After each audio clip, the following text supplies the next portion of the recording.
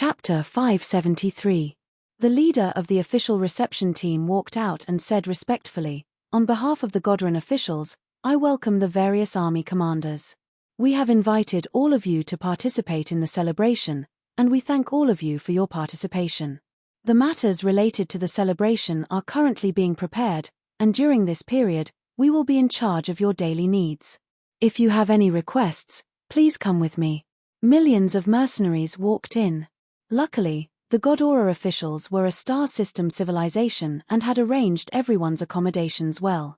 Godora's celebration would take a few days to prepare, so everyone could only wait for the celebration to begin on Godora's mother planet. The celebration would be held in the capital, and everyone stayed there. The army commanders stayed in the same official guest house, and because there were too many mercenaries under them, they stayed in other places.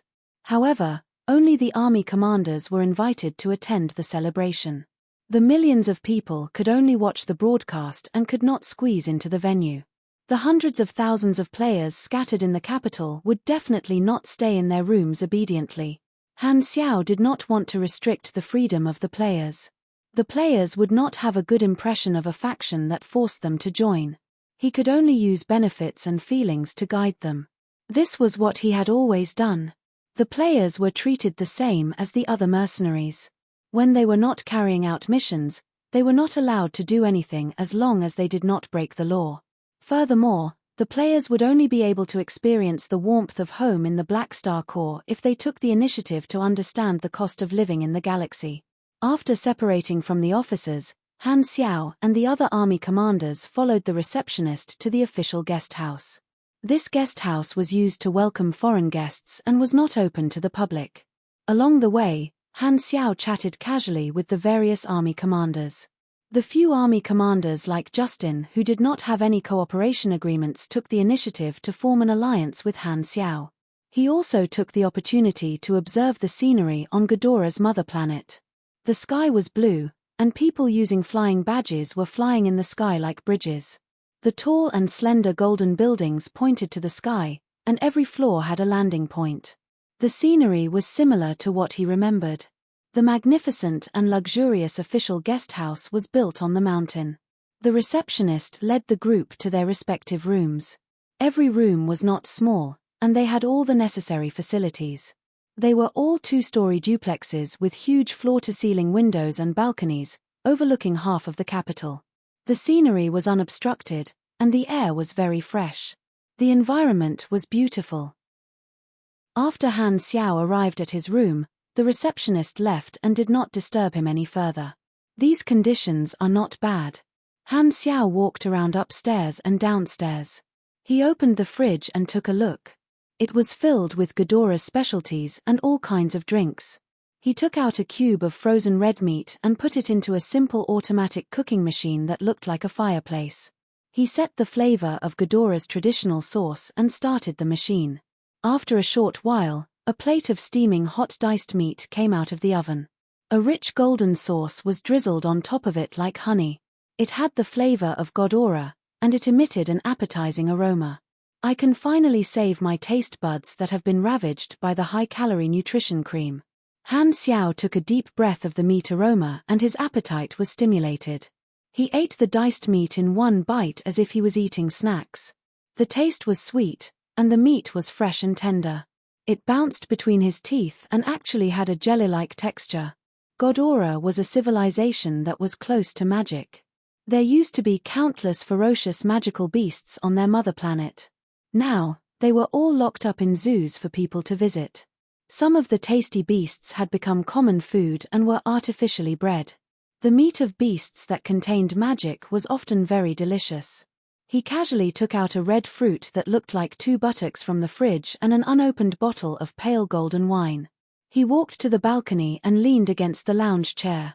He drank wine and ate fruits while admiring the scenery of Godora's mother planet. He enjoyed the evil capitalist lifestyle. The word satisfied seemed to be written all over his face. In his previous life, Darkstar had troubled Godora for a long time. Now that it had been destroyed in advance, hundreds of millions of creatures that were originally harmed by Darkstar had indirectly survived. The biggest threat, Darkstar, had been destroyed. There were no more enemies eyeing them. Finally, there was a period of stability. They could peacefully carry out the expansion plan of the Black Star Corps. There should not be too big of a crisis before the next version. The overall situation was set. It should be fine to heal himself. Not long ago, Han Xiao had used the Destiny's Child card to foresee the situation of Ashes. Ashes was indeed still alive. However, unexpectedly, the foresight showed that Ashes was dead. In layman's terms, he had divined that Ashes's glabella had turned black. There would be a bloody disaster in the near future. Foresight was not omnipotent. It was a pity that he could not foresee where Ashes would appear and could not kill him. Although he could not personally kill Ashes, he seemed to be in trouble.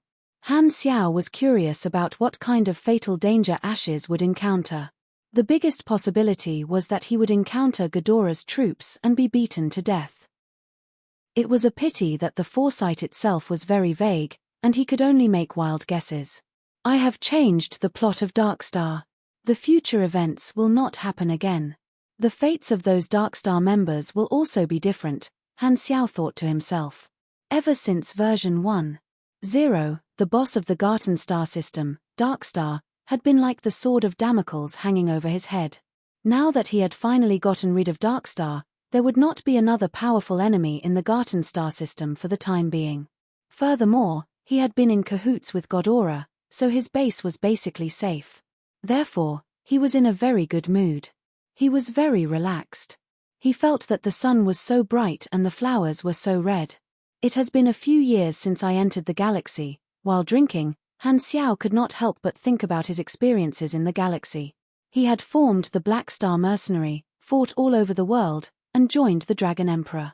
Using her as his backer, he had interacted with the various large organizations and accumulated his strength in version 1.0. After version 2.0, he had returned to Blue Star and carried out his plan to recruit players.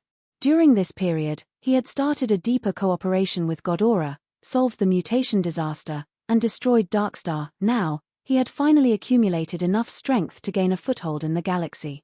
The next step is to rise up. Han Xiao gulped down a mouthful of wine. His eyes kept changing, and all kinds of thoughts popped up in his mind. After resting for a while, an upper echelon of the War Bureau came to the official guest house and invited all the army commanders for a meeting. Han Xiao had also received the notice. He wore a handsome windbreaker, combed his hair, and walked into the meeting room while humming a tune. He immediately saw Underworld Feather and Goraja. These two had arrived the earliest. After sitting down, he chatted with the two of them.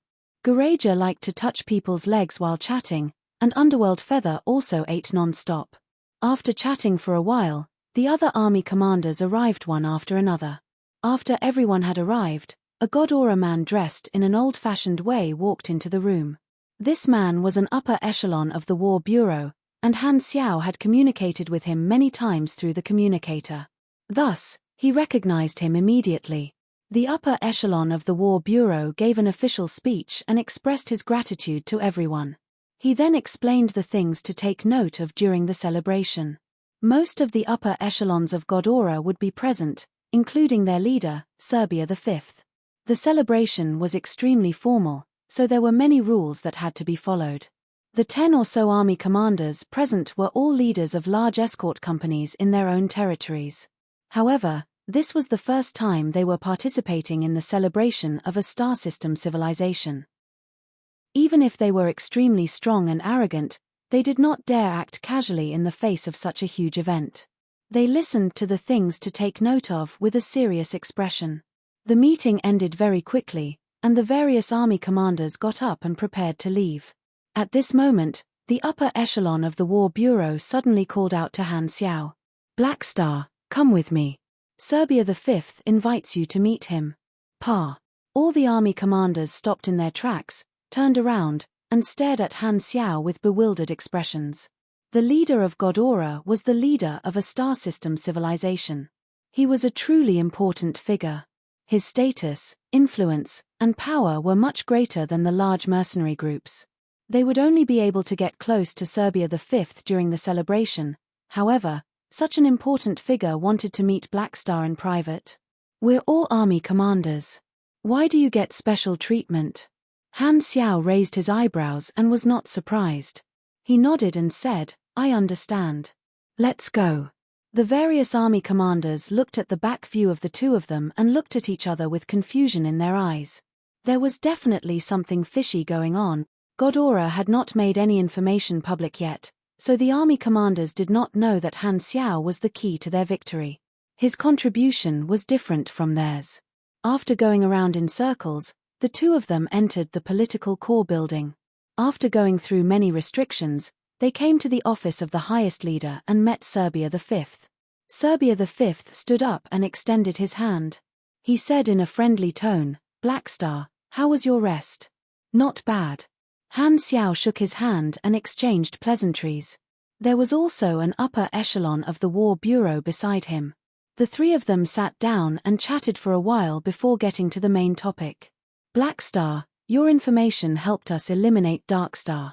Serbia V did not put on airs. He stopped smiling and said in a serious tone, I thank you on behalf of the people of Ghidorah. Ghidorah will remember your contributions.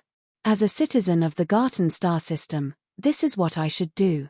It's just a small task, Han Xiao said humbly. Your award ceremony will be more grand. We will award you the Golden Gal badge. This is Ghidorah's highest honor badge. Only 32 badges have been issued so far. Then I'm really flattered. Han Xiao raised his brows. This is what you deserve. As for the reward you requested, we have already prepared it. As soon as Serbia V said that, the upper echelon of the War Bureau beside him took out his communicator and projected the models of the two spaceships. 50 Berserk Falcon battleships with both assault and defense functions. 1 Fortress-class flagship, galactic aircraft carrier. The hull is made of high-strength alloy and is very tough. These 51 battleships are completely new and are now stored in the military warehouse. They can be handed over to you at any time. According to the requirements, these two battleships were purely technology type and not Ghidorah's own models. Including these battleships, Han Xiao had a total of 60 to 70 spaceships. His fleet was finally of a certain size. Han Xiao browsed through the parameters of the various spaceships and nodded. Ghidorah did not fool him. These two spaceships were very good models, especially the Fortress-class flagship. Its price was above 10 million aners, and its cost was in the millions. Among all the spaceship models, flagships, main ships, and motherships were the most expensive. Just these 51 battleships alone were worth tens of millions of aners. After confirming that there were no problems with the spaceships, the upper echelon of the War Bureau continued. The final payment of 15 million aners has been transferred to your account. Take a look. The notification of the transfer indeed appeared on the communicator. Han Xiao looked at his balance and used all his willpower to control his facial expression so that he did not burst out laughing. With the final payment of 15 million aners and the remuneration of the war employment, Han Xiao now had a total of 28 million aners. What a windfall! As for the super knowledge you requested, we can provide you with 5. This is the list. Han Xiao took a look. The super knowledge of a star system civilization was naturally more comprehensive than that of the black market. Some of them could not even be found on the black market. Now that they were placed in front of him for him to choose from, it saved him a lot of time. However, the highest knowledge on the list was only high-end knowledge. Without hesitation, Han Xiao chose the high-end mechanic knowledge that he had not learned yet. Armed branch, high-end material technology. Core knowledge of the mechanic class. Research and development of higher strength materials. The most obvious effect was that it would greatly increase the armor value of all machines. Energy branch, super nano power. Increase the basic attributes of mechanical suits and mechanical soldiers. Together with high-end material technology, it would be able to develop advanced memory alloys that could automatically recover armor value. At the same time, it would be able to learn the blueprints of nanomachines and even give machines the ability to transform. Energy branch, high energy weaponization. Together with high energy control, it would be able to fuse many powerful mechanical weapons. Control branch, interstellar navigation technology. Prerequisite knowledge for independently building spaceship. Control branch, advanced quantum entanglement. Greatly increase the distance of energy and information transmission, increasing the efficiency and range of virtual intrusion. The upper echelons of the War Bureau directly took out the information from the knowledge base and sent it to Han Xiao's communicator. Han Xiao suppressed the urge to immediately throw in his potential points to learn. He had basically gotten the profits from selling the intelligence. All that was left was for Ghidorah to announce his contribution during the official celebration and gain some fame. The result of this cooperation could be said to be a happy one for both parties.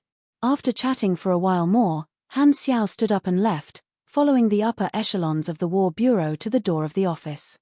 At this time, Han Xiao suddenly had an idea. He secretly threw an observer's mark on Serbia V. The highest leaders often dealt with confidential matters. If he spied on Serbia V, he might be able to obtain a lot of confidential information. It was definitely not because he was curious about the private life of the leader of a star system civilization. The next day, Han Xiao rented a machinery modification room. Since he was on Ghidorah's mother planet, he did not have to spend time on transportation. He directly bought the core materials needed to build a new mechanical suit from the War Bureau Kyle alloy, PR909 super nanopolymer fiber, and refined Auverga metal ore. These three types of extremely expensive control-level strategic materials, and Ghidorah only bought them at cost price. However, it still cost him more than 100,000 aners. Coincidentally, he had obtained 5 new knowledges yesterday. Among them, high-end material technology, super nanopower, and advanced quantum entanglement were all raised to the max level of LV5, which cost him a total of 51 potential points. His potential points were finally showing signs of running out. Once he opened the knowledge to upgrade, the consumption of potential points would be extremely fast. Han Xiao used the new knowledge to perfect the mechanical suit blueprint. At the same time, he invested experience to raise the blueprint to the max level of LV10 to ensure that the manufacturing effect was maximized. This time, he was full of ambition. He was prepared to build a new mechanical suit that was suitable for Grade A combat power and above purple grade. 8. Chapter 574. In the machinery modification room, core module installed. Self-check in progress, hum. Self-check complete. Everything is in good condition. Starting assembly of auxiliary modules, hum. More than 10 mechanical cantilevers quickly assembled the components of the new mechanical suit, and virtual screens displayed the various parameters and functions of the mechanical suit. Philip acted as an AI assistant in the manufacturing process, coordinating the entire process with his super high computing speed. When he discovered the minor problems between the various components, Han Xiao would constantly make adjustments to improve the quality of the finished product. Purple grade and above were the rarest quality. The higher the grade of the machinery, the harder it was to improve the quality. However, problems that could be solved with money were not problems at all. The core materials of the new mechanical suit cost more than 100,000 aners, and he had even integrated the Void Dragon Bone into it. With so many rare materials, it was very easy to improve the quality. For equipment of the same type and level, the attributes of pink equipment were much higher than purple equipment. Now that he had entered the calamity grade, his mechanical force was abundant, and he had extremely high machinery affinity. With all kinds of talents and skills, Han Xiao's manufacturing efficiency was extremely fast. Even building a high-level mechanical suit did not take too long. Kai. The mechanical cantilevers connected the various mechanical suit modules. After the assembly was completed, the cantilevers spat out a gas with cooling and optimization effects. This was the final step. The cold white gas spread out in all directions, and a black and gold mechanical suit stood in front of Han Xiao, reflecting a metallic luster. Han Xiao's fingers exploded with electric sparks, and he pressed on the chest of the mechanical suit, releasing a trace of mechanical force to activate the mechanical suit. In an instant, the surface of the mech seemed to ripple. Countless black nanomachines started to roll. Only then did the armor module appear on the seemingly thin mech. The armor was like pieces of strong muscles. It had a very noble aura. The black and gold lines were very flashy. He used super nanopower on the new mechanical suit. There were many nanoparticles stored inside the mechanical suit, and they had the memory alloy attribute. The various weapon modules were set up in advance, and it could transform at any time. Although the design looked simple, the entire body was a weapon, and its functions were very complicated. Other than that, the nanoparticles could also repair itself and provide energy. This mechanical suit is much stronger than the Void Dragon. It's the strongest machine I've ever built. Han Xiao opened the interface and looked at the mechanical suit's attributes. Berserk Ape Type, Super Nano Transformative Mechanical Suit Grade, Pink Equipment Requirements, LV-135, Mechanic, more than 10,000 Energy Basic Stats, Armor, 86,000, Defense, 0, Power Rank, 3,400, Energy, 27500 Height, 1. 96 m Weight, 260 pound Control Method, Intermediate Artificial Intelligence Assistance plus Nerve Link, plus 10% Attribute Bonus, Energy, Mini Highly Enriched Nuclear Reactor, Automatic Recharge. Normal Mode Energy Recovery, 480 per minute.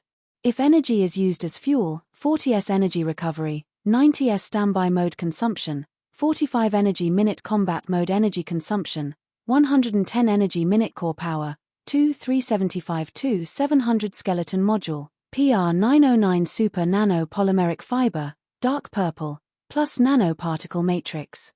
Provides super high power output. Can greatly convert energy to enhance mechanical suit performance. Plus 125 SDR, plus 131 DEX, 350 power consumption. Nanoparticles can be activated to increase performance. Energy consumption, 50 minute. Attribute bonus, plus 45%. Armor module, Kyle alloy, dark purple, plus Void Dragon bone, powder, plus refined Overga metal, purple, weapon module, nanoparticle transformation weapon list, collapse expand. Power consumption, 725 propulsion module, anti-gravity electromagnetic acceleration plus basic galactic engine. Power consumption, 500, ability, nano repair. Nanoparticles have the memory attribute, so the mechanical suit will repair itself. Energy consumption, 200 minute. Recovers 5% armor value minute. Recovers double after leaving combat. Throwing will cause the first stage of damage, and landing will cause the last stage of damage. Every time the target hits an obstacle, a new round of damage will occur. The damage loss will depend on the size and toughness of the obstacle. If the target hits another target, the target will be hit. Energy consumption, 60 minute. Cooldown, 16s. Special ability, Nano Transformation, 3 forms. Voyage form, transforms into a shuttle form. Unable to use melee attacks. In this form, flight speed is greatly increased. Able to perform interstellar travel. Remarks, supers who are not strong enough will be committing suicide by wearing this mechanical suit. Compared to the previous mecha, the biggest difference was the type of equipment. In the past, the Snake and Dragon series mechas were single-soldier light mechas, while the Berserk Ape was a super nano shape-shifting mecha, which had the ability to change its form and did not require any components. Speaking of which, many Ape series mechanical suits were transformation mechanical suits. Could this series have originated from the Saiyang monkeys that could transform? The combat power of the new mechanical suit was very strong and had basically met Han Xiao's requirements. The mechanical suit was finally tougher than the body, and its damage output was very high. Furthermore, it was equipped with an interstellar travel engine, which was equivalent to a single-soldier aircraft. It could attack battleships on its own in interstellar battles. After turning the Berserk Ape into a compressed orb, Han Xiao wore it around his neck. He could not help but feel a little itchy. He wanted to find someone to spar with and test the combat power of the new mechanical suit. However, after thinking about it, his own officers could only be beaten up by him. It would not be convenient to find other army commanders or Godora experts. The celebration is about to begin. It's better not to cause trouble. There will be plenty of opportunities in the future. Han Xiao temporarily put away this thought. The new mechanical suit was only one part of the upgrade of his combat equipment. There were still various new weapons and mechanical soldiers that he had to build. When he formed the Mech Legion again, he would then reach the limit of his current combat power. The date of the celebration was set. Before it was held, Ghidorah officials revealed the news of the destruction of Darkstar, which shook the entire star system. Darkstar was famous in the shattered star ring, and it was actually destroyed. This was earth-shattering news. Countless galactic residents were stunned. Ghidorah and Darkstar had been in a stalemate for many years. No one had expected the infamous Darkstar to be destroyed without any warning. It was too sudden. Many organizations were still guessing how the storm caused by Darkstar would end, and they could not help but be dumbfounded. Ghidorah officials only released a brief report. They would only announce the process of destroying Darkstar during the celebration, which was equivalent to a press conference. Therefore, the entire Shattered Star Ring citizens were extremely focused on the upcoming celebration of Ghidorah. Countless galactic reporters were like sharks that smelled blood. They swarmed to Ghidorah's mother planet and eagerly waited for the celebration to begin. The various galactic channels had reached an agreement with Ghidorah and would broadcast the entire process of the celebration. As the date of the celebration approached, countless galactic residents were looking forward to Ghidorah announcing the process of the celebration. They were looking forward to how Darkstar was destroyed. Amidst the anticipation of everyone, the day of the celebration finally arrived. I have friends coming from afar in the next 2 days. I have to catch a flight on the 4th, so I won't write as much these few days. P.S. Although I don't usually write as much, it's not that little either. I can still get a half-yearly award ~O***.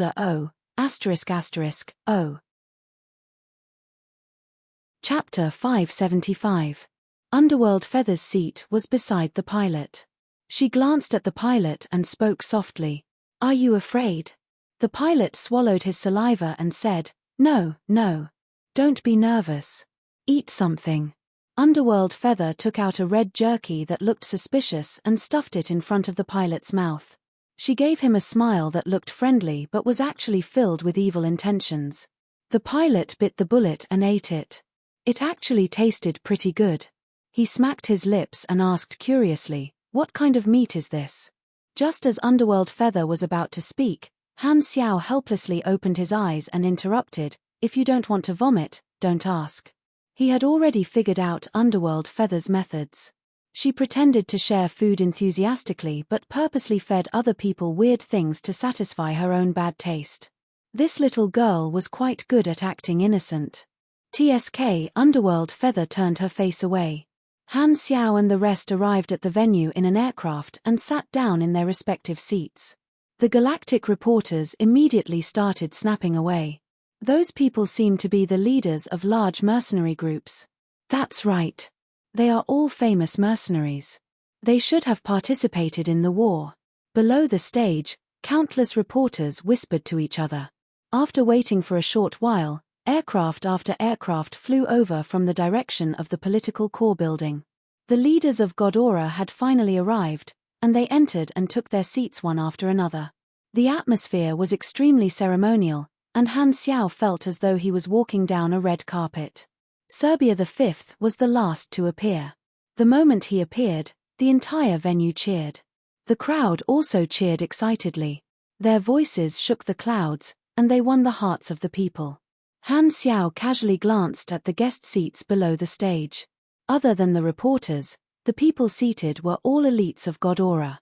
Basically, they were all pure-blooded Ghidorah people. Even if there were a few mixed bloods, they did not look too abnormal. Serbia V gestured with his hands and waited for the entire venue to quiet down. Then, he slowly started his speech. His voice was amplified by magic. Only then did the celebration officially begin. It was broadcasted on various galactic channels.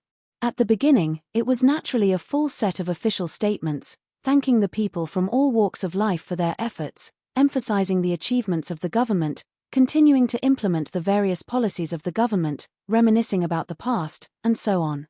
After a long speech, Ghidorah sat upright and still with a serious face. Han Xiao did not have Ghidorah's patriotic sentiments and almost fell asleep listening to the speech. At this moment, Serbia the Fifth finally changed the topic and entered the main topic. I have an important announcement to make. Darkstar is a terrorist organization that uses racial discrimination as an excuse to wantonly slaughter people. All along, Darkstar has not given up on destroying Ghidorah and has dealt a heavy blow to our society. They have committed countless tragedies, and their hands are stained with blood. We have never been afraid of any form of provocation and have always tried our best to stop Darkstar's activities. Just 13 days ago, we finally made a breakthrough. We eliminated the Darkstar. Boom! Ghidorah's people were excited and cheered loudly. Even though the officials had already briefed them beforehand, this news came from Serbia the Fifth's mouth. The sound waves were too powerful, deafening even the apathetic, making people involuntarily want to sway. At this moment, in the VIP area, Underworld Feather quietly poked Han Xiao's waist and whispered, "Can you hear me?" Han Xiao turned around and asked curiously, "Yes, why?" "I'm just checking if you're deaf." Underworld Feather was expressionless. Han Xiao's mouth twitched. Underworld Feather did not care about the countless gazes and cameras around her. She took out a bag of snacks and started munching on them. She even spat out the shells on his back like a machine gun, trying her best to make her presence known. Han Xiao's mouth twitched even more. Dark elves are really vengeful. The Godorans cheered for a while before they gradually stopped. The reporters realized that it was time to announce the details of the process, so they focused all their attention on Serbia the Fifth. The pens in their hands were steady, and they were ready to write a press release at any moment. This time, we received the help of a key person and locked onto the coordinates of Darkstar. In the end, we wiped out the entire Darkstar fleet. Serbia the Fifth spoke slowly, and the content was similar to what the various mercenary groups had guessed. He briefly described the battle process and emphasized the results. The Godorans listened with bated breaths, and the galactic reporters hurriedly took out their notebooks to record it down. These words were broadcasted to the shattered star ring, and countless galactic residents became very interested in the key person that Serbia the Fifth had mentioned. This key person should be the source of the intelligence. After Serbia the Fifth finished speaking, he signaled for the reporters to ask questions. All the interstellar reporters raised their hands in unison. He randomly picked a reporter, and the reporter stood up. "Your Majesty Serbia the Fifth, I would like to ask if it is convenient for you to reveal the identity of this key person."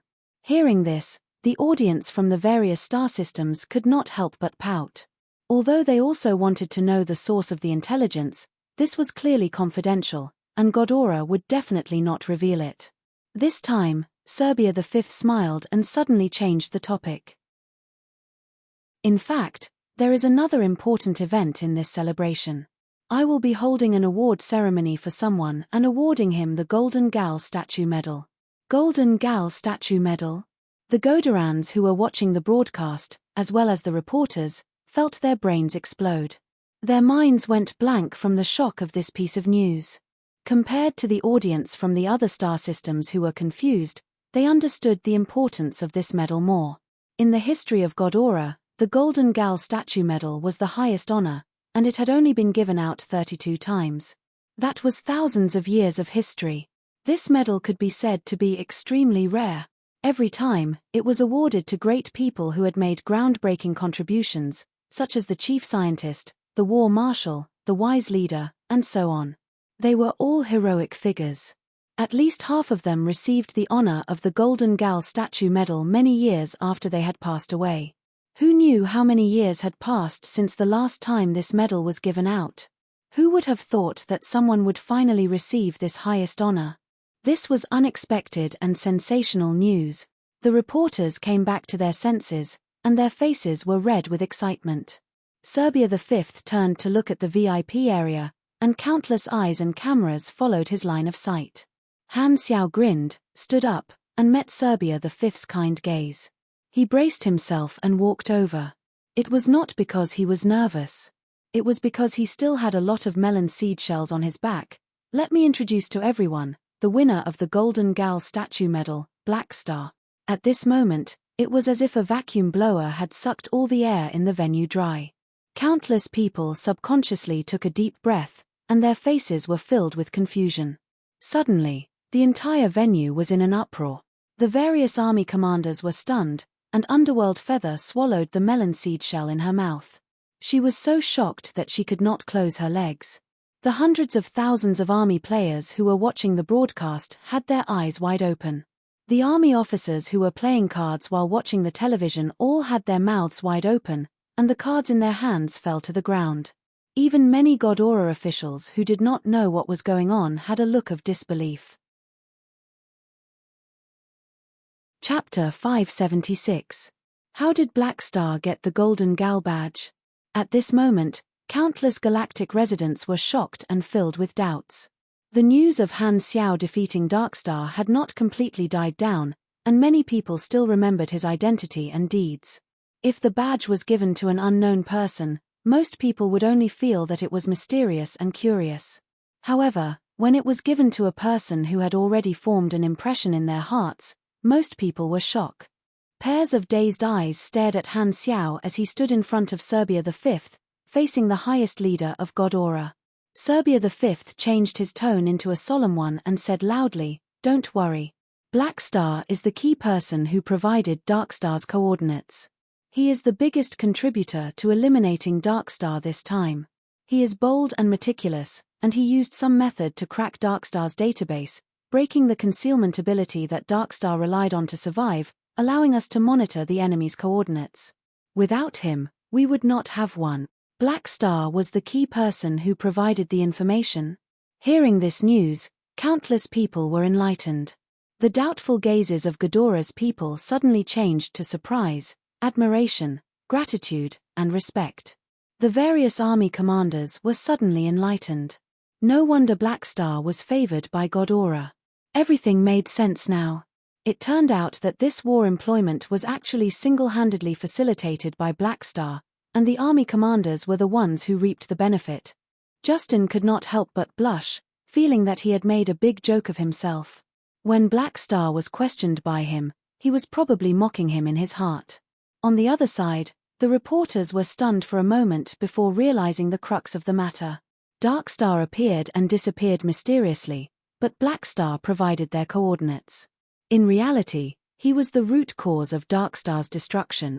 He started this war single-handedly. He changed the power structure of the Garten star system. Rather than saying that Godora had used Black Star's information to defeat Darkstar, it would be better to say that Black Star had used Godora's hand to eliminate the enemy that had attacked his hometown. This kind of person is so scary. Countless inspirations burst forth, and many reporters were overjoyed. They buried their heads and wrote furiously. Han Xiao received the attention of the audience on stage. The camera broadcast his handsome face to the virtual screens of every household in Godora. The impact this time had a chemical reaction with the news of defeating Darkstar not long ago. The effect could be said to be sensational. Han Xiao's appearance and deeds were imprinted in the hearts of countless interstellar viewers. They had a deep impression of him, and they wouldn't be able to forget him even if they wanted to. It was a pity that there was no speech arranged for the award ceremony. Otherwise, he would have wanted to show off his skills. Now, he could only stand on the stage and be a mascot receiving praise. The awarding ceremony had a formal and solemn process. After going through the ceremony, Serbia V received a golden medal from a special person. It was engraved with the image of Gower. He personally bestowed the medal and solemnly pinned it on Han Xiao's chest. "On behalf of Godora, I thank you for your contribution." Han Xiao suddenly felt like an Olympic champion receiving a gold medal. He reached out and touched the golden Gower medal. He suddenly had the urge to bite it to see if it was gold-plated. After receiving Godora's highest honor, he couldn't possibly not react at all. Logically speaking, he should be thanking Godora and the like. However, Han Xiao thought about it and reached out to shake Serbia V's hand. He put on a sincere smile and said, "We have a good working relationship. Our Black Star Corps accepts all legal employment. We operate with integrity and never go back on our words.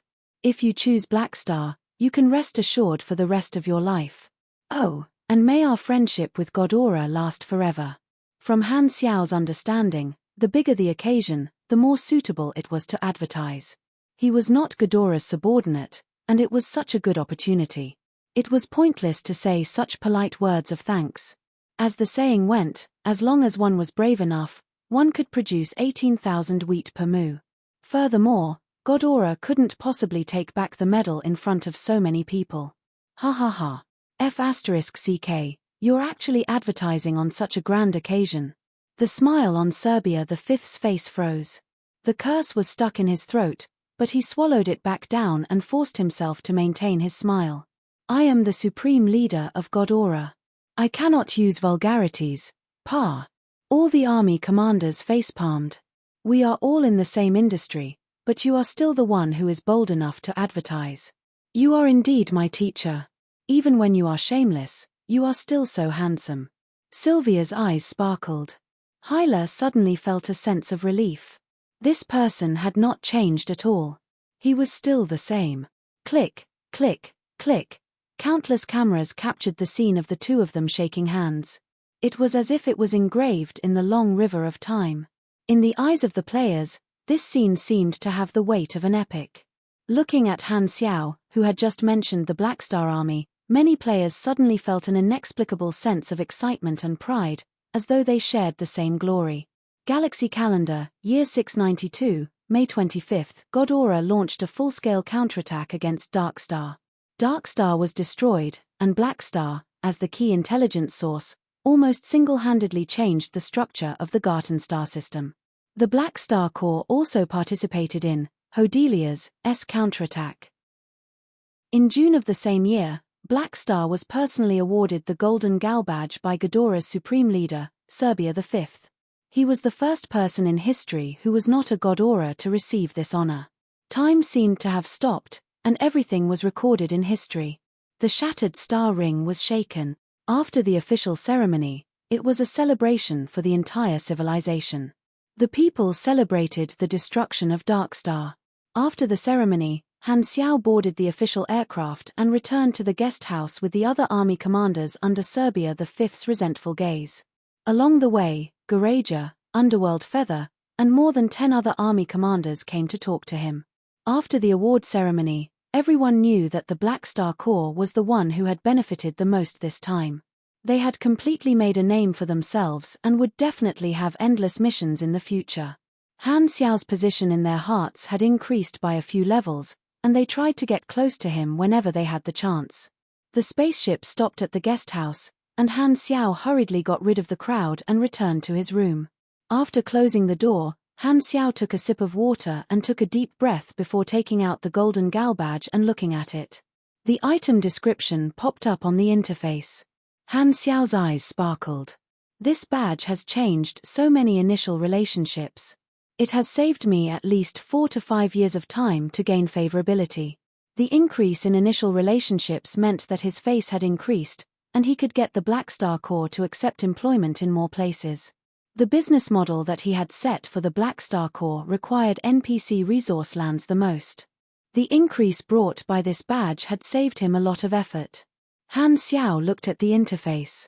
Other than the effect of the badge, there were more notifications. The official announcement of the destruction of Dark Star had also been made. Ghidorah's ally, mission completed. Ghidorah's ally has been completed. Your completed targets are Deputy Leader, Degulish, Wind Demon Anna, Captured Mothership, Assault Spaceship Destroyer, Mission Rating, Unbelievable Character Summon Card, Dark Star Leader, Heart Curse, Collapse, Inflicts, Mental Collapse, on a single target. If the target passes, the target will lose control of their body and will not be able to do anything. Effect and duration depend on the MYS attribute. Usages: 02 Character Summon Card, Nagojin. Secret Technique, Muscles are Truth, plus 250 SDR, plus 40% melee damage, duration, 3 minutes. Usages: 07-inch Muscles are Truth. What kind of skill name is this? Han Xiao's mouth twitched. Why was it so philosophical? Why didn't it say that muscles are truth? He continued to save up the random rewards. Without a certain number, he did not want to randomly draw them. Furthermore, there was no need to rely on luck now. Then, Han Xiao looked at the dungeon interface. After completing the main storyline mission with a high rating, a new dungeon had indeed been created. Godora and Darkstar. The new dungeon was similar to Six Nations and Germinal Organization. It would cut out the battle scenes of the main storyline mission to form a dungeon crystal. It basically materialized the enemies of Godora's ally and turned them into small dungeons for the players to challenge. For example, Anna, Degulish, a fixed number of Darkstar warriors, elite warriors, and assault ships, and so on. It meant that every strong Darkstar enemy that he defeated would become a model worker. However, the current players could only be abused, so the new dungeon was not used yet. The rewards were still quite impressive. After sorting out the mission rewards, Han Xiao looked at the other notifications on the interface. As he expected, such a sensational legendary event had indeed received a new legendary point. Furthermore, it was not 1 point but 2. Star System Legendary Point, Garten Star System Darkstar Destroyer. Darkstar is Godora's natural enemy, a terrorist organization that does evil. Both sides have been in a stalemate for many years, but you brought about a turning point and changed the power structure by yourself. Because of your help, Godora successfully destroyed Darkstar. Darkstar has become history, and your legend will be praised and praised. The world will revere you, and your enemies will be terrified.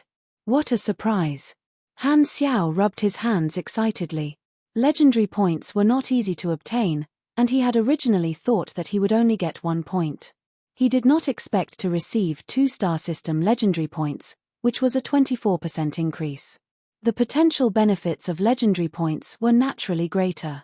Darkstar Destroyer came from destroying Darkstar, while Godora's ally came from the honor of the Golden Gal Badge and the Godora's ally mission. They were separated into 2 separate achievements. After a few days of news, my fame will skyrocket, and the reputation of the Black Star Corps will rise to a terrifying level. Employers with or without money will all come to me. Han Xiao was overjoyed. His reputation in the Garten star system had skyrocketed, and he could practically do whatever he wanted in this star system. His next goal was to strengthen his reputation while expanding, which would allow the players to officially start their mercenary career. The award ceremony is over, so there's no need to stay on Godora's mother planet. I'll rest for a night and receive 50 spaceships tomorrow before bringing the players to base number 1. On planet Golden Gate. Han Xiao made a plan in his heart, at the edge of the shattered star ring, on a desolate planet. A spaceship hovered in the air, collecting gaseous fuel from the planet. There were only 2 people on the spaceship, the Darkstar leader and Ashes. At this moment, in the control room, the virtual screen had just finished broadcasting Godora's ceremony, and Han Xiao's award ceremony was also seen by the 2 of them. There was a deathly silence. The Darkstar leader and Ashes' faces stiffened, and they finally understood why they had lost so badly. Chapter 577. I didn't lose to Godora. To think that I actually lost to him. The Darkstar leader had a complicated expression. Thinking back, when Black Star had first entered his field of vision, he had still been an unknown mercenary. After Black Star had killed Anna, he had taken him seriously for the first time. Who would have thought that he would rise like a rocket and defeat 3 Calamity-grade supers? In the end, the infamous Darkstar had become Black Star's stepping stone. What a terrifying character. The Darkstar leader was not angry but helpless. Why did we provoke such a person in the first place? Ash's face was green. A few years ago, when he had fought with Black Star on Floating Dragon Island for the first time, he had never imagined that Black Star would become the destroyer of Darkstar.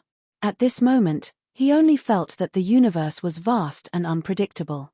Black Star had almost become his nightmare.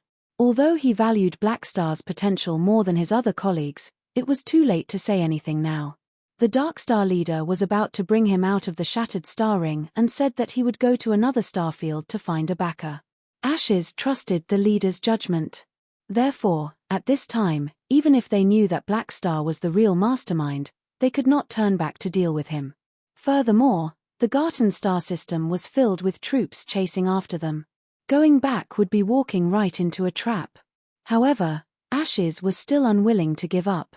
The Dark Star leader glanced at him and said coldly, "Don't think too much. A loss is a loss. Before we recover our forces, we don't have the ability to take revenge. I know. The most important thing now is to go to the backer you mentioned." Ashes nodded solemnly and suppressed his anger and unwillingness. Before he had the ability, revenge was just empty talk. He paused and asked, "Who is this backer you mentioned?" "A beyond grade A super. You'll know when the time comes." Ashes was overjoyed. To think that we would be able to form a relationship with a beyond grade A. This is great. This way, we won't have to worry about floating dragon anymore. The Dark Star leader glanced at Ashes and suddenly asked, "Ashes, what do you think is the best future for the hybrids?" "The best future? Of course, it's to overthrow the rule of the purebloods and become the new Godora." Ashes did not hesitate. The Dark Star leader was non-committal as he slowly asked, "What is the extent of overthrowing the rule of the purebloods?" All the top officials in the government had become hybrids. Or kill all the purebloods. If we succeed in taking power, the inherent class structure of the purebloods is not something that we can change overnight. Once the coup succeeds, the remaining members of Godora will ask for help from their allies. At that time, even if we succeed in overthrowing the rule of the purebloods, it will only be a flash in the pan. Furthermore, the star cluster civilizations in the Colton star cluster will not recognize our legal status. Ashes frowned. Even if there are many difficulties, there will always be a chance. What if there is a better solution? The hybrids will leave Godora and get rid of the rule of the purebloods.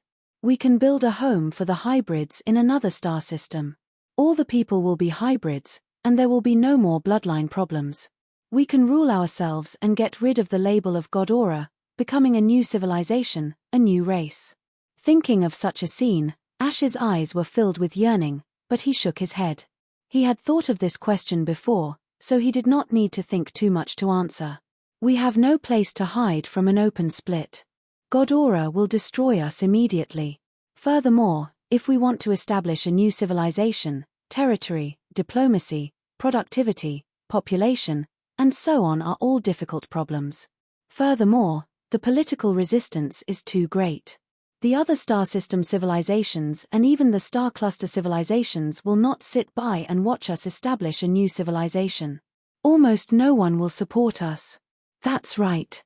No civilization will support us unless a higher political power intervenes. The Dark Star leader stopped this topic and changed the topic. "You pilot the spaceship. I have something to do." Then, the Dark Star leader stood up and left the cockpit. He took out the communicator in the secret compartment and sent a communication request. The blurry figure appeared again. "We will be leaving the shattered star ring very soon. Everything is ready." We have already introduced you to that person. He is very interested in your sacrifice and is waiting for you." The Dark Star leader nodded and said, "There's another thing. It's about Black Star. He's an obstacle. You don't have to worry about Black Star. If necessary, we will find someone to offer him some jobs that he can't refuse." The blurry figure smiled and said, "He's a mercenary after all. Sacrificing himself in a mission is the most normal way for a mercenary to die." After a few words, the Dark Star leader hung up and returned to the cockpit. The spaceship continued its journey after collecting fuel, heading out of the shattered star ring and disappearing into the universe. Floating Dragon Island. Black Star is the strongest officer of Floating Dragon, right? Ames has really found a treasure. Hehe, did you know that I fought with Black Star on Floating Dragon before? You were beaten up, weren't you? Godora's celebration was broadcasted there as well. Many scavengers and galactic pirates at the dock gathered together and chatted. At this moment, a small iron-grey spaceship slowly descended. The body of the spaceship was painted with a special symbol. The symbol was of two crossed arms covering a cross, and the periphery was a ring made of square patterns of different shapes that intersected with each other. Noticing this spaceship, the voices of the galactic pirates suddenly became softer.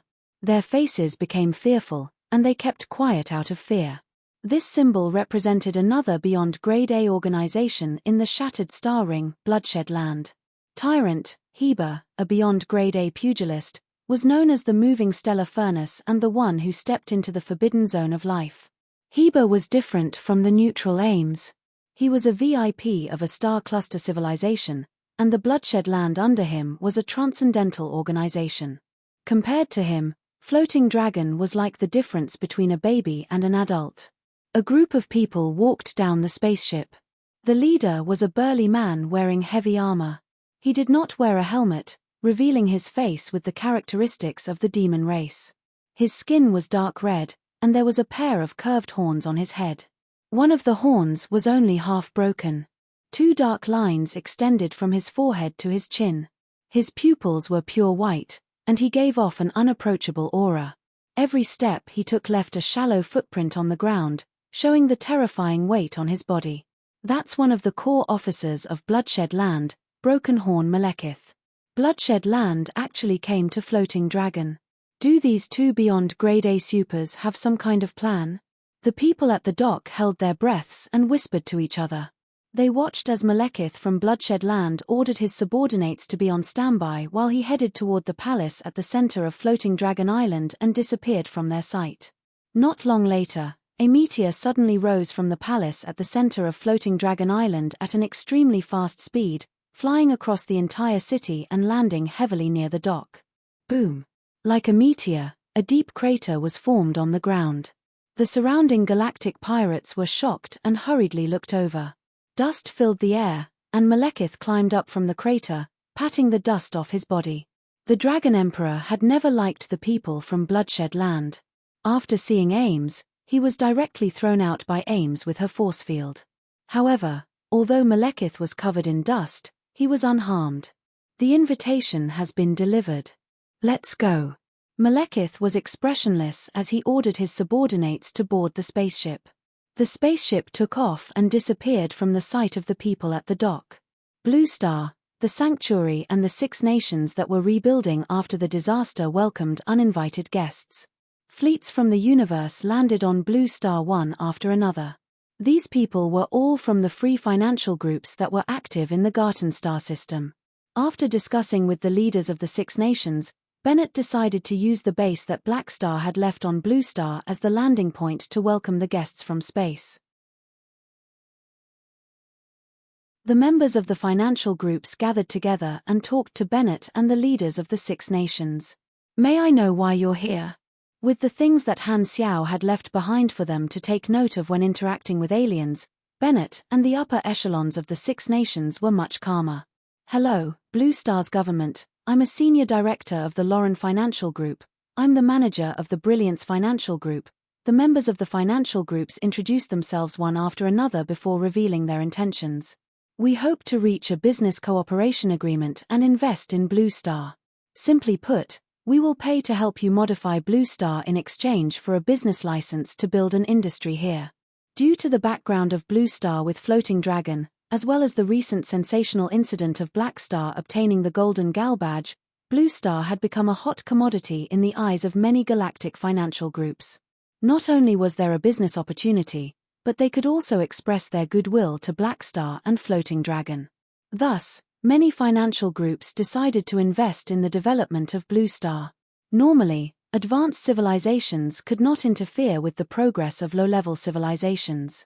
However, rules were dead, and humans were alive. What counted as the intervention of an advanced civilization was a blurry line. The spontaneous investment of the galactic financial groups had nothing to do with advanced civilizations. As for whether there was any shadow of an advanced civilization behind it, it was even more unclear. Furthermore, this was the shattered star ring, the edge of the known universe. Bennett and the upper echelons of the 6 nations were overjoyed. What they had dreamt of was to go from a surface civilization to a galactic civilization. Although they had taken a different path, it seemed to be an effective path. All of this was because of the change brought about by Black Star. Having a fellow countryman who was doing well in the universe was like the goddess of luck looking out for Blue Star. Indeed, hugging Han Xiao's thigh was better than hugging Ghidorah's smelly foot. After reaching a consensus, the Blue Star government began to discuss cooperation with the galactic financial groups for the first time. This planet gradually began to integrate into the universe. The galactic era of Blue Star had begun. On the second day of the award ceremony, Han Xiao bade farewell to the upper echelons of Godora and the various army commanders and received 50 Violent Falcon battleships and a Fortress-class flagship. The fleet that had expanded many times carried all the members of the Black Star Corps and left Godora's mother planet. This trip could be said to be a fruitful one. With the current number of fleets, it was more than enough to fight a small-scale galactic war. It could be said that they had expanded their business scope. After a few days, Planet Golden Gate was finally in sight. We've finally arrived at the headquarters. Chapter 578. After informing them of their identities, the attitude of the guards on Planet Golden Gate became extremely respectful, and they immediately let them pass. With the Golden Gal badge, their status in the eyes of the Godora citizens was extremely high, and they could move about freely in the Garten star system. Countless players squeezed in front of the porthole and looked at the majestic exterior of Base Number 1. Base Number 1, which had taken a year to build, was like an alloy castle. Han Xiao knew that this was an era where looks mattered. Thus, the exterior was very beautiful and filled with a technological aura. If not for the fact that he did not want to leave a narcissistic impression in the hearts of the players, he would have painted his handsome figure on the exterior walls of the base. The fleet successfully landed in Black Star Base Number 1. When the base was being built, Han Xiao's blueprint had reserved an enormous hangar, which was more than enough to accommodate 60 to 70 spaceships. Even the largest Fortress-grade flagship had its own hangar. Kai kai kai, the air pumps made noises, and the cabin doors slid open one after another. Hundreds of thousands of players stepped into the hangar hall and looked around curiously. The place was densely packed, and it gave off a sense of déjà vu of the Spring Festival. At this moment, Philip's voice could be heard in the hangar hall, suppressing the noise and clearly reaching everyone's ears. "Welcome back to Base Number 1, hum. New mercenaries, please turn on your communicator to receive the manual verification program, hum." As he spoke, the communicators of the hundreds of thousands of players rang out. Mad Blade took out his communicator and saw that there was a new program in it. After opening it, he realized that it was the Black Star Corps Mercenary Identity Verification Program. There were also some auxiliary functions, such as checking the functions of the base and searching for information in Philip's database. It was basically a guide that could be used to tease the AI. This was a subroutine that Han Xiao had created for Philip. The players could check their achievements in the Black Star Army through this program. Because the players were also freelance mercenaries, their achievements had to be calculated separately. Thus, it was convenient to manage and coordinate the overall situation. It was also convenient for the players to check their achievements. In order to increase the players' sense of achievement, they had to see the real-time feedback of their achievements in the Black Star Corps. There was no need to do anything behind the scenes, and it had to be transparent and public. With the remuneration from Operation Hodelia's War Mercenary, the players had all bought communicators when they were on the mother planet of Godora, and it had already become their standard equipment. The market price of the communicator was very cheap, and Han Xiao couldn't raise the price if he wanted to resell it, so he didn't do this business.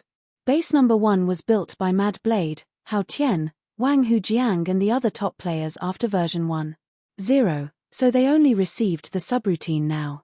So this is the headquarters of the Black Star Corps. It's pretty cool. Strange, this base didn't seem to be in the previous version of the video. Someone stared at Pork Bun. Pork Bun covered his face and walked away. It must be a change in the version update. It's not like this is the first time I've encountered it. Including Mad Blade and the others, this was the first time all the players had come to Base Number 1. They were all excited. The purpose of Base Number 1 was to let the players treat it as their faction's main city. Only with a headquarters would the players feel that this faction was of a higher level and that they could rest assured and feel a sense of belonging. With the guidance of Philip's subroutine, Han Xiao did not have to explain it personally. Therefore, he didn't care about the players and let them do whatever they wanted. These players' main city used to be Blue Star, but now, their main city was their own Base Number 1. They needed to familiarize themselves with their new main city and get over the confusion of changing their main city. After returning to his room, Han Xiao dealt with the backlog of work, such as the application of freelance mercenaries to join the group and some new employment invitations. After Ghidorah's celebration, he had gained a lot of face, and the pending business had increased exponentially. There was even an invitation for him, a mercenary, to be the spokesperson for an advertisement. That was crazy. However, after taking a look, the other party seemed to be an arms company, so it made sense. After recruiting a few 100,000 players, Han Xiao decided to recruit as many freelance mercenaries as possible. Although the players were good, they were limited by the version update. He liked to plan ahead, using the players to expand the business of the Black Star Corps, improve its reputation, and indirectly attract more freelance mercenaries. This was also a benefit chain. The backlog of employment invitations was innumerable. Philip sorted them according to the difficulty of the job, and the layout became clear. Most of the employment missions would be provided to the players. Only a very small number of high reward, high difficulty, and high-level missions would require him or his officers to participate. Because of the business model of borrowing chickens to lay eggs, the players went to different places to do their jobs, which had the intention of exploring the galaxy. The locations where the missions were carried out had events and storylines, so this could make up for the lack of foundation of the Black Star Corps and also give the players a second benefit. Furthermore, the players had just entered the galaxy and needed a stable area to familiarize themselves with the environment. They needed a storyline to guide their actions. NPC resource lands like Planet Sunil had most of the functions that the players needed, and they happened to have a storyline. If the players were the seeds, the NPC resource lands would be the soil with its own fertilizer. Planet Sunil was the first trial area that Han Xiao had prepared. It was time to fulfill his promise to Herles. Han Xiao pondered. From now on, the plan will enter a new stage. Black Star, you're looking for me? Herles pushed the door open and entered. Han Xiao sized Herles up carefully. Compared to a few years ago when he had just followed him as a mercenary, Herles' aura had become much more stable. Mercenaries did not lack opportunities to fight, and Herles' strength had also slowly increased through the missions. Herles, I promised you that I would bring you tens of thousands of supers to solve the problem of Planet Sunil once and for all. Han Xiao paused, smiled, and said, in the name of the Black Star Corps, I will lend 200,000 people to Sunil with the most basic reward. During the mission, these mercenaries will be under Sunil's command. Herles was stunned for a moment before he was overjoyed. He had followed Black Star precisely because he believed in this promise, and the day had finally come for him to fulfill it. At this moment, he was so touched that he almost wanted to draw his sword for Han Xiao. Why would he draw his sword? Even he did not know. Barely suppressing his excitement, Herles excitedly said, I'll inform my people immediately and ask them to issue an official employment invitation to the Black Star Corps. Okay, but I have an additional condition. Han Xiao nodded. As long as it's within our capabilities, we'll definitely agree to it. It's not a big deal. I just want to get Sunil's approval to build Black Star's subbase on planet Sunil. Han Xiao revealed a harmless smile. Every NPC resource land was the best place to provide benefits to the players. As long as a subbase was built, it would be indirectly counted as Black Star's territory. No problem. Herles agreed immediately. After thinking for a while, he added, this is beneficial to us. The upper echelons won't reject you. Because of Ghidorah's award, Han Xiao's face was like a golden signboard in the Garten star system. He estimated that he could even get a 5% discount when he bought fruits on the street. After sending the excited Herles away, Han Xiao turned on his communicator and opened Philip's feedback interface. All the players who received the subprogram turned into red dots and appeared on the map in real time. Han Xiao was best at virtual technology. This was a disguised form of surveillance. It was not that he did not trust the players but that he did not want them to lose him. On the map, the players were scattered to various areas of base number 1. The shop area had the most people. Seeing this, Han Xiao's lips curled up slightly, revealing a joyful smile. There's finally a market for the stockpiled goods. Base number 1 was divided into different areas. The shop area allowed the players to buy goods from the stockpiled goods. After paying, Philip would take out the goods from the stockpiled goods. At this moment, countless players formed a long queue in the shop area. The mass production line in the workshop had never stopped, and there was a large stockpile of machinery equipment. The types of machinery were carefully selected by Han Xiao, and they were very suitable for the players at this stage. They could replace all the equipment on the players. The other players did not have NCO class armor like Madblade and the others. They had a huge demand for higher grade equipment. If there was a demand, there would be a market. If there was no demand, there would be a demand. The machinery was sold one by one, and the stockpiled goods were like cheap goods, squeezing the wallets of most of the players dry. The sales soared at an unbelievable speed, and all the money flowed into Han Xiao's personal account. 1 million aners. That was just a fraction. However, although the stockpiled equipment was assembly line products, the quality was not too low. Furthermore, the technology level of the equipment itself was even higher, so the price was not low. Therefore, even if most of the players spent all their money, it would not be enough to replace all their equipment. This was especially true for the expensive full-body armor, which tempted the players' stomachs. When the players were short of money, the first thought that came to their minds was to do missions as soon as possible. The Philip subroutine listed out a list of acceptable hires. It was so dense that it was a dazzling sight. Most of the missions had a sizable reward. According to the program set by Han Xiao, Philip explained that this was a benefit brought by the reputation and connections of the Black Star Corps. Only mercenaries who joined the Black Star Corps could enjoy such good missions. If they were freelance mercenaries, they could only work for the meager reward. The reason why Han Xiao asked Philip to emphasize this was because this was one of the core attractions of the faction. It reminded the players how they could enjoy the benefits of the faction. Furthermore, in the eyes of the players, the Black Star Corps was a growth faction, and working for the Black Star Corps was a win-win situation. There are so many rewards. The best missions will definitely be fought over by many, but the failure penalty is also quite high. Most of the players instantly felt the benefits of being a mercenary. The most obvious point was that the rewards of these interstellar missions were far better than the missions they received on planet Aquamarine. Furthermore, they were now free to choose their missions, and they had a lot of initiative. This made the players, who had previously struggled to trigger missions, very happy. Every mission could be participated by many people, and the maximum number of people could participate in it was different. If the players wanted to accept a mission, they first had to send an application through the sub-program. Then, Philip would calculate in the background, and if the players met the requirements, the applications would be approved according to the order of priority. Only then would the players officially receive the mission. Because this took into consideration the difficulty of the mission, the higher the difficulty of the mission, the better the rewards. Many players wanted to fight for the missions with high rewards, but their applications were all rejected one by one. Philip explained. Han Xiao had set up a faction-level system to provide a channel for players to advance in the system. Starting from 1 star, the higher the level, the higher the authority and treatment. Personal level was also the criteria for applying for missions of different difficulty levels.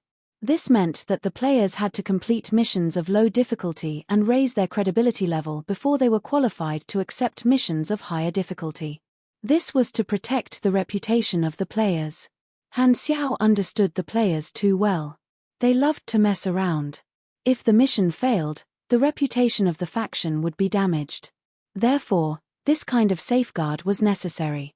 Other than that, Han Xiao also set up another system. The players could browse the list of missions anywhere, but they had to be in the base to accept the missions. Although it was said to verify the identity of the mercenaries and prevent their communicators from being stolen, it was actually to prevent the players from wandering around outside. They had to return to the main city every now and then to cultivate feelings. The main thing was to make the players pay for the missions. If they didn't come back, how were they going to earn money? On the other side, the players in the expert group all had different feelings. The way to accept missions has changed. In version 1.0, they had followed Han Xiao to do missions. Now, they were accepting missions on their own. The most direct feeling was that the faction was getting stronger and stronger. Sunil Rescue Operation Large-Scale Mission, Mission Introduction. Planet Sunil is plagued by the catastrophe. Under the suggestion of Black Star Officer Hurlus, we have decided to issue a specific mission to the Black Star Corps to recruit a large number of mercenaries to solve the catastrophe once and for all. Mission requirements: head to planet Sunil to solve the source of the catastrophe. Number of recruits: 200,000 inch. Wow, recruiting 200,000 people? That's half the number of people in the army. This is a new big event. Sunil. Catastrophe? Isn't this the plot of Pork Bun's Black Star video series in the early stages? So, there's a continuation. The players were instantly curious. The reward was not high. After all, Sunil was living a tight life. One anus could not wait to be split into 5 petals. Han Xiao had given Sunil a discount, so they could barely afford it. However, because this was a large-scale mission, the EXP reward was quite sufficient. A large-scale mission involving 200,000 people was undoubtedly a big event comparable to a main storyline in the eyes of the players. Many players liked to join in the fun, so gathering 200,000 people was not a problem. Among the hundreds of thousands of players, the proportion of casual players was higher. Compared to the professional players and guild players who had a clear goal, the adaptability of casual players was slightly weaker. The galactic map was extremely vast. When casual players saw a large number of missions that could be accepted in a short period of time and obtained a high degree of freedom, they would be confused for a period of time, not knowing what to do. This Sunil mission played the role of half a main storyline and had the effect of guiding the way. Not knowing what mission to choose. In that case, he might as well do a large-scale mission with 200,000 people. With so many people, there would be no mistakes. To ensure that the benefits would attract enough players, Han Xiao also increased the faction favorability reward and modified the mission description to emphasize that this mission would allow the faction to grow, thus increasing the motivation of the players. However, he had worried too much this time. The award ceremony not long ago had caused a new wave of commotion on the forums. The players recognized that Han Xiao was already a big shot in the universe, adding many legends and lofty colors. The players could be said to have watched Han Xiao grow all the way, and they felt an inexplicable sense of gratification. Fighting for the Black Star Corps, the players were willing. Even if the reward was not high, many players would still participate in missions that could allow the Black Star Corps to grow.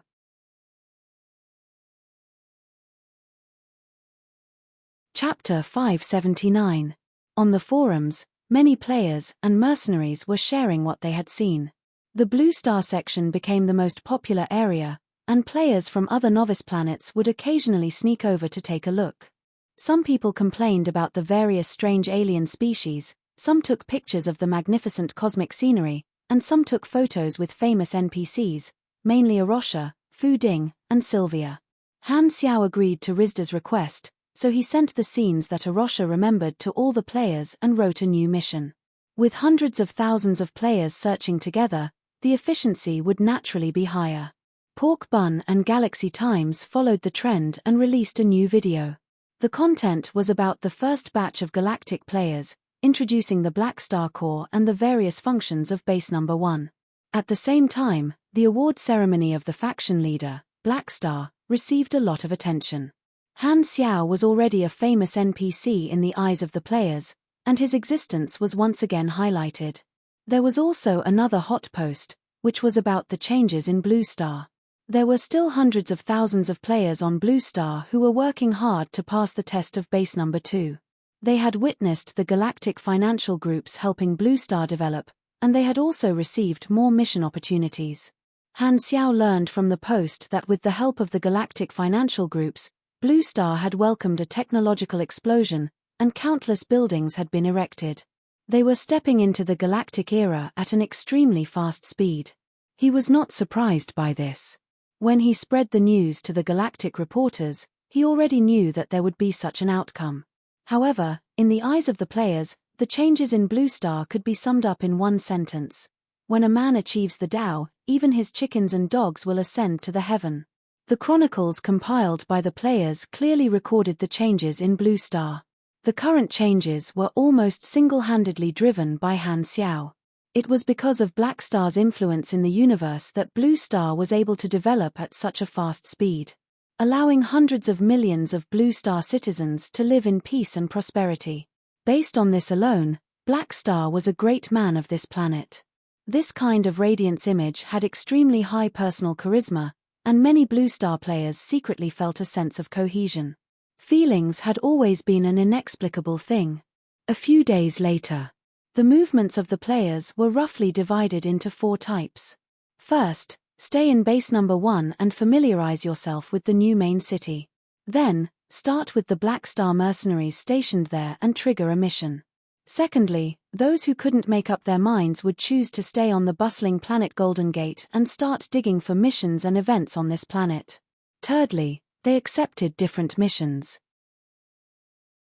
According to Philip's guidance, they took an intergalactic travel group that had preferential terms for the Black Star Core and went to different star zones in the Garten star system, doing missions while exploring the universe. The last option was for the 200,000 players who had accepted the Sunil rescue mission to follow the Sunil mercenary team led by Hurlus, board the Black Star Core battleships, and head toward planet Sunil.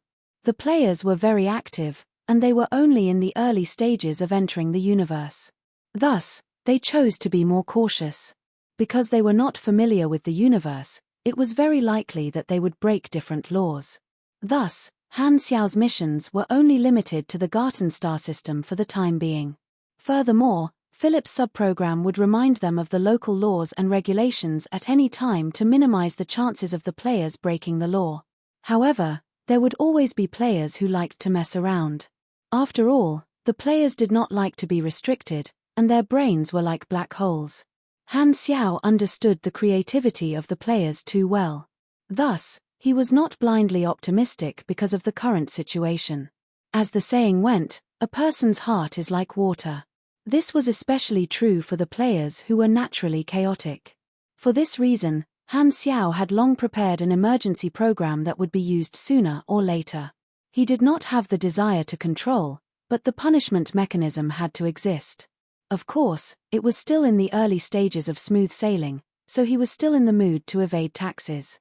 Most of the players left base number 1 with curiosity and excitement, heading out to carry out missions and explore different star zones. This was the first batch of missions. After a few months of the mutation disaster and the Dark Star incident, the business of the Black Star Core had finally officially begun. Han Xiao had set up a pre-purchase function for Philip's subprogram, allowing the players who were active outside to check the faction's products.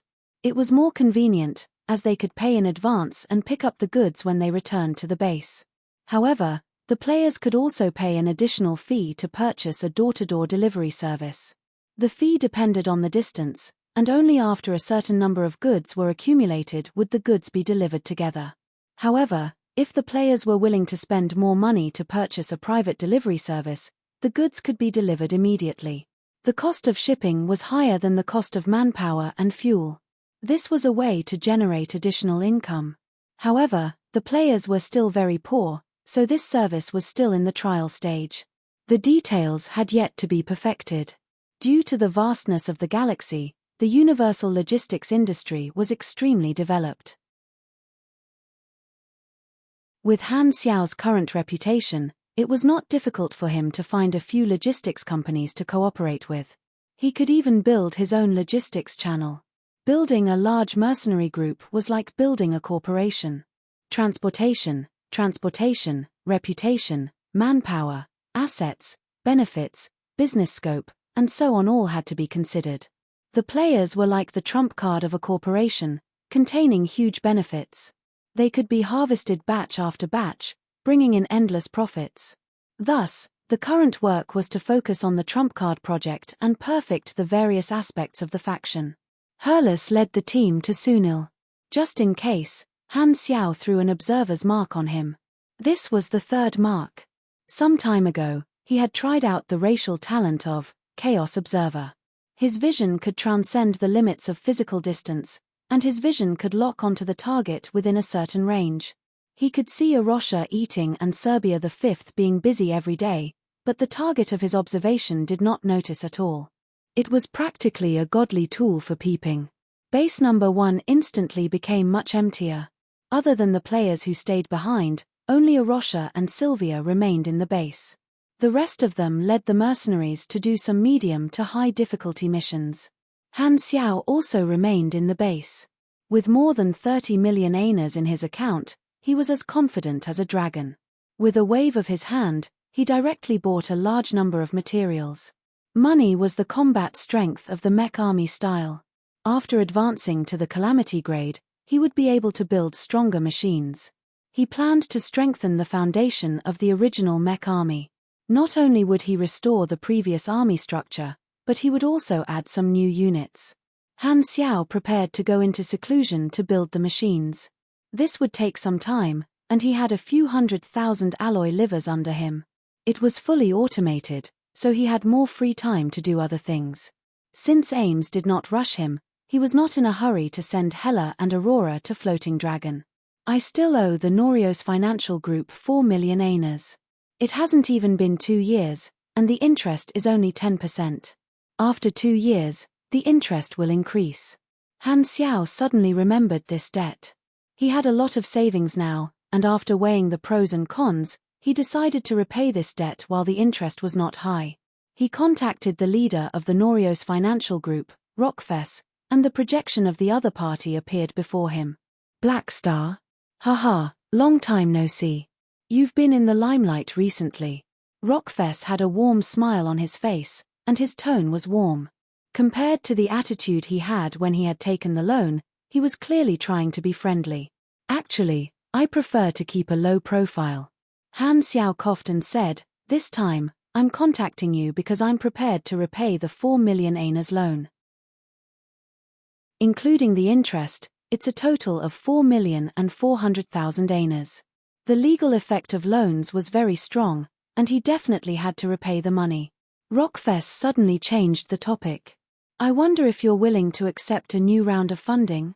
Han Xiao had just transferred the 4,400,000 aners over and was looking at the amount he had to pay. Hearing this, he raised his brows, and a playful look appeared in his eyes. More than a year ago, he had looked for Rockfess for an investment, but Rockfess had rejected it and only agreed to take a loan. Now, the other party had taken the initiative to propose a new round of funding. It seems like my recent achievements have made Rockfess think that I'm worth investing in. That's why he changed his attitude and took the initiative to propose this. Although Rockfess was rather snobbish, Han Xiao did not find it strange, and he did not have any intention of mocking him. The world was filled with people for profit, and only those who had shown potential or strength would have people invest in them. Of course, I'm very interested in this suggestion. Han Xiao smiled. Rockfess' eyes sparkled. He was originally unsure of Han Xiao's intentions and was worried that Black Star would no longer need external funding. Although he would not suffer any losses, he would feel regretful that he would lose an investment channel with great potential. It was a good thing that Black Star was willing to continue accepting investments.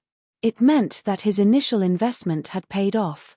Rockfess pondered for a moment before saying, Your Excellency Black Star, I've decided to provide an additional 5.2 million aners to the Black Star Corps. Then, what do you want in return? Han Xiao stroked his chin. Haha, this is only an initial investment. I hope to reach a long-term investment agreement with the Black Star Corps. Our Norios Financial Group will provide funds to support the development of the Black Star Corps, including but not limited to the treatment of mercenaries, transportation, business expansion, base construction, and so on. We can also borrow the name of the Black Star Corps to carry out business activities in the Garten star system or other star systems that value the Black Star Corps. When we encounter a situation that requires violence, we will be able to obtain the help of the Black Star Corps immediately. Rockfess spoke frankly and confidently, stating the general terms and conditions for financial groups to invest in armed forces. Logically speaking, the Black Star Corps was the field team of Floating Dragon, so it would be better to invest in Floating Dragon. However, Black Star himself had a certain amount of influence, so he had become another target of investment. Han Xiao listened patiently and concluded that the Norios Financial Group wanted to take over the logistics of the Black Star Core. The Norios Financial Group had a good reputation, and many businesses. It just so happened that he wanted to improve the logistics of the Black Star Core. With the help of Norios, he would be able to save a lot of effort, and more importantly, he would be able to save a lot of money. The cost of building an armed force was extremely high. What a fat sheep. Han Xiaoshin sighed in his heart. Sounds good, Mr. Rockfess. I'm willing to sign the investment agreement. Okay, I'll get someone to prepare it immediately. I'll send it to you later. Rockfess was in a good mood, and he was in high spirits. If the Black Star Core continues to grow in the future, our Norios Financial Group can even help you manage the stock market, create a brand, and issue credit bonds. Let's talk about this in the future. Han Xiao's mouth twitched. The so-called credit bonds were actually stocks. As the economy developed, there would definitely be wise people who would come up with this idea. A long time ago, there were already stocks in Galaxy. Countless large financial groups and enterprises in the universe had issued credit bonds for the entire universe to purchase. Because the base was too large, they were split into different stock markets based on regions. For example, the Garten Star system had its own credit bond market. The players could also purchase credit bonds, and the degree of freedom was very high. In Han Xiao's previous life, a portion of the players had made a lot of money through the credit bond market. Of course, there were even more players who had lost their underwear. With the environment in Galaxy, the volatility of the market was imaginable. Han Xiao was very experienced in making money through credit bonds. In his previous life, he had done a lot of things like buying low and selling high. As for how to lower the price of a certain enterprise's credit bonds, he had never taken the proper route when helping people level and increase their popularity. He had already done so many bad things, and one more did not make a difference. Of course, the repercussions were very serious. Now that he had a family, he was not interested in repeating the same mistakes. As for Rockfest's suggestion of letting the mercenary group go public, there were very few examples of this happening. Because the business was not stable, there would be casualties from time to time. After signing the contract, a ding sound rang on the communicator, indicating that he had received a deposit. His deposit had increased by 5.2 million anas. The days ahead are still long. Let's have a pleasant cooperation. Rockfest smiled and extended his hand. Han Xiao narrowed his eyes and shook Rockfest's hand. Chapter 580. While Han Xiao was trading with Rockfest, dozens of battleships carrying 200,000 mercenaries were heading toward planet Sunil. The star map in the cockpit flashed. The closer they got to planet Sunil, the more excited Hurles became. The other Sunil mercenaries were also excited. They were all too clear about the predicament of their race. Due to the catastrophe, the death rate of the young adults had always been high. Their compatriots were living in an abyss of suffering. Now, there was finally hope to completely solve this problem. These warriors who had sacrificed their lives for their race were all extremely excited and grateful to Han Xiao. This day has finally come. Hurles took a deep breath and calmed himself down. Outside the porthole, planet Sunil was in sight. The fleet landed quickly as if the ground had crashed into them. The main city of planet Sunil was still Forest City. All the upper echelons had received the news long ago and ran out to welcome them. Army troops in Sunil armor lined up to welcome them, filling up a large empty space. Spaceships landed one after another, and the players walked out one after another. They immediately saw the neat Sunil armored troops. The sun reflected off the steel battlefront, exuding a silent and stern aura. Thank you Black Star Corps for lending us a helping hand. Welcome, everyone. The Sunil upper echelon stepped out and was about to give a speech, but halfway through, the 200,000 people dispersed. Many players had their arms around the shoulders of the confused armored soldiers. Yo, this is planet Sunil. It's exactly the same as in the video. Come, big brother, let's take a picture together. Upon arriving at a new planet, the players immediately started to have fun. This The Sunil upper echelon's face twitched, and he did not know what to say. He turned around and saw Hurlus walk out from the crowd. Only then did he feel energized and respectfully greeted him. "It's all thanks to you. Otherwise, we wouldn't have been able to invite Blackstar's people." The Sunil upper echelon was grateful. "You should be thanking Blackstar even more. If he hadn't given me the chance to follow him back then, Planet Sunil wouldn't be in this situation now." Hurlus had a serious expression on his face. In this aspect, he felt that he had gained a huge advantage and did not contribute that much. Now that Blackstar was a Calamity Grade Super, he no longer lacked Grade B officers under his command. Rather than saying that he was giving his life to the Blackstar Corps in exchange for Blackstar's help, it would be better to say that it was Blackstar taking the initiative to help Blackstar. After the Darkstar incident, Hurlus had a deeper understanding of Han Xiao. Going against a galactic terrorist organization for the sake of his hometown, this was way too bold. He was practically a righteous comrade with a noble character and a great personality.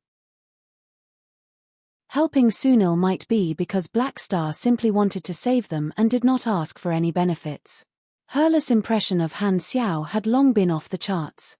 He was so grateful that he wanted to sacrifice his life for him and use his body as a shield. Hearing this, the Sunil upper echelons nodded solemnly. They owed Blackstar too much. First, he allowed the Sunil mercenaries to receive better jobs to reduce the casualties of their compatriots. Now, he even generously sent a large number of people to help for a small fee.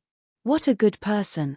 After arranging the 200,000 mercenaries, the Sunil upper echelons spread the news of the Blackstar Corps reinforcements to the entire race, letting countless Sunils know that a turning point had arrived. In the streets and alleys, countless people lowered their heads and prayed with tears in their eyes. The influence of the name Blackstar on this land rapidly increased. Hurlus led the Sunil mercenaries on the streets and received the grateful gazes of the civilians. Feeling the flames of hope reigniting in this city, he was filled with many emotions.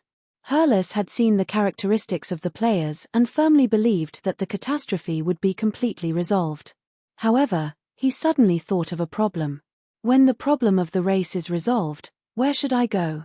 Confusion was like a bullet that hit his heart. That's right, I went out as a mercenary to fight for the race. Once the crisis of the race is resolved, do I still need to be a mercenary? Hurlus' footsteps paused, and he fell into a dilemma. When he thought of how Blackstar had helped him but had to leave after the matter was settled, he felt a sense of guilt for betraying Han Xiao's trust. He felt very apologetic. Then, should he continue to stay by Blackstar's side and repay his kindness? Thinking of his noisy mercenary companions, thinking of seeing the lives of different planets and species, thinking of Blackstar's majestic and reliable back, Hurlus's furrowed brows slowly relaxed. Other than the race, he felt like he had a second home.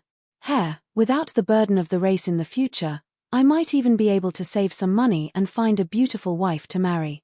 Hurlus' mood brightened up again, and he had unlimited expectations for the future. On the other side, the players who entered Forest City were warmly welcomed by the Sunils, who lined the streets to welcome them. I didn't expect the name of the Blackstar Corps to be so useful. Everyone was amazed. After experiencing it for themselves, the players realized that the influence of their faction was greater than they had imagined. The name of the Blackstar Corps seemed to have a lot of influence. 200,000 players wandered around Forest City. The upper echelons of the Sunils were still formulating a plan, and the employment had not officially started. At this time, no one would stop the players from moving around freely. Many of them used the old method and triggered additional missions from different characters. They also found equipment stores, skill instructors, item stores, and other functional locations. As a civilization, the Sunils had most of the functions of an NPC resource site and could satisfy the needs of a large number of players. Not long after, the players were gathered and recruited. The Sunils listed a large number of missions, including exploring the wilderness, collecting information on beasts, clearing beast strongholds, taking back abandoned resource sites, excavating new mineral veins, and so on. There were all kinds of jobs. After accepting the missions, the player's interface would automatically trigger the corresponding missions. It meant that the players could also obtain a lot of EXP from these missions other than the employment missions. The good missions were quickly snatched up, and the most popular one was naturally the mission to snatch resource sites. Most of these resources were materials, so the players could take some while they were snatching them. The resource site missions were basically split among the guild players, but if the Sunils wanted to completely solve the catastrophe, there was still a lot of work to be done. All 200,000 players could receive missions. After accepting these missions, the players also triggered a faction mission series. The requirement was to help the Sunils solve the catastrophe, but it had nothing to do with the employment missions. Even if they were not mercenaries, they could still come and help the Sunils, triggering the mission series. In fact, the employment missions that the players received were the real bonus rewards. This was the benefit of joining the Black Star core faction. The missions were like carrots hanging above the players' heads, and the 200,000 players of Planet Sunil could not wait to work. A few days later, Black Star Base No. 1, Machinery Modification Workshop. Countless mechanical arms were assembling mechanical soldiers one after another.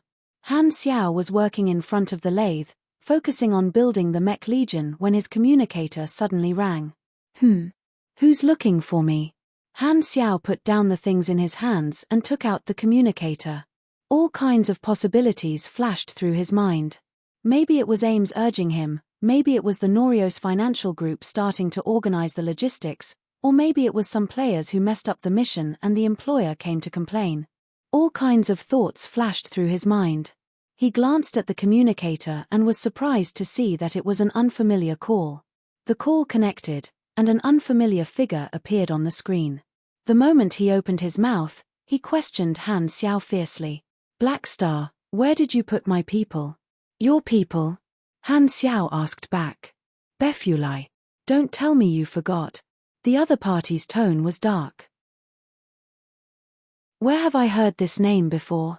Han Xiao stroked his chin and suddenly remembered. Wasn't this the Esper with the fiery eyes? Pui, the fire-breathing Esper who wanted to steal his spaceship and ended up becoming his prisoner. He had his super genes extracted every day and squeezed out hundreds of bottles of gene potions. Now, he was so skinny that he was on the verge of death. Therefore, the other party was Purple Snake Sykes, Befulai's boss, the captain of the Purple Snake Space Pirates. So, it's you. Han Xiao raised his brows. Your people wanted to steal my spaceship, and you dare to look for me personally. Where did Befulai go? Did you kill him? The standard answer to this question should be, take a guess. Sykes' expression was dark. Black Star, hand over my people, and I can pretend that this never happened. Han Xiao exclaimed exaggeratedly. Your people stole my spaceship and were caught by me. Now, you want me to let them go and pretend that nothing happened? You don't look like much, but you sure are dreaming. Should I thank you? Humph, Black Star, you're really as talkative as the rumors say. However, did you think I would look for you without any preparation? How do you think I found your contact information? Sykes revealed a cold smile, and his tone was filled with an inexplicable confidence. I'm talkative. Who the F***CK spread it? No, this was not the main point. Han Xiao came back to his senses and immediately understood what Sykes was relying on. His expression became helpless. Who did you catch? Sykes smirked, pressed a button, and the image changed to a cell. A group of people were tied together. Han Xiao took a closer look and confirmed that they were players. They were probably players who were heading to other employment locations and were kidnapped by Sykes' people on the way.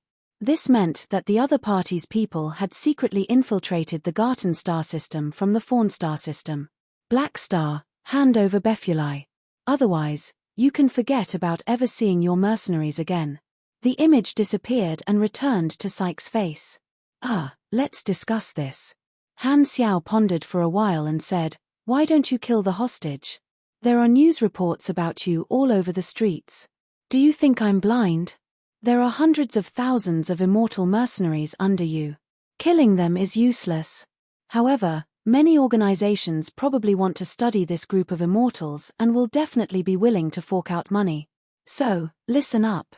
I'll only give you 5 days to send Befulai to the designated barren planet.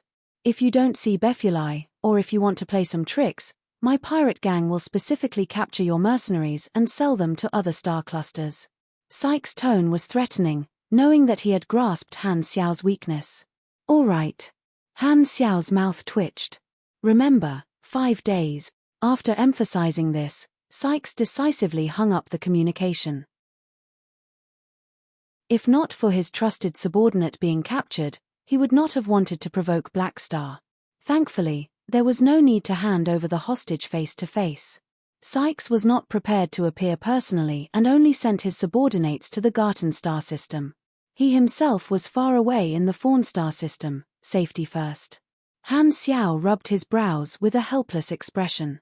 The players were not strong enough yet, and if they were to go out and carry out missions, they would encounter something like this sooner or later. However, he did not expect it to come so quickly. The players being kidnapped was their own fate. He was not a nanny, and logically speaking, he would not care about such matters.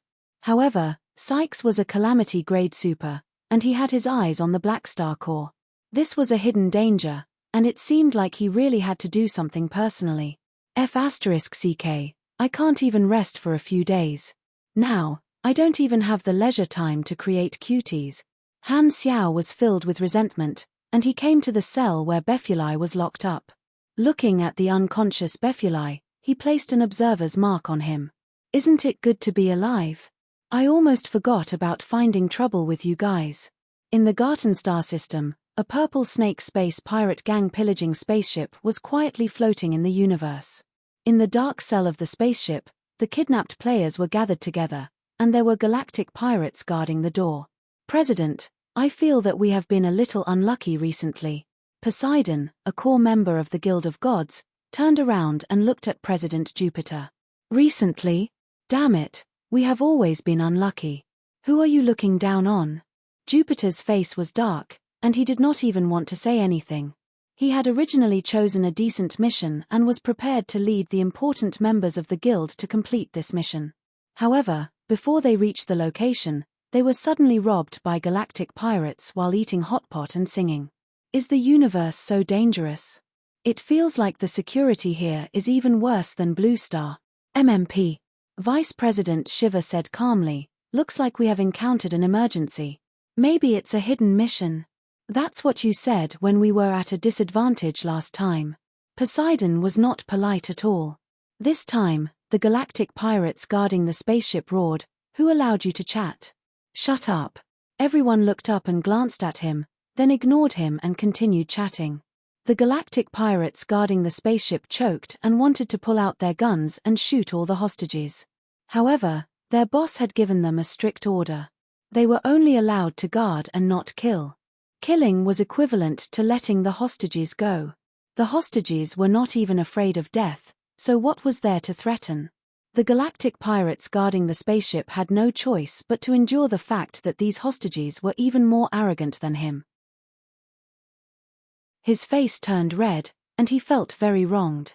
Bang! At this time, the spaceship suddenly shook, and then screams came from the cabin in the distance. What happened? The galactic pirates guarding the spaceship were shocked. They wanted to go and check, but when they turned around, they saw a majestic figure blocking their way, blocking all the light. Their height only reached the waist of this figure. "I'm requisitioning this spaceship." This figure's tone was indifferent, but his voice was like thunder. Before the galactic pirates guarding the spaceship could react, they felt a strong force coming from the side. The force was extremely fast, and there was no way to dodge. The tall figure casually slapped the galactic pirates guarding the spaceship away. The galactic pirates crashed into the wall and exploded into minced meat. Jupiter and the others looked at this figure. Chapter 581. The location of the exchange was an uninhabited planet with a serial number. Both parties would not meet, and Han Xiao would leave after putting down Befuli. The galactic pirates would then come to pick up Befuli and release the kidnapped mercenaries before informing Han Xiao to pick them up and exchange the hostages. Sykes did this for safety reasons. Although he was a galactic pirate and did not have much credibility, often going back on his words, he was very sincere this time. He only wanted to get Befuli back and did not want to completely anger Blackstar. As long as he obtained Befuli, he would immediately withdraw the subordinates he sent to the Gartenstar system and follow the agreement to not provoke the Blackstar Corps again. However, Han Xiao did not think this way. After provoking him, they wanted him to act as if nothing had happened. Not far away from the serial number planet, the Blacklight stealth floated quietly in space. Through the porthole, Han Xiao silently looked at this brown planet. This time, he did not call anyone else and was acting alone. Using the Blacklight stealth, which was known for its speed, was not just for the exchange of hostages. He placed an observer's mark on Befuli, which was equivalent to a human body surveillance device. Han Xiao's plan was to use the talent of Chaos Observer to follow these galactic pirates, find Psyche's nest, and then have sex with all of them. He had never squeezed the juice out of a Calamity-grade super before. The exchange of hostages was to temporarily stabilize Sykes and prevent him from acting recklessly. Although the players were not afraid of threats, Han Xiao did not want anyone to destroy the first batch of mercenaries of the Blackstar Corps. It's about time. Han Xiao piloted the spaceship into the atmosphere and flew toward the designated location. As he got closer and closer to the surface, he suddenly froze. He saw a galactic pirate spaceship parked beside the designated location. Didn't we agree not to meet? Why are they waiting for me here? Could it be that they want to exchange the hostages face to face? Doubts flashed through his mind. Han Xiao parked the spaceship further away and went to the warehouse. He carried the dying Befuli, opened the hatch, and walked out of the spaceship. Ta-ta, his feet stepped on the brown surface of the ground, raising a cloud of dust. Along the uneven ground, the galactic pirate spaceship was parked a few thousand meters away. It was like a small dot in his field of vision.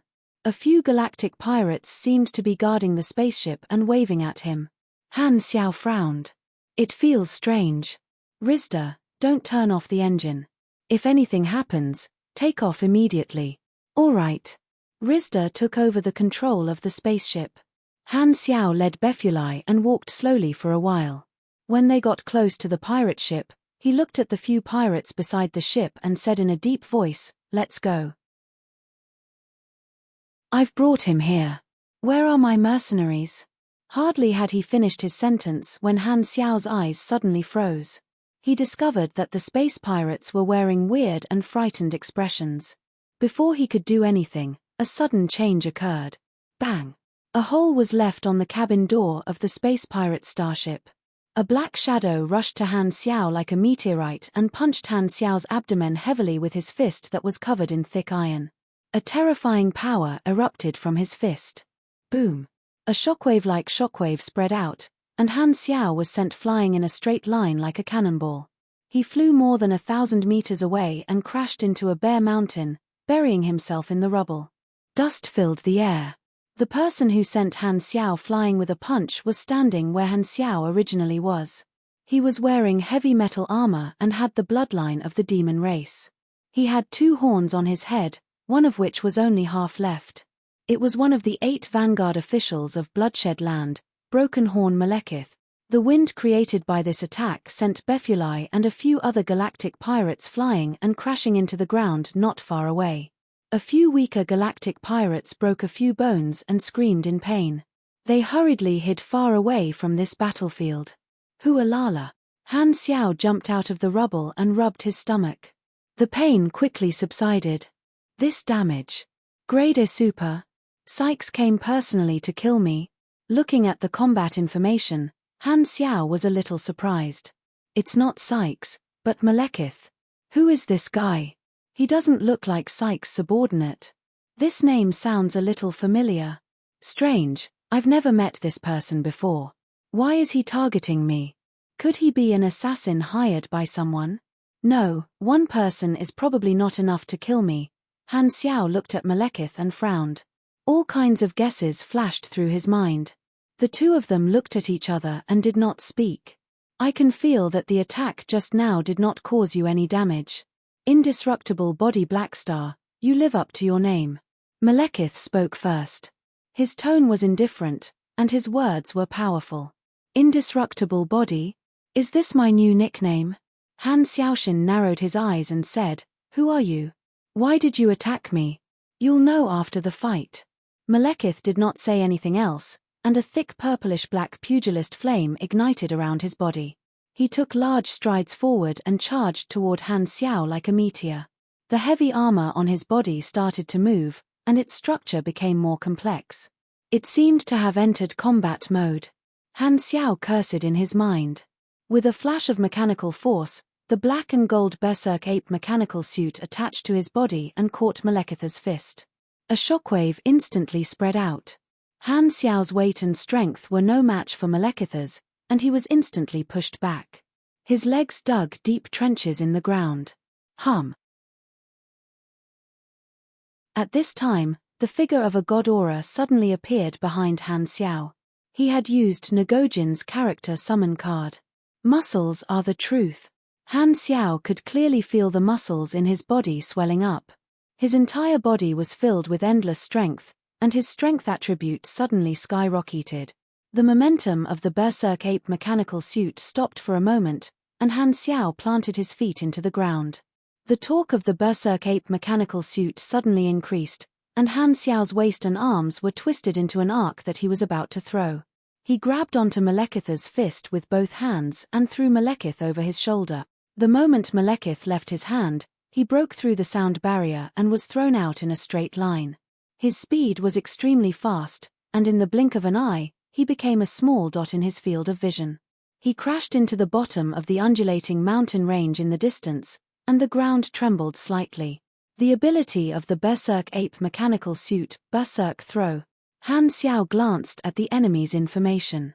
Most of them were question marks, and his heart skipped a beat. This meant that Malekith's overall level was much higher than his. Han Xiao was also confused as to why Malekith would be at the handover location and why he would attack him. He had not expected such a sudden accident. Since Malekith did not explain, he could only fight first. Han Xiao quickly cleared his mind and entered a focused state. He threw out compressed orbs one after another.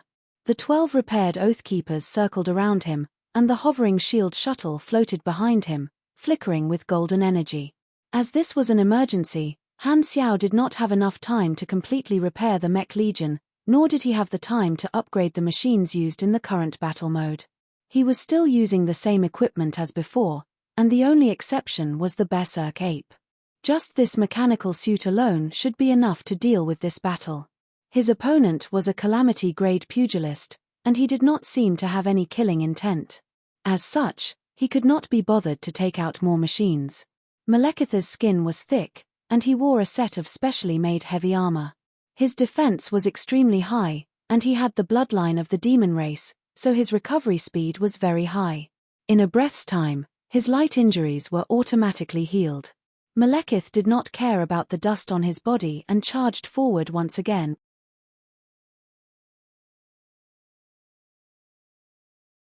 Chapter 582. Boom boom boom.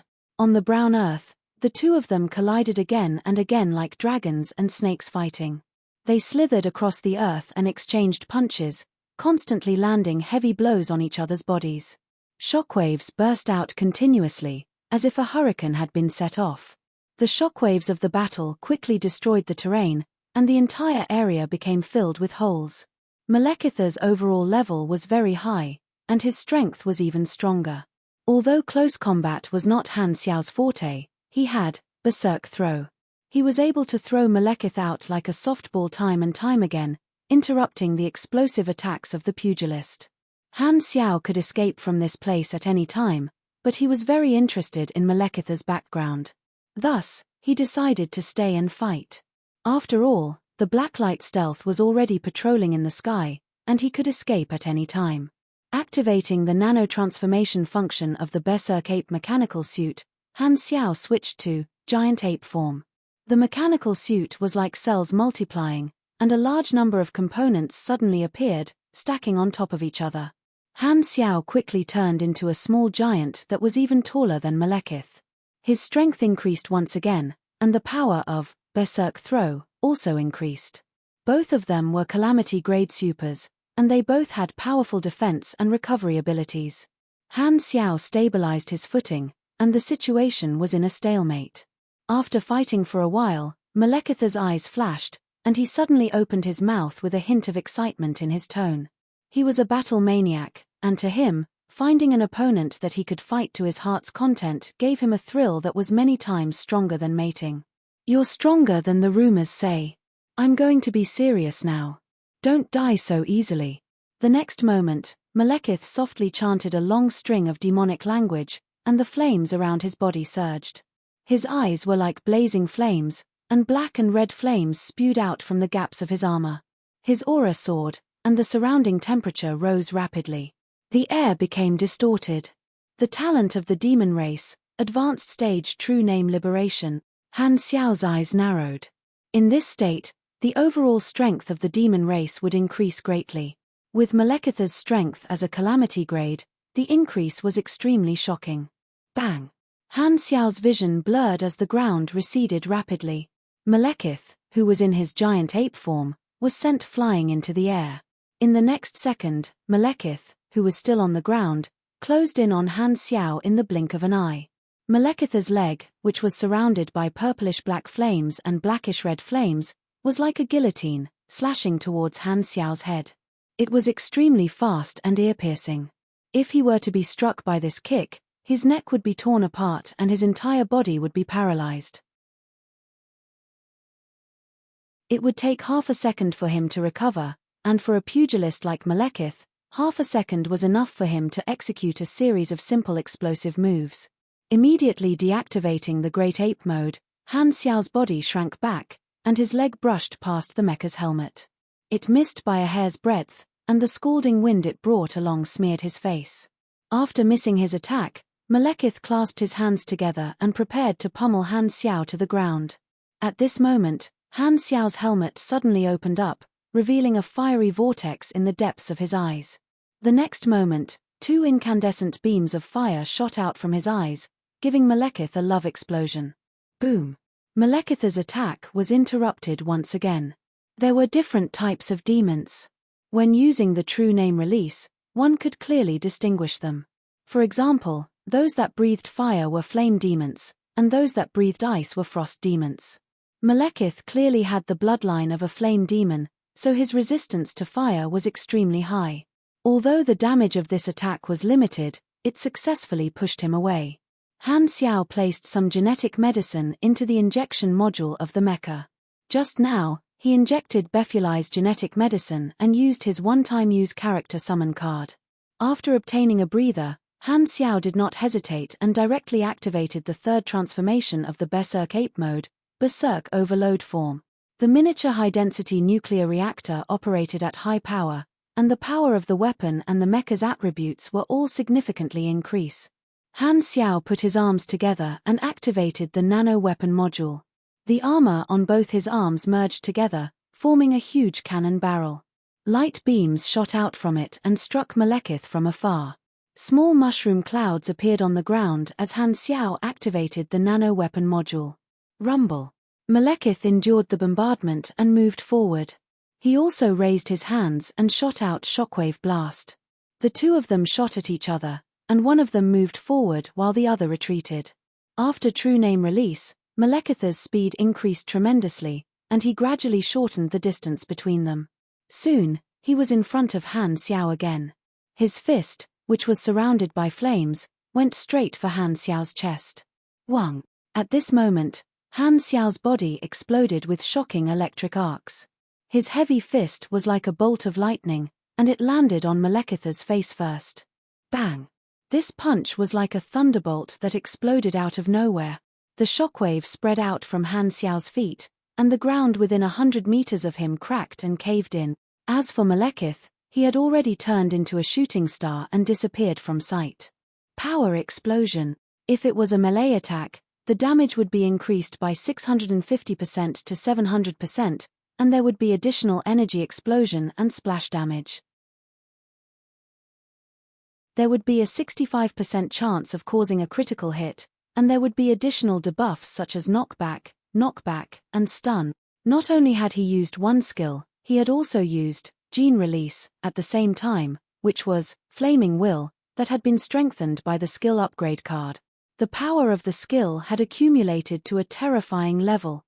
Malekith had been sent flying for more than 10 kilometers. He would only be able to land after flying for a while. Hoo, Han Xiao panted softly. Melee combat was the most exhausting. His health and energy were still very healthy, but his stamina had decreased by quite a bit. Fortunately, stamina recovery was usually in percentage form. The higher the upper limit, the faster the recovery. This guy is really strong, much stronger than Degulish and Nagojin. That attack just now probably only caused him some light injuries. Han Xiao was hesitating whether or not to continue fighting. Suddenly, a thought flashed through his mind, and he recalled Malekith's background. A corps officer of Bloodshed Land, one of the 8 vanguard officials under Heba the Tyrant. His a beyond grade A subordinate. Han Xiao immediately became alert. Why would another beyond grade A officer find him? This time, a rolling smoke dragon appeared in the wilderness far away. It was Malekith running back. This time, he did not charge over but stopped a few dozen meters away from Han Xiao. He had already deactivated his true name release form, and there was a red fist print on his face. Well done, Black Star. You're an opponent worthy of my full strength. I really enjoyed the battle just now. Malekith revealed an appreciative smile. Even after activating his true name release form, he could not completely suppress his opponent and had even suffered a small loss. Black Star was very strong, even stronger than many people had guessed. There was no doubt about that. He had already achieved his goal for this trip. I know your identity, Malekith. You're from Bloodshed Land. Han Xiao did not want to continue fighting. He only wanted to know the purpose of Malekith's visit as soon as possible. Frowning, he said, "Why did you attack me? And why are you here?" "I came here especially for you." Malekith touched the broken horn on his head.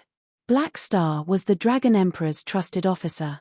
The Black Star Corps had been in the limelight recently, and he had been ordered to pay attention to Black Star's movements and find an opportunity to test him. When the Purple Snake space pirates kidnapped the mercenaries of the Black Star Corps, Bloodshed Land's intelligence network had coincidentally found out that Malekith was nearby.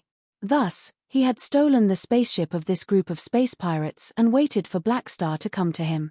Without anyone disturbing him, he would be able to figure out Black Star's strength. If Black Star was strong enough, then, Floating Dragon will only bury talents like you. You should have greater achievements. With your strength, you should be on the same level as me and become the 9th Vanguard official. Malekith finally expressed his intentions and threw out an olive branch.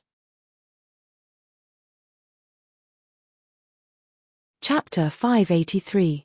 With a strange expression, Han Xiao sized Malekith up from head to toe. "Are you here to poach me?" He did not expect to meet a hunter. After all, he was now an officer of Floating Dragon, and normal organizations would not dare to do such a thing. The corps officers of Bloodshed Land had come to invite him and even offered him a very high position. He would become one of the Vanguard officials as soon as he joined, which was a very high position. Bloodshed Land and Floating Dragon were 2 different organizations. Floating Dragon had always been supported by Ames alone, and Heba was also a beyond grade A super. Not only that, but he was also the oldest of the 4 famous beyond grade A supers in the Shattered Star Ring. Pugilists trained one's physique and life force, so his lifespan was very long. Thus, Bloodshed Land also had Floating Dragon's greatest advantage. Furthermore, Bloodshed Land was an important ally of a star cluster civilization. They were rich in resources, had a wide network, and had a very strong armed force. They had many branches in various star systems of another star cluster. Just their organization alone was already a giant in the Shattered Star Ring. Furthermore, unlike Floating Dragon, they were still active and expanding. For example, in the previous version of the Wayne card Shattered Star Ring deck, there were 3 cards in the Floating Dragon faction. They were the faction card, Floating Dragon Island, the strong card, Dragon Emperor Ames, and the mercenary card, Black Star Mercenary. There were a total of 14 cards in the Bloodshed Land faction. I've been in the limelight recently and displayed my abilities. It should be because of this that I've caught the attention of more powerful people. Han Xiao nodded. While this was rare, it was not unprecedented. When one's fame and legendary points reached a certain level, there would be a chance of such a thing happening. After becoming famous, all sorts of people would come looking for him. Bloodshed Land coming to poach him proved that his level had also subtly increased. I'm a little curious. Aren't you guys afraid that Ames will be angry? Han Xiao curled his lips. Malekith smiled faintly, containing great confidence. Do you think His Excellency Tyrant will be afraid of Ames? Furthermore, this is not the first time. Han Xiao's eyes moved, and he became curious. You guys poached someone from Floating Dragon before? That person is still alive. Of course he's alive, and he's in a very high position now. Ames didn't cause you any trouble? Heh, you know her very well. Indeed, she dragged Floating Dragon Island and attacked our headquarters, so His Excellency Tyrant took action. What's the result? Han Xiao raised his eyebrows. Malekith pursed his lips, his eyes filled with passion. He chuckled and said, the original Floating Dragon Island was twice as big as this. Ames is at a disadvantage. Han Xiaoxin thought. This was a secret that the players in Han Xiao's previous life did not manage to find out. It turned out that Floating Dragon had a grudge with Bloodshed Land. No wonder they were trying to poach Ames. Wait, if I reject, I might be viewed as an enemy by the Bloodshed Land. Han Xiao became vigilant and asked in a deep voice, thank you for your invitation, but what if I refuse? Malekith's smile disappeared, and he stared at Han Xiao. His tone became unquestionable as he slowly said, consider it again. Black Star's hundreds of thousands of immortals had already attracted the interest of the Bloodshed Land, but Heber did not bother to poach people slowly. If he wanted to poach someone, he would poach the leader directly. Thus, Han Xiao became the target of recruitment. Malekith did not want to return empty-handed from a mission personally given by the tyrant. This is a threat, right? Han Xiao frowned and secretly weighed the pros and cons. If he changed his allegiance to the Bloodshed Land, he would incur the wrath of Floating Dragon. The connections that he had built with Floating Dragon would disappear, and the Black Star Corps and Blue Star would lose the special treatment that Floating Dragon gave him. Ames placed a lot of importance on him, and if he betrayed her, she would be even angrier. The consequences would be dire. As for the benefits, they seemed to be huge as well. Bloodshed Land's influence was much stronger than Floating Dragon's. What he lost on the swings, he gained on the swings. With the help of the Bloodshed Land, he could rebuild a wider network. At the same time, with the resources of the Bloodshed Land, he could provide greater support to the Black Star Corps, making up for all his losses. The only problem was that he might need to go to the star cluster where the Bloodshed Land was. Since Heber dared to poach me, if Ames succeeded in her revenge, it would be very embarrassing. Thus, Heber would probably protect me. After thinking for a while, Han Xiao spoke. I've thought about it. His brows relaxed, and he smiled at Malekith. I refuse. Although he had analyzed the pros and cons out of habit, that was just a habit. From the start, Han Xiao had never planned to leave Floating Dragon. He was not someone who would be swayed by a few words. Ames had provided so much convenience, and this was all a favor. Their relationship had always been in a warm state. If it were Heber, he would have to rebuild his relationship with his boss. Furthermore, the name Tyrant did not sound easy to get along with. Bloodshed Land had many more rules than Floating Dragon, and it was impossible for them to tolerate him as much as Ames did. Most importantly, I'm the only leader of the field team on Floating Dragon. Only a fool would run over to be your ninth brother. Malekith's smile completely disappeared, and he stared at Han Xiao with a cold expression. Han Xiao did not back down and stared back, secretly adjusting his state of mind. The atmosphere gradually became tense. Just when he thought that they were going to fight again, Malekith suddenly snorted heavily, turned around, and left. Han Xiao's expression relaxed, and he let out a sigh of relief. It seemed like there would not be a fight. This was the crucial stage of the Black Star Corps development. It was best not to become enemies with Bloodshed Land. This time, a spaceship with Bloodshed Land's symbol flew over from the horizon. This was Malekith's spaceship, and it had been hiding behind the planet. Malekith boarded the ramp and suddenly pressed on the hatch that was about to close. He glanced at Han Xiao and said with a low voice, "Blackstar, we will meet again very soon." Then, he did not care about Han Xiao's reaction and let the hatch close. The Bloodshed Land spaceship quickly took off and disappeared. Meet again very soon. What does that mean? Is he looking for a chance to deal with me? Or is there another meaning? Forget it. Bloodshed Land's territory is not in the Colton star cluster anyway, so it's unlikely that they will come over to deal with me. Since Floating Dragon and Bloodshed Land are at peace, they definitely won't make a big move because of me. Han Xiao shook his head. After thinking it through, he was no longer worried. Right, I'm here to hand over the hostages. He suddenly came back to his senses. After messing around with Malekith for a while, he had almost forgotten the purpose of this trip. Returning to the side of the galactic pirate spaceship, Befuli was lying on the ground with a few lightly injured galactic pirates surrounding him. They glanced at the blacklight stealth circling in the sky and seemed to be hesitating whether or not to take Befuli away. Hearing footsteps, these galactic pirates turned around and saw Han Xiao walking over. They shivered at the same time, and fear appeared in their eyes. They froze on the spot, not daring to move. The original method of handing over the hostages did not require them to meet, and there was a guarantee of safety. However, now that the victim, Han Xiao, was right in front of them, they were afraid that they would lose their lives. Furthermore, Befuli's skinny appearance made them extremely shocked. They did not know what kind of torture Befuli had gone through to become like this. In any case, they did not want to follow in his footsteps. Han Xiao glanced at them, casually grabbed a galactic pirate, and stepped onto the spaceship.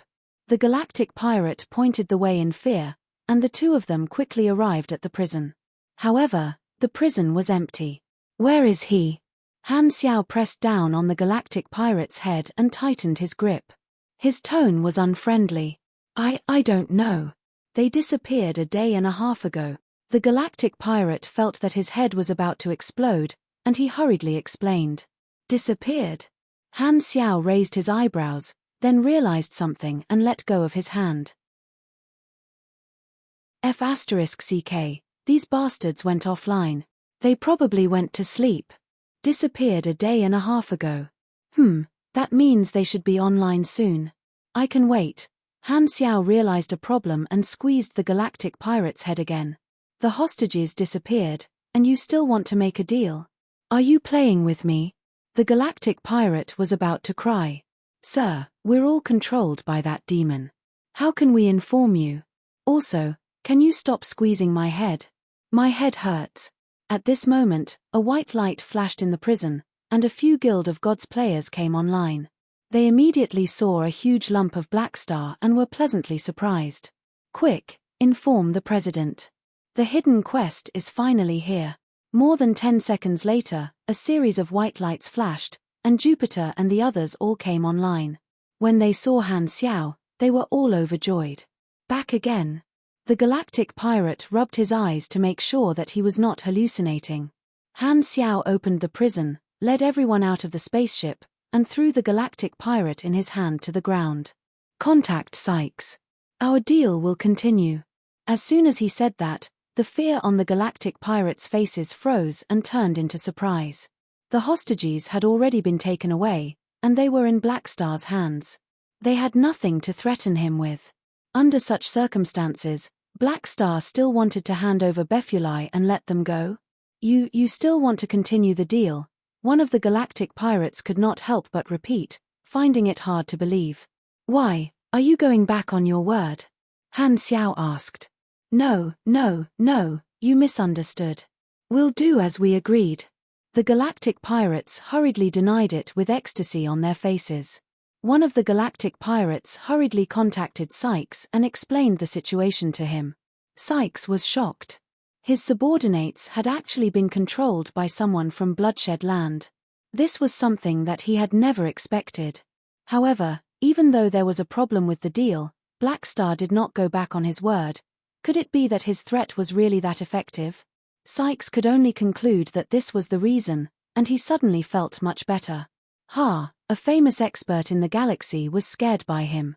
Ignoring the negotiations of the galactic pirates, Han Xiao led Jupiter and the others to the side, let the blacklight stealth land, and opened the hatch. Get on the ship. Rizda will bring you to the nearest city planet. Jupiter's eyes sparkled, and he said passionately, we want to help you deal with the enemy. Please let us lend you a hand. It was not easy to come across a hidden storyline. With such a good opportunity, he felt that he would definitely be able to trigger the hidden mission. You have triggered the hidden mission, retreat. Mission introduction, you have been involved in a storm. However, with your current strength, you are unable to interfere in this matter. Therefore, what you need to do is to retreat from this place as soon as possible. Mission requirements, leave in the blacklight stealth. Reward, 35 EXP, plus 200 Blackstar core favorability. Let's go. Jupiter turned around and walked into the hatch without hesitation. The players of the Guild of Gods followed behind and boarded the blacklight stealth. Poseidon approached Jupiter, gave him a thumbs up, and said, as expected of the president. If we had boarded the ship immediately, we would not have triggered this mission. Jupiter smiled smugly and pointed at his temple. This is experience. Learn from it. Although this mission was a little different from what he had imagined, after reading the mission introduction, Jupiter felt that this might be a high-level event. It was just that they did not meet the requirements to trigger it, which was why it had become the retreat mission. Although it was a pity, he could only do it for now. It was better than nothing. Han Xiao was still standing outside, waiting for the galactic pirate's reply. After a while, a galactic pirate ran over and said carefully, Your Excellency Blackstar, if there are no problems, we will leave with Befuli. Go. Don't provoke me in the future. I won't let you go next time. Han Xiao waved his hand and boarded the spaceship. Only then did the galactic pirate heave a sigh of relief. He hurriedly called his companions and activated the spaceship. The thrusters spewed out flames, and the spaceship floated up. Just as the spaceship was about to accelerate, behind the hatch of the blacklight stealth, Han Xiao's eyes shone with a grey light. He activated his racial talent and turned into the chaos body. His entire body lost its physical form and turned into a grey fog. Advanced void travel. After entering the void vision, time seemed to stop in the outside world. Han Xiao controlled the chaos body to leave the blacklight stealth. Because the duration of advanced void travel was longer, he had plenty of time to cross a large distance and approach the spaceship. Void travel had the ability to pass through walls. The chaos body directly passed through the hatch of the spaceship and found a remote cabin to hide. Only then did he deactivate void travel. He did not trigger the alarm, and the galactic pirates did not discover him. Who? Chapter 584. The blacklight stealth carried Jupiter and the others to the nearest planet. Jupiter and the others walked around, curiously looking at the interior of the spaceship. This was Blackstar's spaceship, and very few players were allowed to board it. Rizda had sealed off most of the access to the cabins, so these players could only enter and exit some unimportant public areas. This spaceship should be very valuable, right? Poseidon said. I've searched. This seems to be a spaceship model from a super advanced civilization. Jupiter nodded. With the communicator, the players could connect to the galactic network, and they were no longer natives. All sorts of information channels were finally opened to them, and their knowledge increased every day. With Philip's support of the search function, they could search for any information online.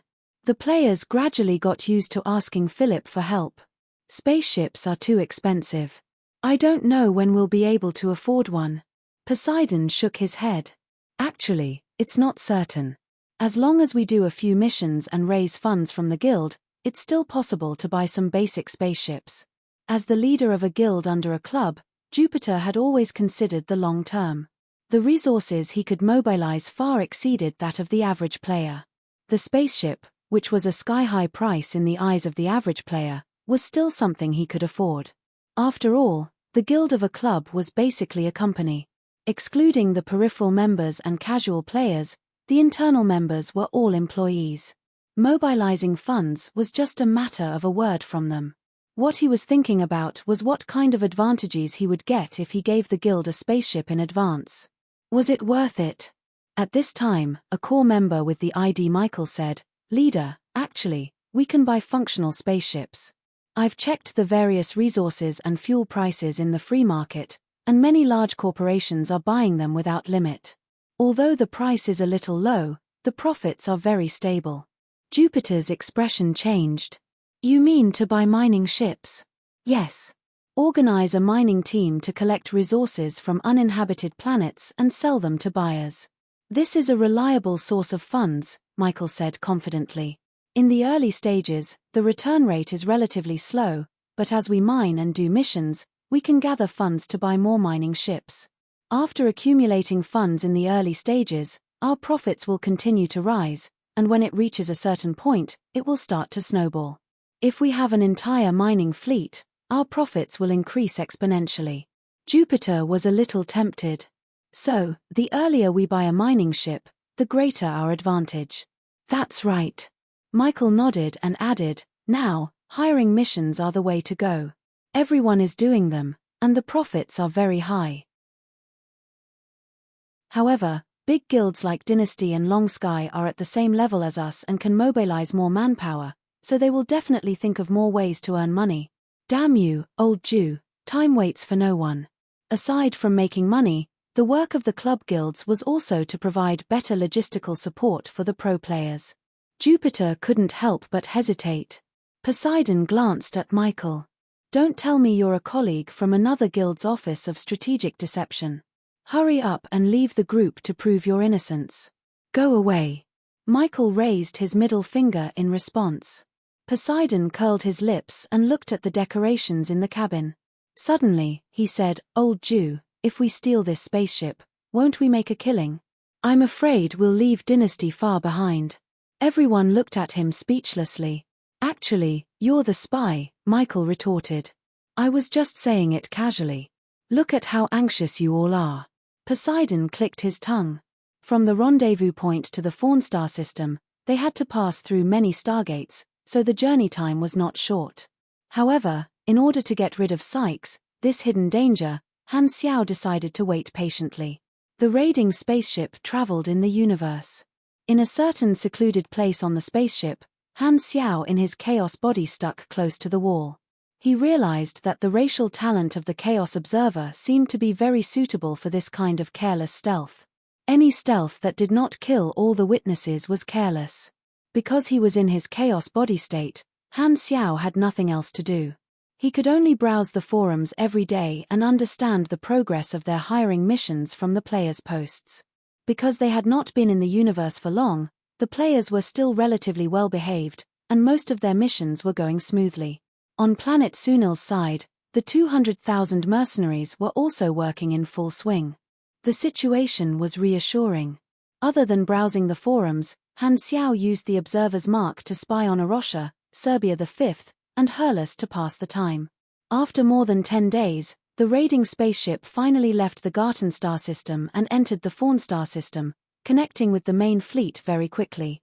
The Purple Snake Space Pirate Gang fleet had more than 40 battleships, and the majority of them were small and medium-sized raiding spaceships.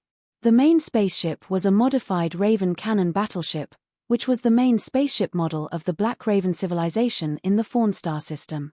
A space pirate gang of this size was already considered a big space pirate gang that could not be underestimated. The raiding spaceship flew into the fleet and docked with the main spaceship. A few space pirates carried the weak Befuli through the passage and came to the main spaceship hall. Sykes had been waiting there for a long time. The hall was filled with his subordinates, and 3 Grade B officers were waiting at the side. Sykes sat in his seat, and when he saw the skinny Befuli, he suddenly stood up and hurried over with a surprised expression. "Befuli, how did you become like this?" Befuli looked at Syke, his lips trembling. Tears suddenly welled up in his eyes, and his voice was sobbing. "Black Star is a devil. What exactly did he do to you?" Sykes could not help but size Befuli up. In his memory, Befuli was a burly man, but now, he was as thin as a stick, and his entire body was shriveled up. It was as if he would fall with just a push, and he was crying like a softie. Not only him, the other space pirates also looked at him with disbelief. They could not believe that their strong comrade would become so pitiful. What exactly did he go through for a grade B super to become like this? When Bethuli thought of those hellish days, he could not help but reveal a look of fear, and he subconsciously shivered. He imprisoned me in a dark cabin. I don't even know how long it has been. He used a device to continuously extract my supergenes, and the speed of my recovery became slower and slower. Until now, I have only recovered a little of my strength. Those who obtained strength could not bear to lose it the most. Every time he recovered a little of his strength, it would be mercilessly taken away. He had to go through this cycle again and again, especially when he was imprisoned in a cell and lost the feeling of time. All these actions had caused Bethuli severe mental trauma. Hearing this, Sykes could not help but shiver.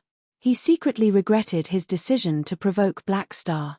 He did not expect that this guy was not only strong, but he was also AF** king pervert. Originally, because Bethuli was a grade B super that he valued, he took the risk to threaten Black Star. Now, it seemed that Bethuli was almost crippled, and he did not know how long it would take for his mental state to recover.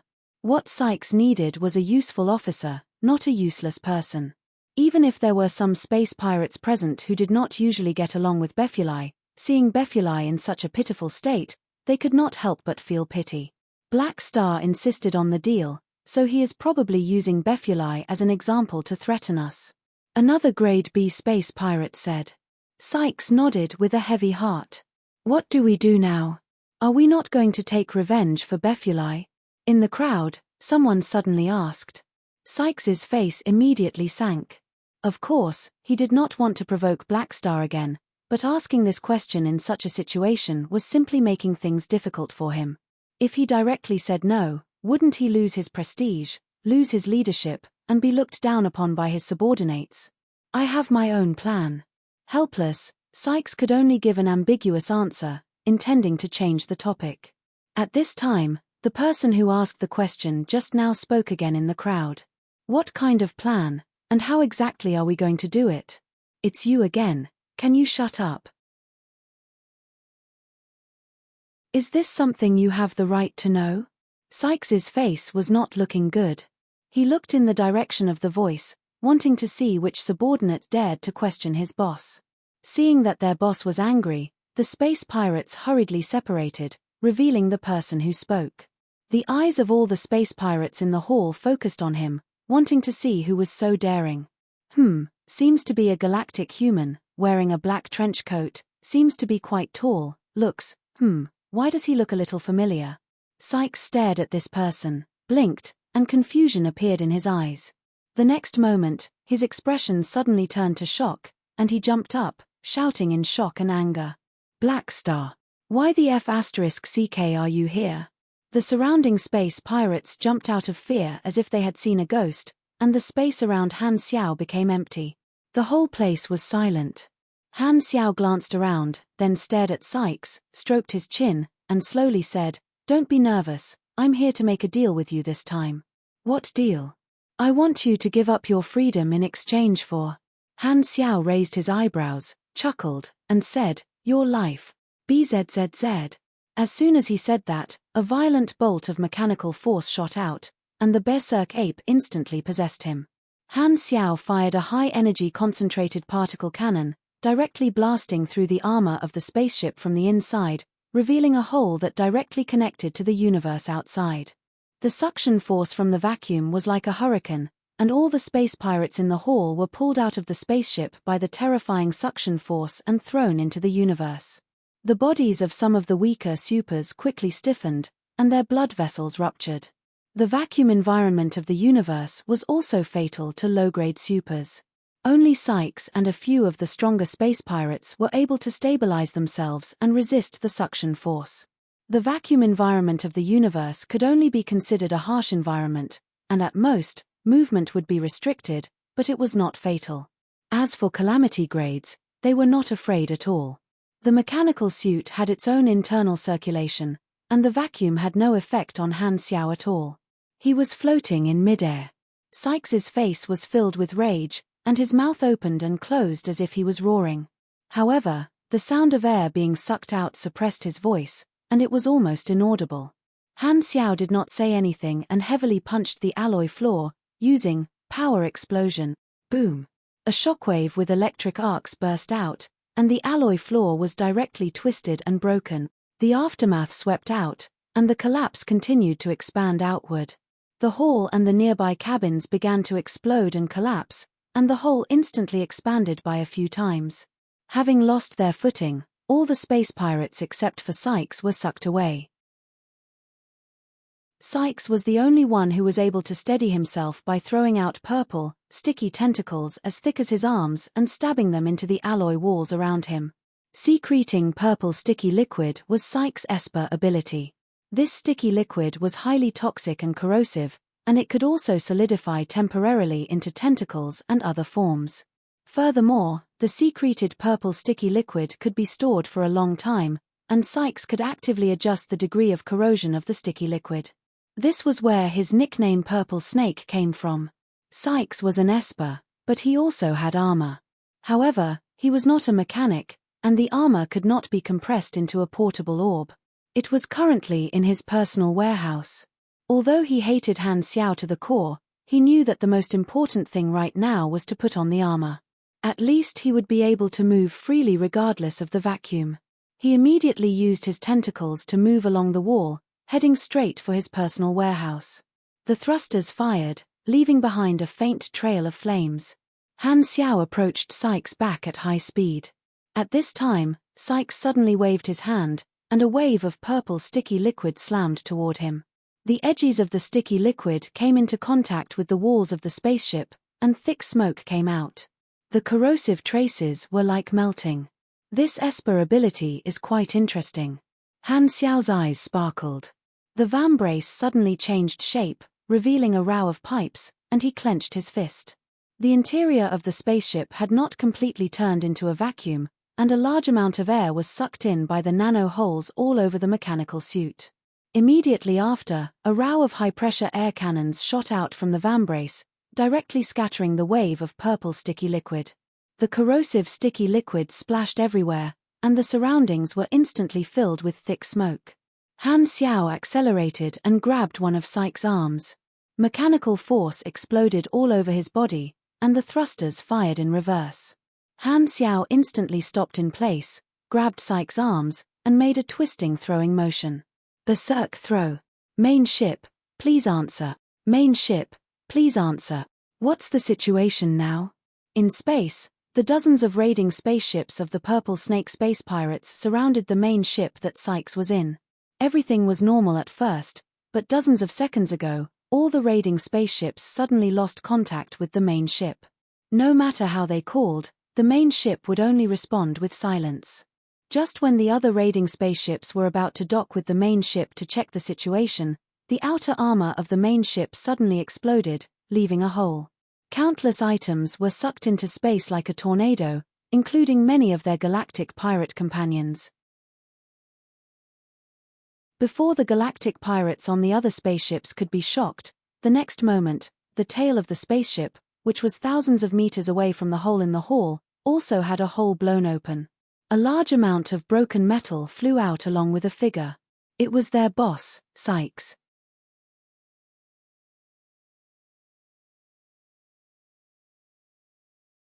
Chapter 585. It happened so suddenly that the galactic pirates were stunned. Seeing their boss Sykes tumbling in space, the Purple Snake space pirates finally realized that this was an enemy attack, and their expressions changed. Quick, help the boss. The enemy should be in the main ship. Surround the main ship and don't let him escape. The galactic pirates yelled. Two of the spaceships approached Sykes, and the other dozens of spaceships quickly formed an encirclement formation. Through the porthole, Han Xiao could clearly see the spaceships turning around and aiming their cannons at the main ship he was in. Han Xiao smiled and called out to Philip in the helmet. Philip, assist me with virtual intrusion. Order confirmed. Switching to virtual interface view, the tactical screen in the helmet displayed the intrusion interface. The mechanical suit's chest emitted a cone-shaped green light, forming a virtual operation screen in front of him. Han Xiao's fingers quickly entered the code. The first to be invaded was the main ship of the Purple Snake space pirates. You have used virtual intrusion on the Purple Snake battleship. Starting to crack the firewall, level 2. Proceeding with level 1 authentication pass. Proceeding with level 2 authentication pass. Intrusion successful. You have obtained the authority to operate the Purple Snake battleship. Authority level, highest data has been sampled. Backup generation complete. Plus 10% success rate and plus 25% speed for the next intrusion into a machine controlled by the same artificial intelligence. Your authority has been blocked by the enemy's virtual intelligence. Proceeding with level 2 authentication pass. You have successfully retained your authority. Next authorization authentication time, 140 seconds later. The virtual intelligence used by the galactic pirate spaceships was obviously far inferior to Darkstar's. It only had a level 2 firewall. Han Xiao was already at the calamity grade level, so his virtual intrusion ability was also greatly improved. Invading the galactic pirate spaceships was a piece of cake, and he immediately obtained the highest level of authority. The level of authority obtained from the first intrusion was inversely proportional to the difficulty of the intrusion.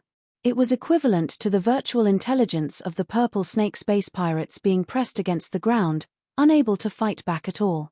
The interface immediately displayed the virtual model of the Purple Snake battleship. All the modules were available, and Han Xiao tapped on the shield module. Activate the shield at full power. The next moment, an oval-shaped light blue electromagnetic shield enveloped the entire spaceship. Dong, dong, dong outside the porthole, dozens of plundering ships saw this and gathered fire without saying a word. A light cannon exploded on the shield, and the inside of the spaceship shook incessantly. The shield should be able to last for a few minutes. We have plenty of time. Han Xiao was not in a hurry as he began to perform virtual intrusion on the other targets. He didn't throw Sykes out on a whim. Instead, he wanted to seize control of the flagship and defend against the concentrated fire of the pirate gang. Sykes was one of the weaker existences among the calamity-grade supers.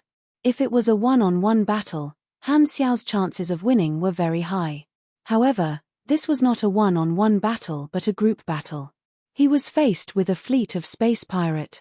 Han Xiao's strategy from the very beginning was to seize a favorable location and display the abilities of a virtual mechanic.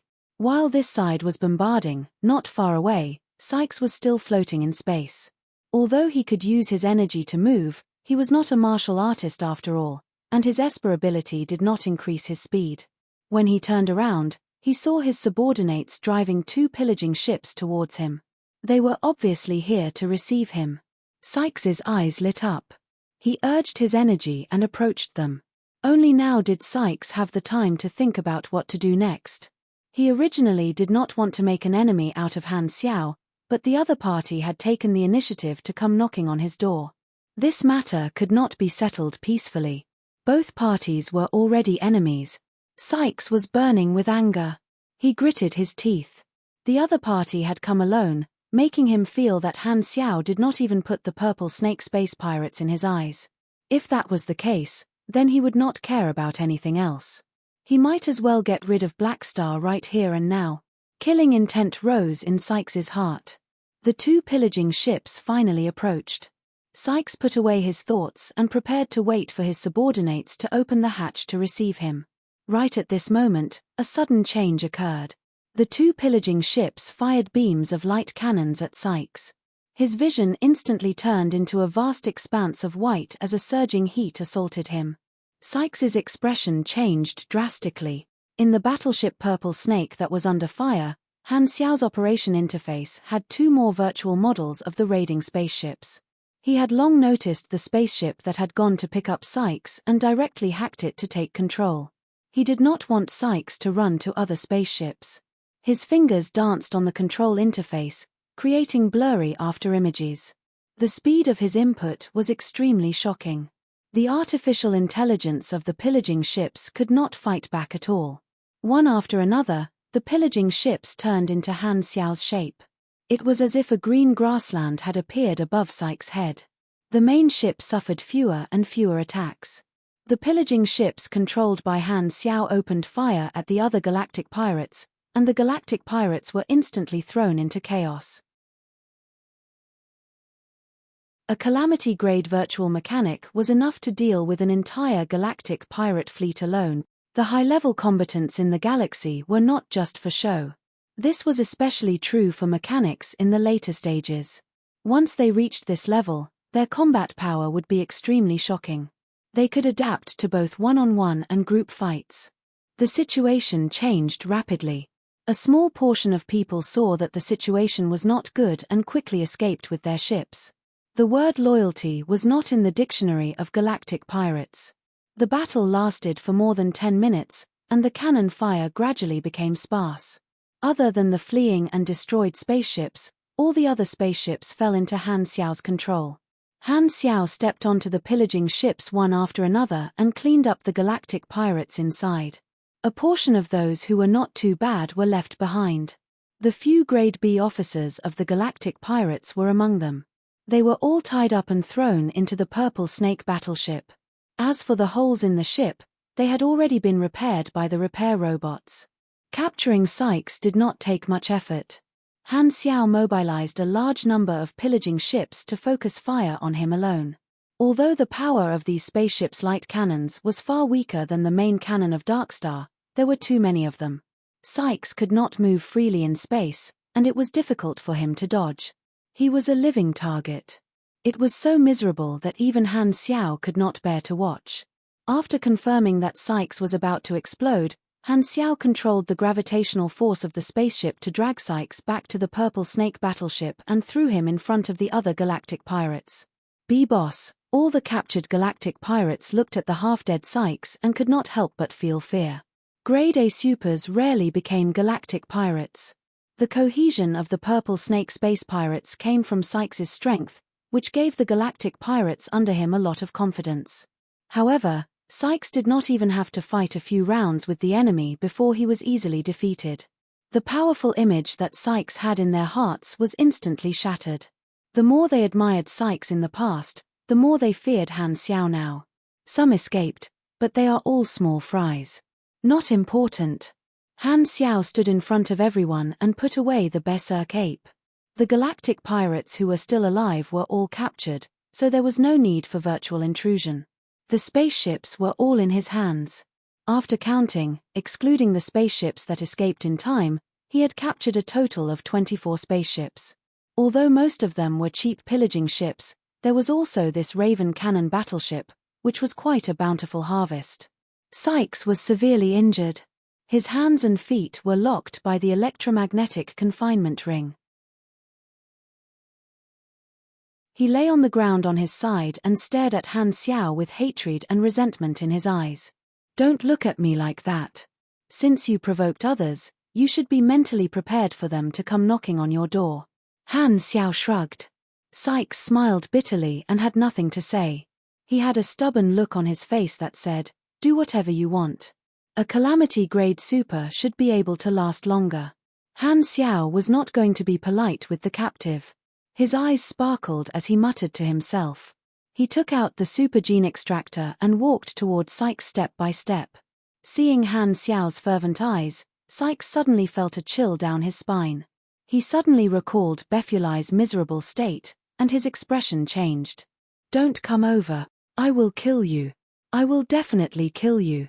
Don't come over. Don't." Han Xiao turned a deaf ear to him and directly inserted the super gene extractor into Sykes' blood vessels. He extracted the super gene and formed 3 blood-red ability potions that looked like thick blood plasma. A sense of weakness appeared in Sykes' bones. What little energy he had left dissipated. He could not feel the Esper ability that he used to be so handy. It was as if he had suddenly lost the feeling of his limbs. He instantly panicked. This time, Han Xiao took out a fresh tube of ability potion and drank it all. Sykes' entire body trembled. Looking at someone else drinking his own blood, he suddenly felt a sense of fear. His eyes widened, and his lips trembled. "You have received Character summon card, Sykes, temporary. Sykes had many abilities.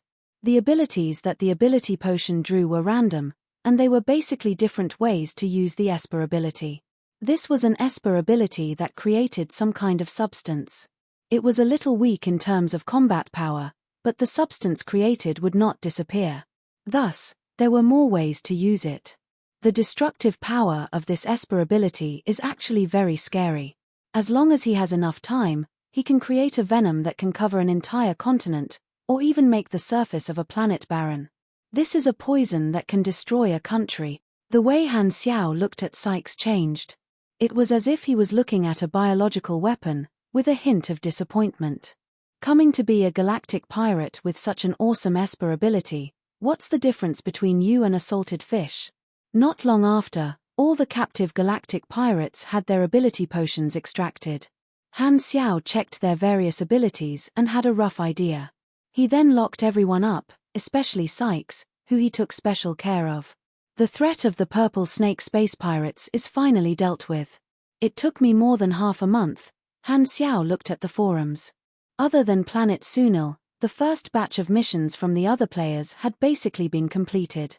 Most of them were successful, and a small number of players triggered new events outside. More players returned to base number 1 to take on new missions and upgrade their equipment. They also provided Han Xiao with a sum of money. Everything was on the right track. I stole more than 20 spaceships this time. Maybe fighting galactic pirates is also a way to get rich. Han Xiao was deep in thought. In the past, he was not strong enough. Now that he had stepped into the Calamity grade, capturing normal galactic pirates was a piece of cake. Not only could he steal spaceships, but he could also capture galactic pirates as materials for ability potions or even exchange them for bounties. Sykes had a bounty of 2,800,000 aners in the Black Raven civilization, but Han Xiao did not plan to exchange for the bounty now. He had to at least squeeze Sykes dry first before handing him over for money. After sorting out the spoils of war, Han Xiao took the 20 spaceships he had stolen and started the journey back to the Garten star system. A few days after Han Xiao left, the escaped Purple Snake galactic pirates spread the news of what had happened. Only then did the Fawn star system know what had happened. Black Star single-handedly overturned the entire Purple Snake galactic pirate. This news was not big, but it was not a small matter either. The Purple Snake galactic pirates had always been committing crimes in the Fawn star system, and they were quite famous.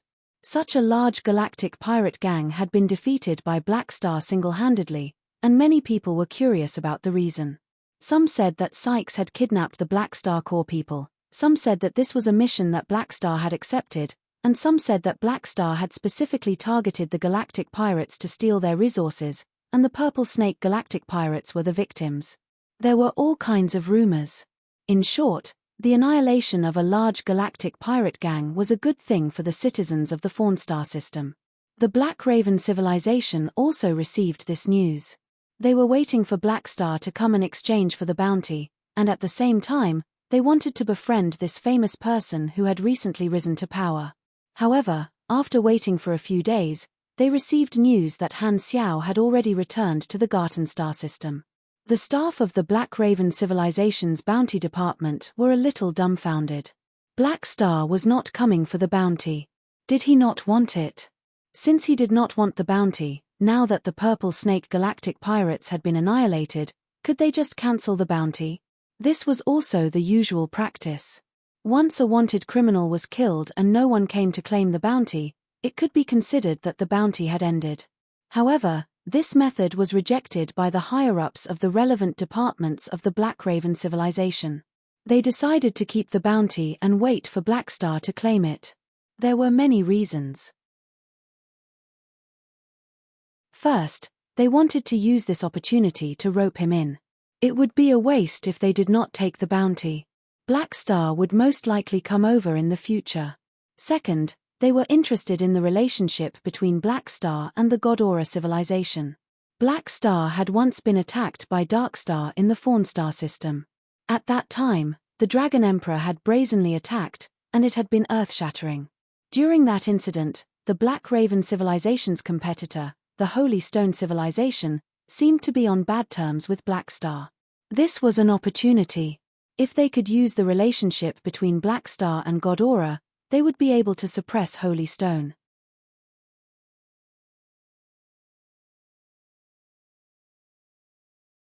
Chapter 586. Planet Golden Gate. The round trip took almost a month, and Han Xiao brought the 24 spaceships back to base number 1. The plundering spaceships were smaller in size, and after changing the messy paint on their shells, they merged into the assault fleet. The Raven cannon battleships were of the same grade as the Berserk Falcon battleships, and they were stored in the hangar. After the repairs were completed, they could be put into use. Including the spaceships that he had obtained through cheating, Han Xiao had close to 100 spaceships under his command, and they were split into 4 groups. The first group was the Fortress-class flagship, which was the core of the strategy. The second group was the Berserk Falcon and Raven cannon battleships, which were in charge of defense and frontal combat. The third group was the Darkstar assault spaceships and raiding spaceships, which were known for their speed. The fourth group was the rented transport spaceships, which were used to transport manpower. As for the Blacklight Stealth, it was Han Xiao's personal spaceship, a product of the Radiant Federation. Its grade and performance far exceeded the other spaceships of the Black Star Corps, and Rizda was not willing to let too many people use its body. Seeing the last spaceship enter the hangar, Han Xiao got Philip to close the hangar door and locked Sykes and the other captives in a secret cell in base number 1. The cell was made of an extremely tough alloy and was equipped with a large number of automatic defense weapons, such as defense turrets, nerve gas, and so on. There were also tranquilizer syringes, high-temperature cutting ray bars, strong electromagnetic confinement suction cups, large vacuum fields, and other means of control. There were also a large number of miniature cameras installed in the walls, which Philip monitored 24/7. The security was extremely tight to prevent the captives from escaping.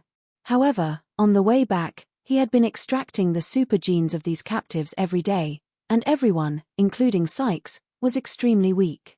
Because the recovery ability of a Calamity-grade super was much stronger, Sykes was given special care, and his production was more than 5 times that of the others. Han Xiao had already stored a few hundred bottles of ability potion, and he divided them into different categories. He kept a portion for himself and sold the rest in the faction store. The interior of base number 1 was like a beehive, and Han Xiao could see players everywhere as he walked. He was gradually familiarizing himself with the new main city. Many people looked at Han Xiao. He was a well-known NPC in the eyes of the players, and he was also the leader of the faction.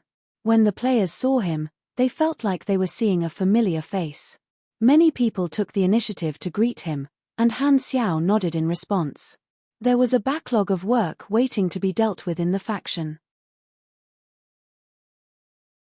Han Xiao checked Sylvia's homework and then returned to his room. He took out a concentrated nutrition bar from the refrigerator and chewed it as he dealt with the work. The first problem was to deal with the aftermath of the many players hiring missions.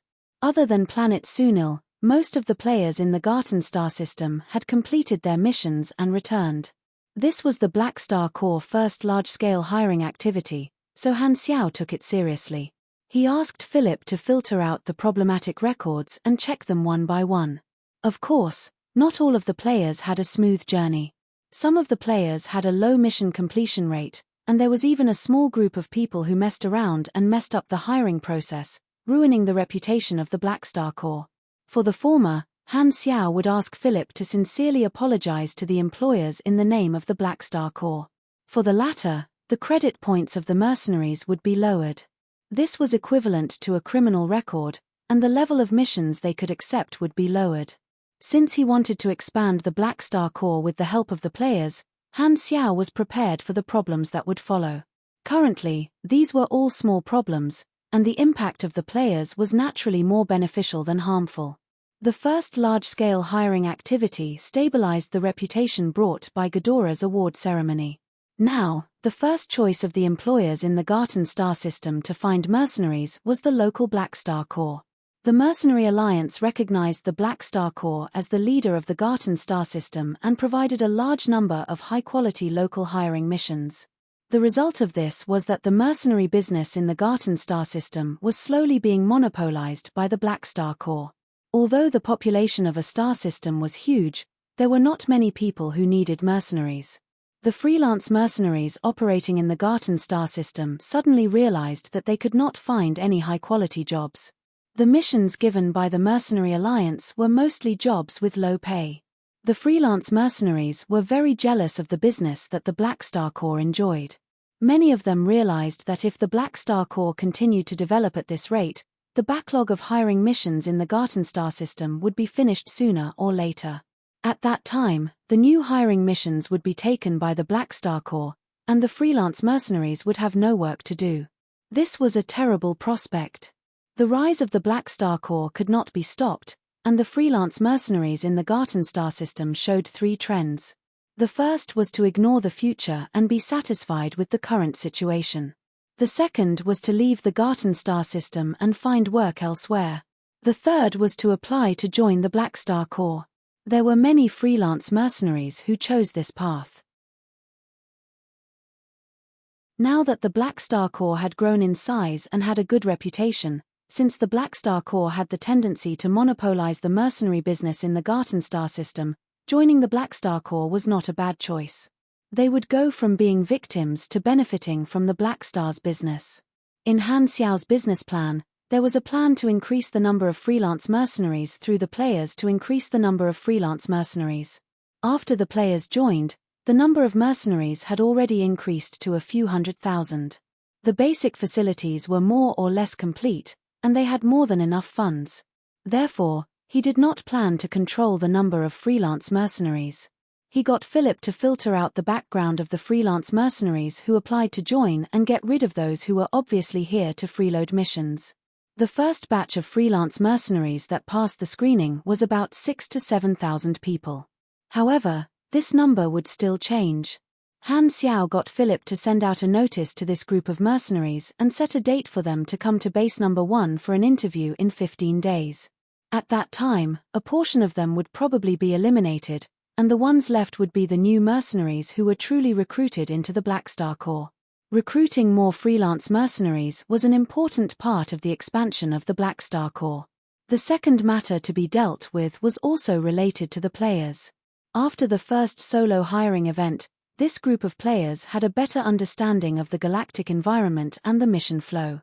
Many players on the forums shared the problems they had encountered during the mission. Han Xiao also paid attention to this problem.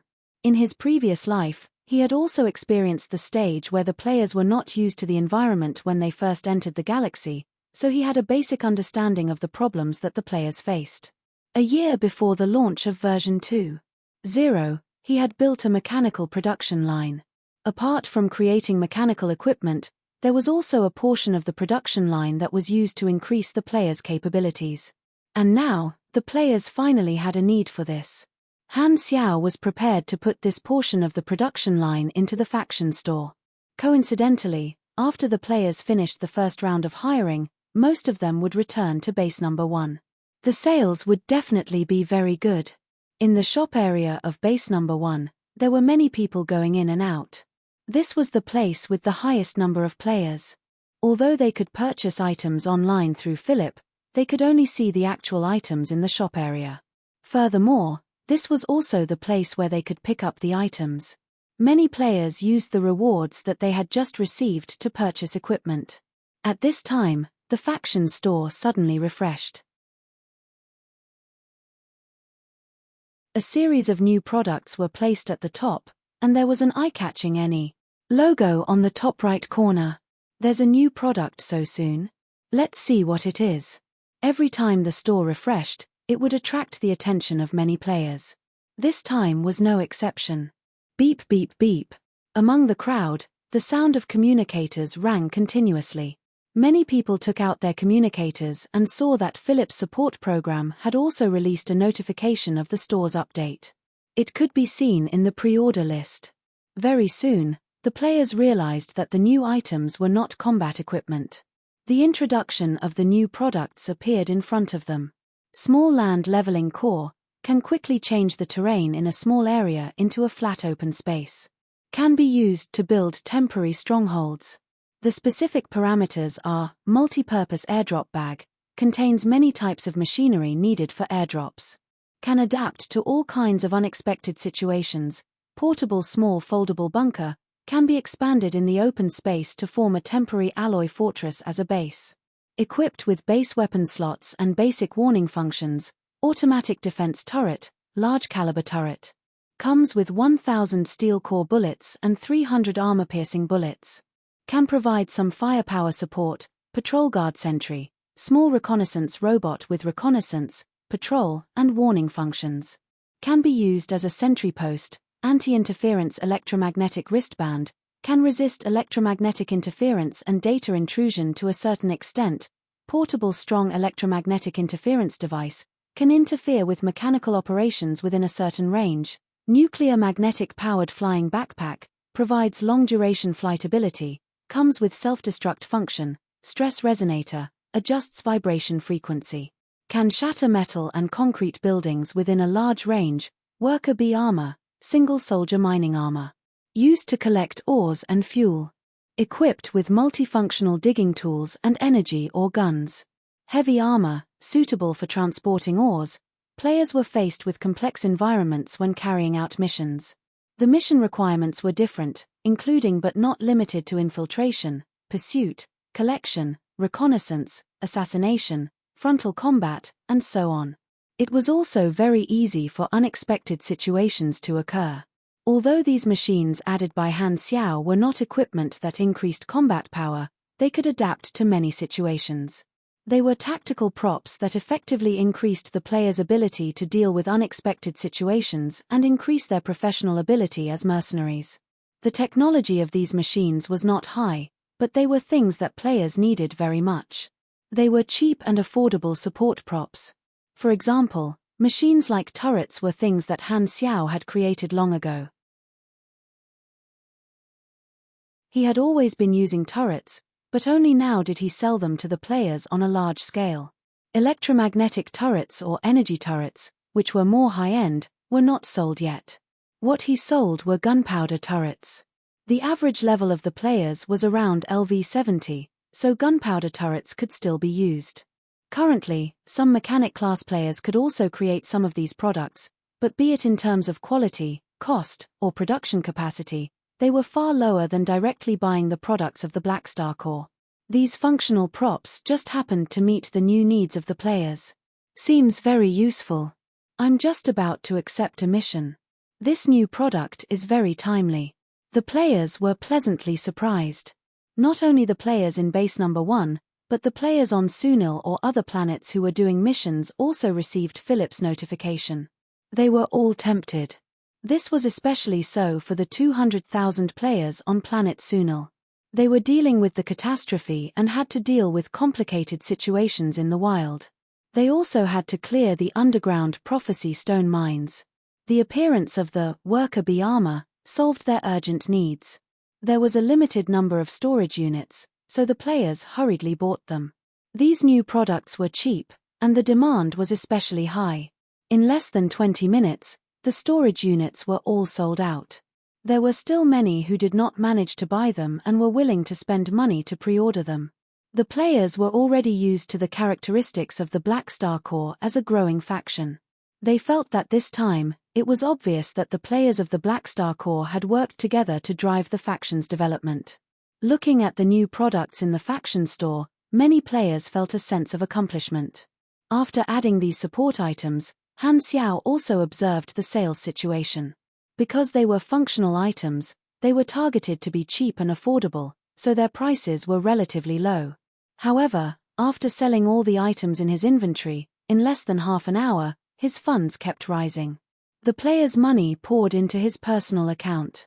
This time, he had earned a total of 6,600,000 aners. Including the funding from Norios and the income from selling the storage units, Han Xiao's savings had reached a total of 44 million aners. This was a huge sum of money. I have plenty of funds. With this amount of money, I can build the mechanical army as I wish.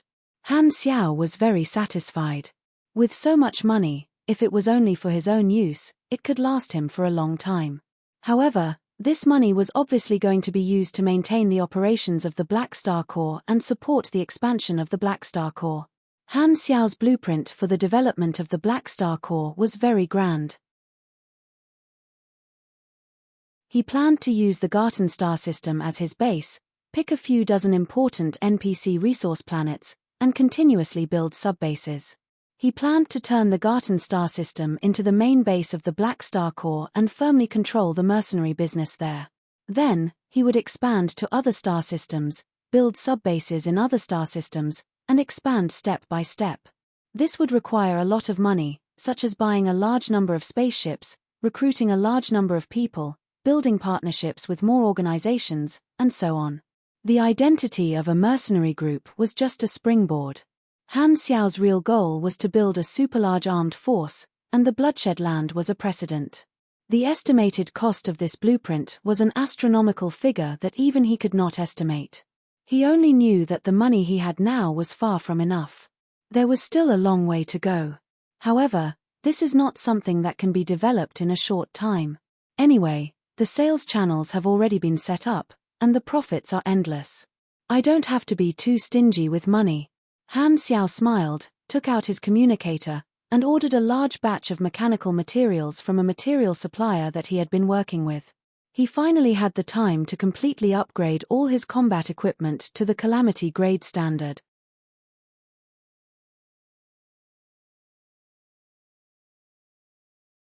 Chapter 587. Garten Star System, Star Zone 4. A certain God-Aura public space station, entertainment area, erotic clubhouse. Colorful, psychedelic lights flickered and danced. Dynamic and exciting music enhanced the atmosphere. There were many round and rectangular booths here. Girls of different races were wearing skimpy clothes and dancing provocatively on the booths. Below them was a virtual screen introducing, or fabricating the background and age of the girl, using all kinds of tragic and depraved stories to arouse the evil thoughts of the audience. Every booth was surrounded by a large group of male species, staring at the dancers without blinking. Their laughter was very rough, and from time to time, there would be people reaching out to touch them. Not far away was a bar with semi-private booths. Most of the people in the booths were male species, hugging hostesses of various races in their arms, touching them up and down, talking and laughing freely as if their heroism was soaring to the sky. Waitresses in revealing clothes came and went with drinks, and male guests of various races would occasionally take advantage of them. Wild laughter, whispers, and teasing sounds could be heard one after another. The whole place was filled with an extravagant atmosphere of drunkenness, as if it was dyed with a layer of dark pink that represented seduction. In a certain luxurious booth, a few male species were talking and laughing loudly, drinking glasses after glasses of alcohol. With one look, one could tell that this group of people were mercenaries. A few of them had hostesses in their arms, and their actions were very rough. Many hostesses showed a hint of pain in their eyes, but they did not dare to say anything and could only force a smile. They knew where this group of people came from. The few people there belonged to a somewhat famous mercenary group, and they were all Grade B supers. In the eyes of ordinary people like them, Grade B supers were already big shots that they could not afford to offend. However, among this group of mercenaries who were looking for fun, there was a different existence. A tall and thin man was sitting at the edge of the booth. There was no hostess beside him, and the drink in front of him was not touched at all. His back was straight, and he was meticulous. His hands were on his thighs, and he was sitting upright. He did not fit in with the atmosphere around him. Others were having fun here, but his expression was so serious that it was as if he was conducting a scientific research. Even the enthusiasm of the other mercenaries had cooled down. "Reynold, don't be so serious. Drink some wine too. Anyway, it's my treat this time." The leader of this mercenary group couldn't help but speak. He looked at this unusual comrade of his. He didn't appear to be condescending just because he was the leader. Instead, his tone was fawning. Leonard did not move his upper body, but he slightly turned his neck and stared at him. His eyes were glittering like an owl in the night. His tone was monotonous. "Alcohol will slow down my brain and slow down my thinking. I need to stay sober."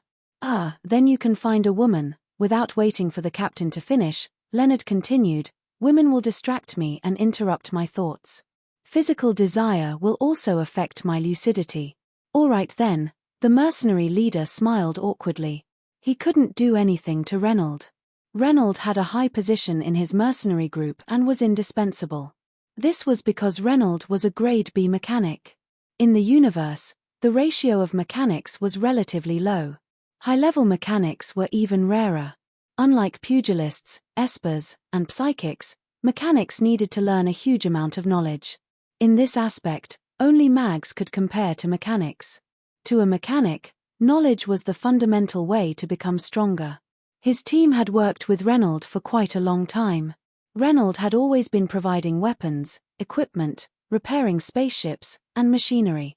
He was responsible for the logistics of the entire team. Furthermore, he had grade B combat strength. Reynold's position was even higher than his. If not for Reynold's position being so important, the mercenary leader would not have tolerated his weird personality. This time, another mercenary started a topic. Have you heard? Recently, many freelance mercenaries want to join the Black Star Corps. They say that Black Star will monopolize the mercenary business in the Garten star system in the future. What should we do? Don't worry about them. It's still too early for Black Star to monopolize the Garten star system. When the time comes, we'll just find work in other star systems. The mercenary leader curled his lips and did not care. This time, Reynold said expressionlessly, let's go join the Black Star Corps. All of a sudden, silence descended. All the mercenaries looked at Reynold in shock. The mercenary leader said unhappily, what do you mean? I'm the leader. Don't make decisions for me. Okay. Reynold nodded. He immediately took out his communicator and pressed a few buttons. Then, he stood up and left. Wait, where are you going? The mercenary leader suddenly felt that something was wrong. I'm leaving the team. Reynold walked further and further away. Everyone was dumbfounded. Leaving the team without a single word of disagreement, without a trace of hesitation. That was too decisive. The mercenary leader panicked. He hurriedly stood up and yelled, are you crazy? We've fought side by side for so long, and we all treat you as a friend. You're leaving just like that. I'm working with you on an equal footing. I didn't sell myself to you. Why can't I leave? Reynold did not even turn his head. He did not stop at all. Every step he took was so precise that it was as if he had measured the distance. He left the group of mercenaries looking at each other in confusion. What is Reynold thinking? Does he think that there is no future for him following us? Someone said indignantly. The mercenary leader's face was gloomy. He flung away the barmaid in his arms, and she fell to the ground. He did not even look at her and slammed his fist on the table. Clang. Web-like cracks appeared on the table, scaring everyone. This B** starred. Without Reynold, the strength of the team would be greatly reduced. Thinking of this, the mercenary leader was furious, but there was nothing he could do. Garten star system, inside an interstellar travel spaceship. In the passenger room, Brock looked at the Black Star Corps interview notice on his communicator. His eyes flickered. He was a mixed-blood Godora, a freelance mercenary. His resume had passed the initial screening and he was informed by Philip to go for an interview. However, being a mercenary was only a disguise on the surface. Brock's true origin was actually a spy left by Darkstar in the outside world. Before he became a mercenary, he was an elite trained by Darkstar. Darkstar's fleet had been wiped out, and almost all the higher-ups had been caught. However, there was still a portion of Darkstar members who did not follow the fleet. They were lurking in the outside world and had been disguising their identities. These people used to be Darkstar's intelligence network, but they were now the remnants of Darkstar. Due to the leader going bankrupt and running away, they were now without a leader. Everyone was in danger. Godora had been cleaning up Darkstar's remnants recently, and it was very effective. Several Darkstar's secret intelligence lines had been uprooted. For safety, the remnants of Darkstar no longer contacted each other. Many people had their own thoughts. Some wanted to run away, some wanted to clear their names, and some wanted to turn over a new leaf. Brock was one of the people who disguised himself very well. Not long after Darkstar was destroyed, he took the initiative to cut off contact with the other remnants. There was nothing suspicious about his mercenary resume. On the surface, he did not have any interactions with Darkstar, and his identity was hidden very well. However, he had no intention of clearing his name. Before Darkstar was attacked, Brock had received orders to infiltrate Blackstar. Now, he decided to continue with this mission. With this clean identity, he could pass the interview and openly become a member of the Blackstar Federation and lay low. The first reason was that Ghidorah had a close relationship with Blackstar. With the identity of a Blackstar mercenary, he could better protect his secrets. It was commonly known as the darkness under the light. The second reason was Brock's main motivation. He was loyal to Darkstar, hated Blackstar, and firmly believed that Darkstar's leader would return one day. The Blackstar core is an obstacle. If I infiltrate in advance, I might be able to become a small captain or an officer. I might be able to split the Blackstar core from the inside. When the leader returns, it will be time for me to play my role. I will become a nail in the enemy's heart.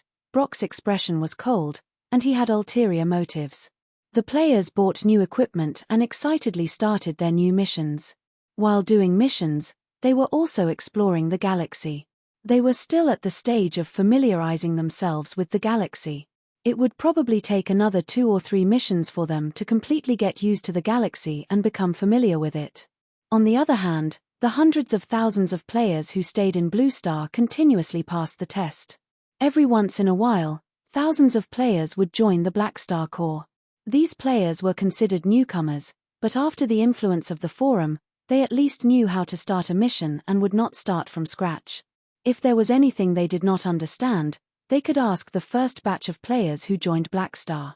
Thus, Han Xiao did not have to worry about the players' movements in the short term. They were on the right track and could slowly play on their own. 15 days passed quickly, and it was finally time to interview the newcomers. In the past half a month, Han Xiao had built many new machines in seclusion. However, the amount of work needed to upgrade all the equipment was very large, and he had not completed it yet. He could only stop his seclusion and take some time to interview these mercenaries. In the grand hall of the base, thousands of mercenaries who came for the interview gathered. They were of different races: humans, beasts, bugs, genders, males, and females. Everyone sized each other up, and it was extremely noisy. This is Blackstar's base camp. It looks quite grand. Not bad. Brock looked around. When he followed the large group in, he had been observing the structure of the base, looking for weak points, memorizing them, and forming a map in his mind. After a while, the alloy floor in front of the thousands of people cracked, revealing a round hole. Han Xiao's windbreaker fluttered as he slowly flew up and landed in front of the crowd. The eyes of the thousands of people instantly gathered on Han Xiao. There was curiosity, respect, and eagerness in their eyes as if they had seen a big shot. With Han Xiao's current fame, strength, and status, he was indeed a big shot in the Garten Star system. This is Blackstar. Brock narrowed his eyes. He had seen Han Xiao's videos before, but this was the first time he saw him in person. He sized him up secretly. Han Xiao glanced at everyone, then turned to look at Sylvia, who was standing at the side, and nodded. Sylvia nodded, stepped forward, cleared her throat, and spoke with a clear voice. "Welcome to Blackstar. You're all experienced mercenaries. Those who pass the interview will become a member of our Blackstar Corps. You'll need to sign a contract to join the Mercenary Alliance. All the benefits are written in the contract. Of course, there are also the rules and regulations of the Blackstar Corps, as well as the obligations you need to fulfill." After that, Sylvia obediently stepped aside. Since Herles was not around, she was treated as Han Xiao's assistant. Han Xiao glanced around and said loudly, "You all know the rules.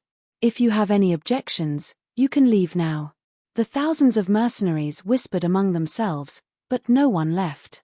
"All right, let's not waste any more time. Let's take the test." Han Xiao raised his hand. "The method is very simple. Walk up to me one by one and let me tap you. I can roughly sense your energy rank through the touch. Those who pass, please wait at the side. Of course, no one had any objections. No one would question the ability of a calamity grade super. However, many of them were not confident. This test was purely based on Blackstar's judgment. If he said you could do it, you could. If he said you couldn't, you couldn't. There was no hard and fast standard. This time, Han Xiao said, "Don't worry, those who fail, I won't let you come here for nothing. You have two choices. One is to leave, and the other is to accept Blackstar's training and increase your strength through high-intensity training. During this period, you can't accept any jobs. Only after you pass the test will you be allowed to use the name of the Blackstar Corps to accept jobs." He valued talents, and the more powerful freelance mercenaries, the better. However, he knew that not all capable mercenaries would be willing to join him. Talents needed to be nurtured. Therefore, Han Xiao decided to set up a mercenary training camp. Han Technician had this idea a long time ago. This was an important part of his expansion plan. In his vision, every base was not only a stronghold but also a place to recruit and train soldiers. His recruitment range was not limited to mercenaries but also ordinary people from different planets. Blue Star was an example. Apart from players, there were also people from Blue Star who wanted to explore the universe, and Sunil was the next test planet. Hearing this, the eyes of many mercenaries lit up. Even if they failed, they would have the chance to join Black Star. Their worries were instantly dispelled. Everyone lined up obediently, and Han Xiao tested them one by one. This interview method was to trigger the combat information on the interface and check the attributes of the other party. While these mercenaries were unaware, Han Xiao already knew their abilities like the back of his hand. He had even seen their trump cards a few times. It took 2 seconds to test one person, and there were 6,000 to 7,000 people there. It would take a few hours. This method was very troublesome, but freelance mercenaries had very complicated backgrounds. Many of them were not citizens of the Garten star system, so who knew where they came from? Han Xiao felt that it was better to be safe than sorry.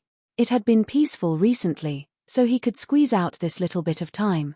After a while, it was finally Brock's turn. He did not panic and walked forward to let Han Xiao pat him. There was no risk of exposure in the energy rank test. Black Star could not possibly know that he was from Dark Star just by touching him.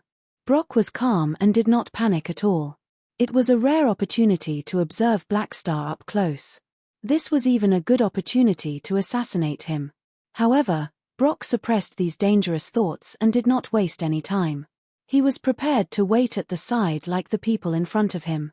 The moment he turned around, he heard Han Xiao's voice behind him. Chapter 588. Why did Black Star call out to me, and his tone is so weird? Brock suddenly stood still. He was slightly shocked, and all kinds of guesses flashed through his mind. Did I give myself away? That's impossible. Brock took a deep breath and suppressed the uneasiness in his heart.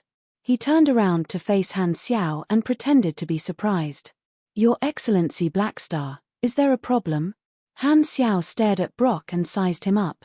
Then, he looked at the information that popped up on the interface again. His level was much higher than these freelance mercenaries. The attributes, skills, and specialties of the freelance mercenaries were no secret in front of Han Xiao. Brock's strength had barely reached grade B. Most of the freelance mercenaries who applied were grade C, and there were only a few grade B. Brock was considered an elite among them, and he was the first grade B warrior that Han Xiao had tested.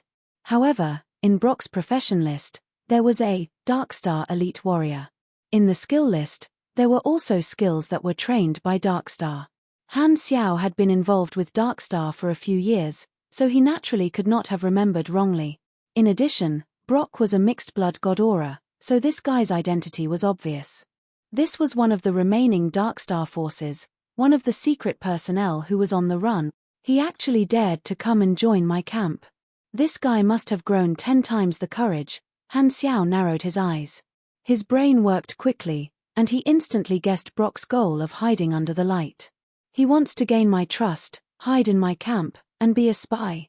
Is this his own subjective action, or is he under orders? Han Xiao thought to himself. He thought further. Not long ago, Ghidorah's people had told him bad news. They had lost the Darkstar leader and Ashes. These two guys were nowhere to be found. The leader of Darkstar was a dangerous figure. Ghidorah had let go of the chief evil, and Han Xiao felt that the Darkstar leader would make a comeback sooner or later. He wondered if Brock had been instructed by the leader of Darkstar. If so, did that mean that the leader of Darkstar had a secret method to contact the remaining forces? Perhaps he could follow Brock's lead and find the leader of Darkstar. With a thought, Han Xiao raised an eyebrow and smiled. He said to Brock, "You are very strong. I want to give you a special class. Are you interested?" Brock heaved a huge sigh of relief. His hanging heart was finally at ease. He immediately felt that his worries were a little unnecessary. "I'm overthinking things. It's impossible for me to be exposed." Brock completely relaxed and pretended to be flattered. "What do you need me to do?" "Oh, I want you to be the instructor of the training camp for the time being and help me train the mercenaries who have yet to reach the standard." "All right, no problem." Brock hurriedly nodded, secretly happy. Although an instructor was not considered a cadre and did not have the chance to come into contact with the Corps, this was a good start. Being given a special position as soon as he joined proved that Black Star valued him. This way, it would be easier to gain Black Star's trust. "Do your job well. Go to the side and wait for a while. After the test is over, I'll make the arrangements." Han Xiao encouraged him and sent the excited Brock away. He secretly threw an observer's mark at Brock. The observer's mark could locate up to 5 targets at the same time. He still had one last empty spot left for Brock. In the future, if he wanted to mark a new target, he would need to replace one of the 5 old targets. Brock's identity as a spy had been exposed. Not only did Han Xiao not get rid of Brock, but he also wanted to boldly use this person. With Philip and the observer's mark, none of Brock's little movements could escape his eyes. Once the other party made any strange movements, he would be able to discover it immediately. Of course, Brock had just joined, so in order to disguise himself, he would definitely not dare to do anything rash. Most importantly, if a spy wanted to gain his trust, he would definitely work hard without any complaints. This was a very useful coolie.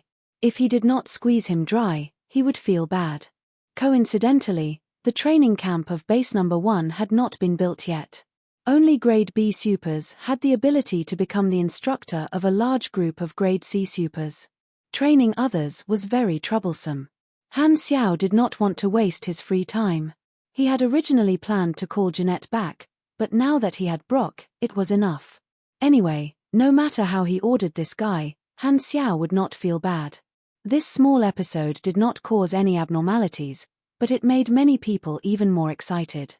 To them, this meant that Black Star valued talents. As long as they were strong, they would have a chance to get a better position on the spot. Time passed, and Han Xiao tested them for a few more hours.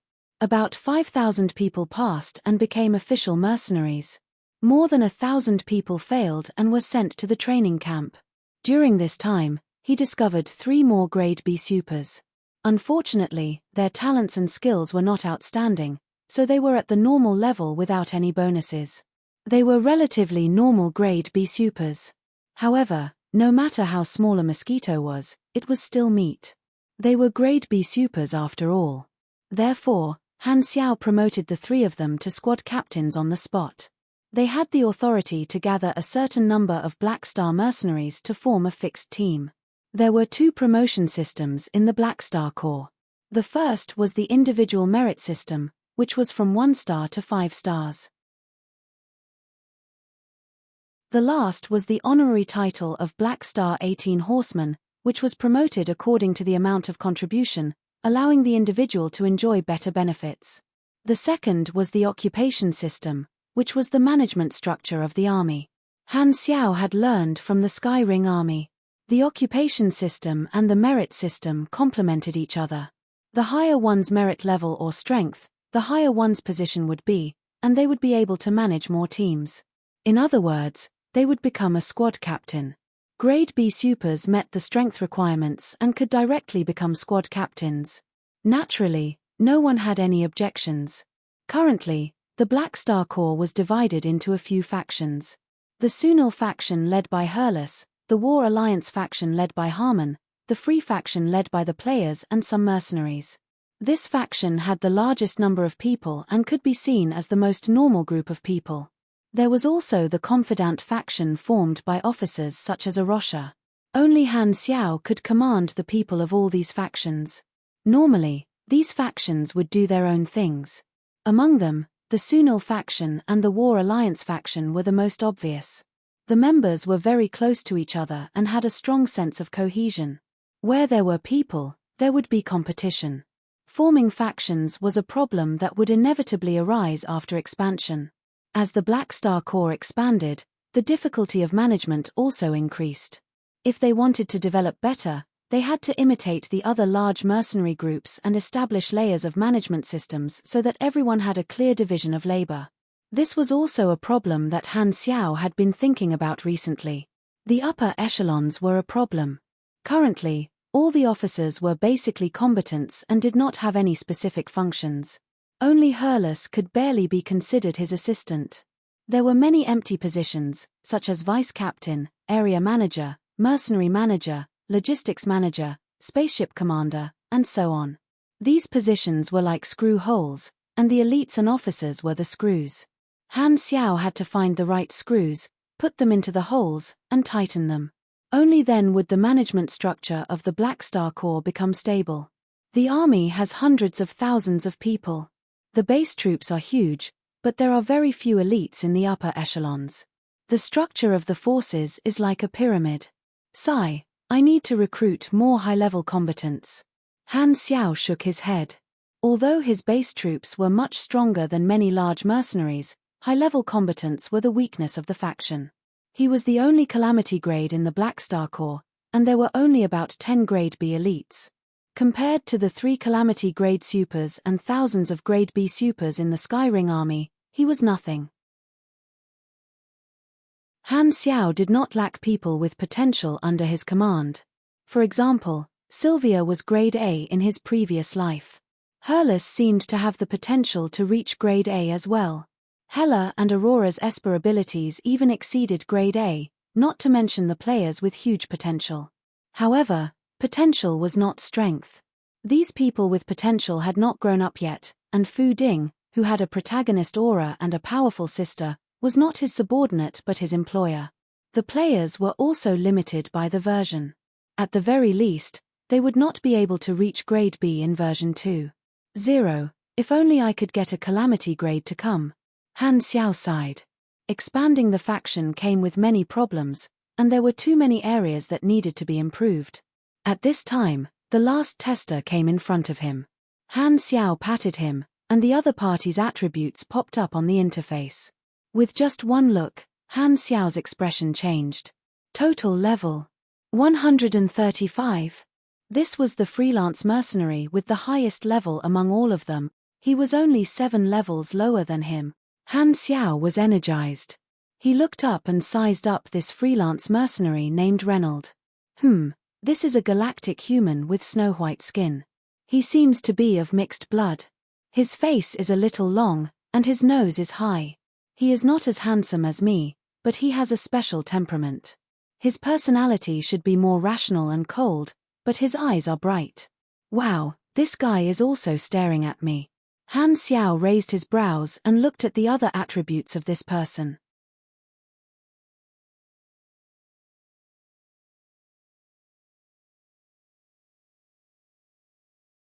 Chapter 589. Han Technician had a total of 23 talents, and Reynold only had 6 fewer than him. He had a total of 17 talents. This number was almost twice that of the other 3 Grade B freelance mercenaries. Those with high potential would frequently obtain new talents as their level increased. Currently, in the Black Star Corps, the officer with the most talents was Hurlus. He had 15 talents, and his strength was much stronger than when he had first joined.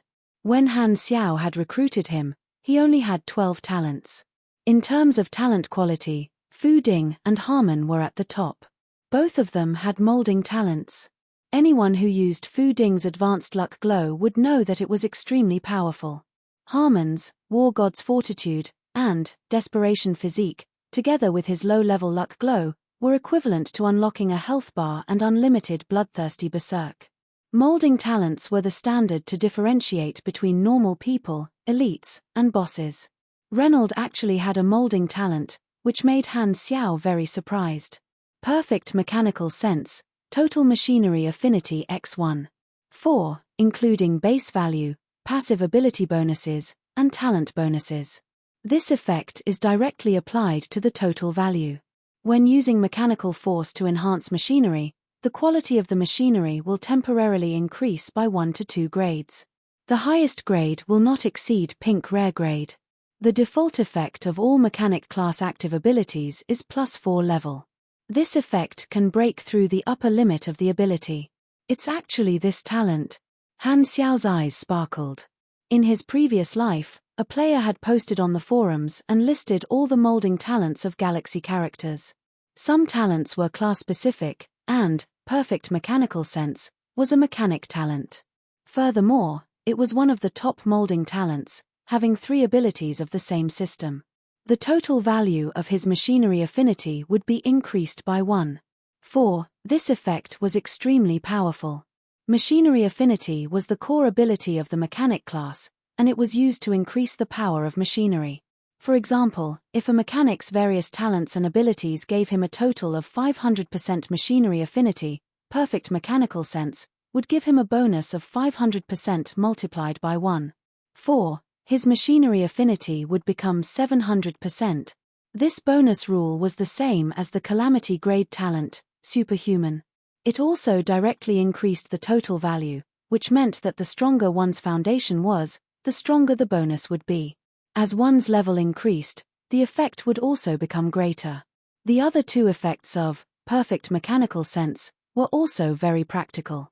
The temporary increase in the quality of the machinery was equivalent to strengthening the basic attributes of the machinery.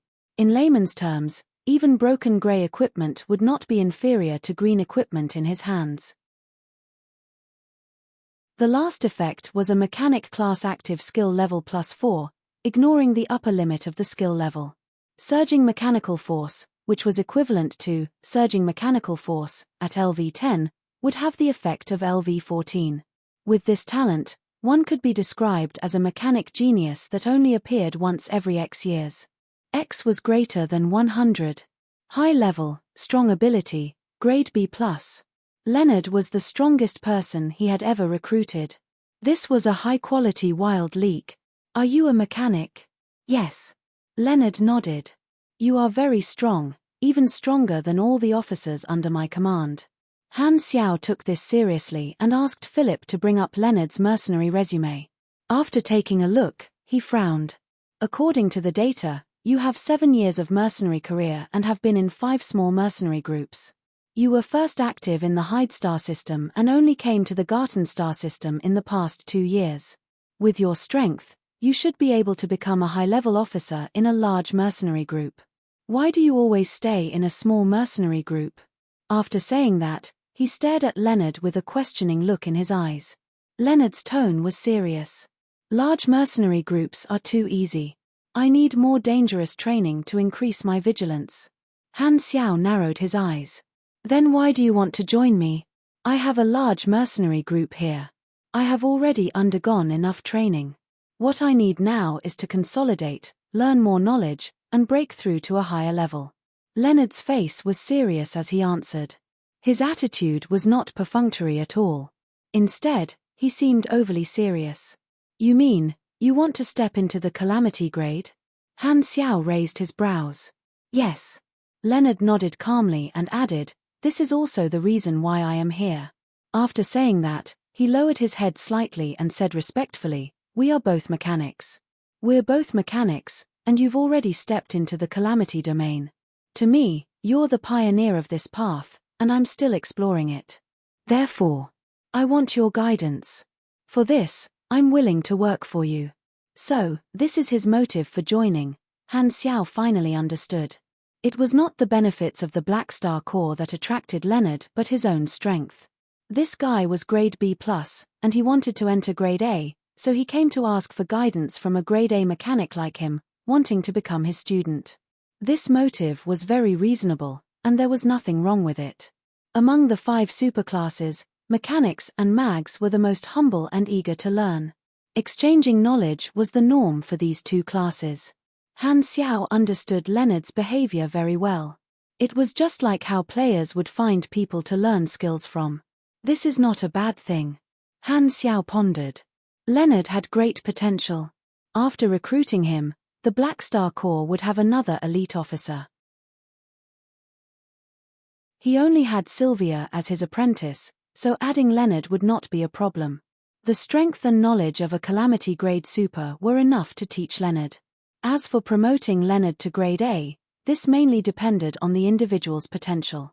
Since Leonard had perfect mechanical sense, entering the Calamity grade was basically a done deal. It was just that Leonard did not know about it. Han Xiao quickly made up his mind and nodded. I can give you guidance, but you will need to sign a long-term contract. Of course. Leonard nodded solemnly. He believed in the principle of giving and receiving rewards. Black Star was already much easier to talk to than he had expected. Since you are a mechanic, how about this? You will be in charge of logistics. The workshops and production lines in the base will be temporarily managed by you. Adding production lines, daily maintenance, repairs, and technical adjustments will be your job. You can gather some people. Letting Leonard be in charge of the workshops and factories could be considered a professional. With his ability, the machines he created would be enough to satisfy the needs of the players. Furthermore, Leonard also knew how to build production lines and knew many blueprints. This was the only member who could help him in the manufacturing aspect. This way, the work of building new production lines could be handed over to Leonard. Han Xiao would not have to do it personally every time. According to the needs of hundreds of thousands of players, he could save at least 1 or 2 months every year to do other thing. After all, the value of one person was limited. The establishment of a logistics department was imperative. I have no problem. This position was very much to Leonard's liking. Currently, he only wanted to focus on his cultivation and did not want to go out and fight. After all the candidates were tested, Philip signed the contract with the new mercenaries and filed it with the Mercenary Alliance. Only then did these new mercenaries officially join the Black Star Army. Han Xiao clapped his hands. Other than a few talents, he got Philip to arrange the positions for the new mercenaries. He got Sylvia and some of the older mercenaries to help the new mercenaries familiarize themselves with the work. In another 2 days, these new mercenaries would officially start working. This time, they had recruited several thousand people. Including the original veteran mercenaries, the number of NPC mercenaries in the Black Star Army had increased to around 8,000. Compared to the scale of the players, the number of NPC mercenaries was still very small. It was very difficult for them to grow explosively. They could only continue to recruit talents and slowly accumulate them. The biggest reward this time was Leonard. Even Han Xiao could not help but be tempted by the perfect mechanical sense template. If he could obtain this talent, not only would he be tanky, but he would also be strengthened in all aspect.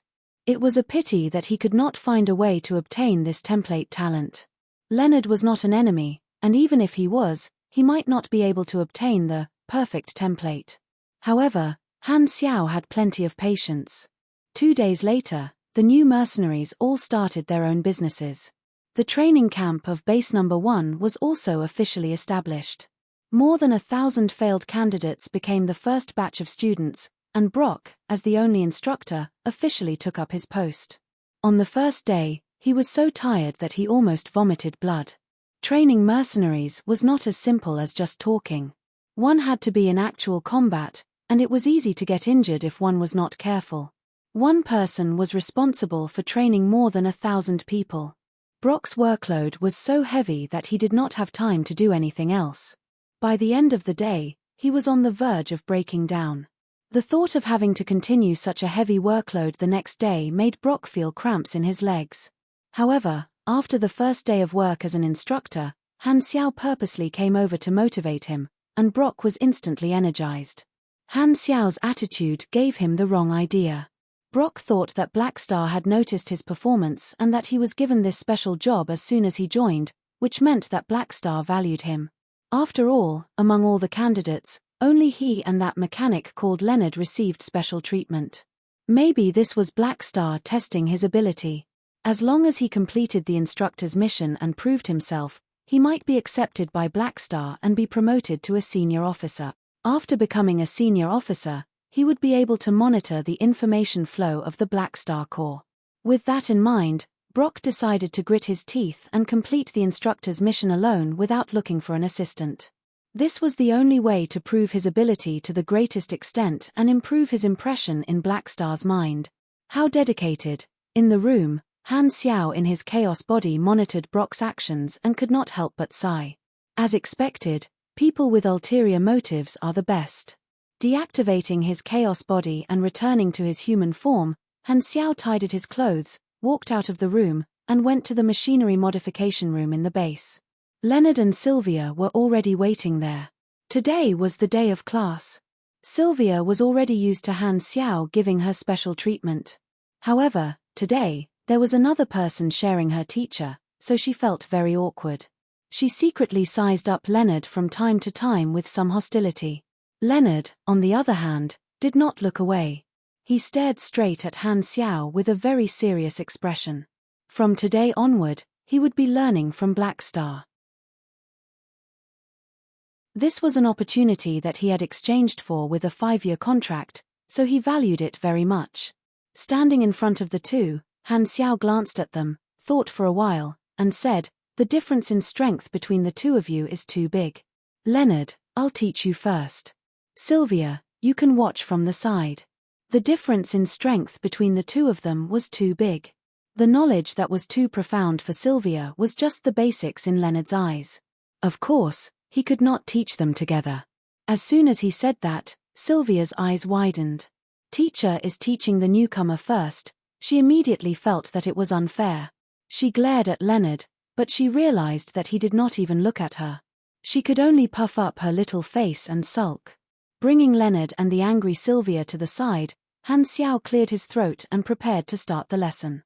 This time, Leonard quickly took out a pen and a small notebook from his pocket. What are you doing?" "Recording the content of the lesson." With a serious expression, Leonard wrote down the 2 sentences with a few strokes. Han Xiao glanced at it, and his mouth twitched slightly. "There's no need to record the content of the conversation. No, any omission is disrespectful to you." "Then, wouldn't it be better if you recorded it?" "No, as a mechanic, mastering all the details is also a training method." Without saying anything, Leonard wrote down the conversation again. He even drew out Han Xiao's expression when he spoke. The speed of a mechanic was naturally unquestionable. Almost as soon as he finished speaking, he finished recording. "This is too inflexible. He's more like a mechanic than I am." Han Xiao had a general understanding of the personality of this new partner. His mouth twitched, and he officially started the lesson. Instead of teaching, it was more like sharing knowledge. What Leonard really lacked was high-end knowledge. After all, it was very difficult for him to save money, and he did not have the connections like Han Xiao did. Therefore, Han Xiao slowly explained the high-end knowledge. Anyway, Leonard was not a player, so he could not learn it overnight. He had to learn slowly. Leonard listened very seriously, and his pen never stopped. Sylvia, who was beside him, was confused. This knowledge was too profound for her, so she could not understand it. Gritting her teeth, Sylvia forced herself to focus and memorize the content. Leonard's appearance made her feel a sense of danger. She did not want to be left far behind. After teaching Leonard, Han Xiao went on to teach Sylvia. However, Leonard did not leave early but listened by the side. Even though what Sylvia learned was too shallow for him, he did not show any impatience and still listened very seriously. Time passed slowly. Han Xiao finally stopped talking. He looked at the time, announced the end of the class, and hurriedly left to continue building his machinery. Only Sylvia and Leonard were left in the room. The two of them stared at each other. If there's anything you don't understand, I can teach you. There was still a long way to go. Leonard felt that he had to build a good relationship with Blackstar's apprentice, so he showed a smile that he thought was kind. However, he rarely smiled, so his smile was very ferocious. Who needs you to teach me? Sylvia rolled her eyes and could not help but say, you're new. You have to call me senior sister, understand? Leonard immediately frowned. *T, he can't be angry, right? Sylvia's heart skipped a beat, and she immediately regretted it. Leonard could crush her with one hand. He was even stronger than Herless. Asking such a strong person to lower his head to her, a super who had barely reached grade C. He would probably think it was an insult. However, Leonard pondered for a while, nodded, and said with a serious tone, senior sister. Ah, you really called me that. Sylvia was stunned for a moment. She looked embarrassed, and her tone was unnatural. I was just joking with you. No, you're right. I thought about it just now. Since I'm new, calling you senior sister is what I should do. I was rude just now. I apologize. Thank you for reminding me. There was no dissatisfaction on Leonard's face. His expression was serious, and his tone was still as serious as if he would argue with someone at any moment. Sylvia's face froze. She could not stand Leonard's overly serious attitude. She smiled and said, no need to be so serious. Just call me by my name. No, I have to call you senior sister. Otherwise, it'll be too rude. Leonard's tone was serious. He even lowered his head to show respect. Sylvia's scalp went numb. She could not stand it anymore. She quickly picked up her books and ran away. After the mercenary interview, Han Xiao spent almost all his time upgrading his combat machinery. It's finally done.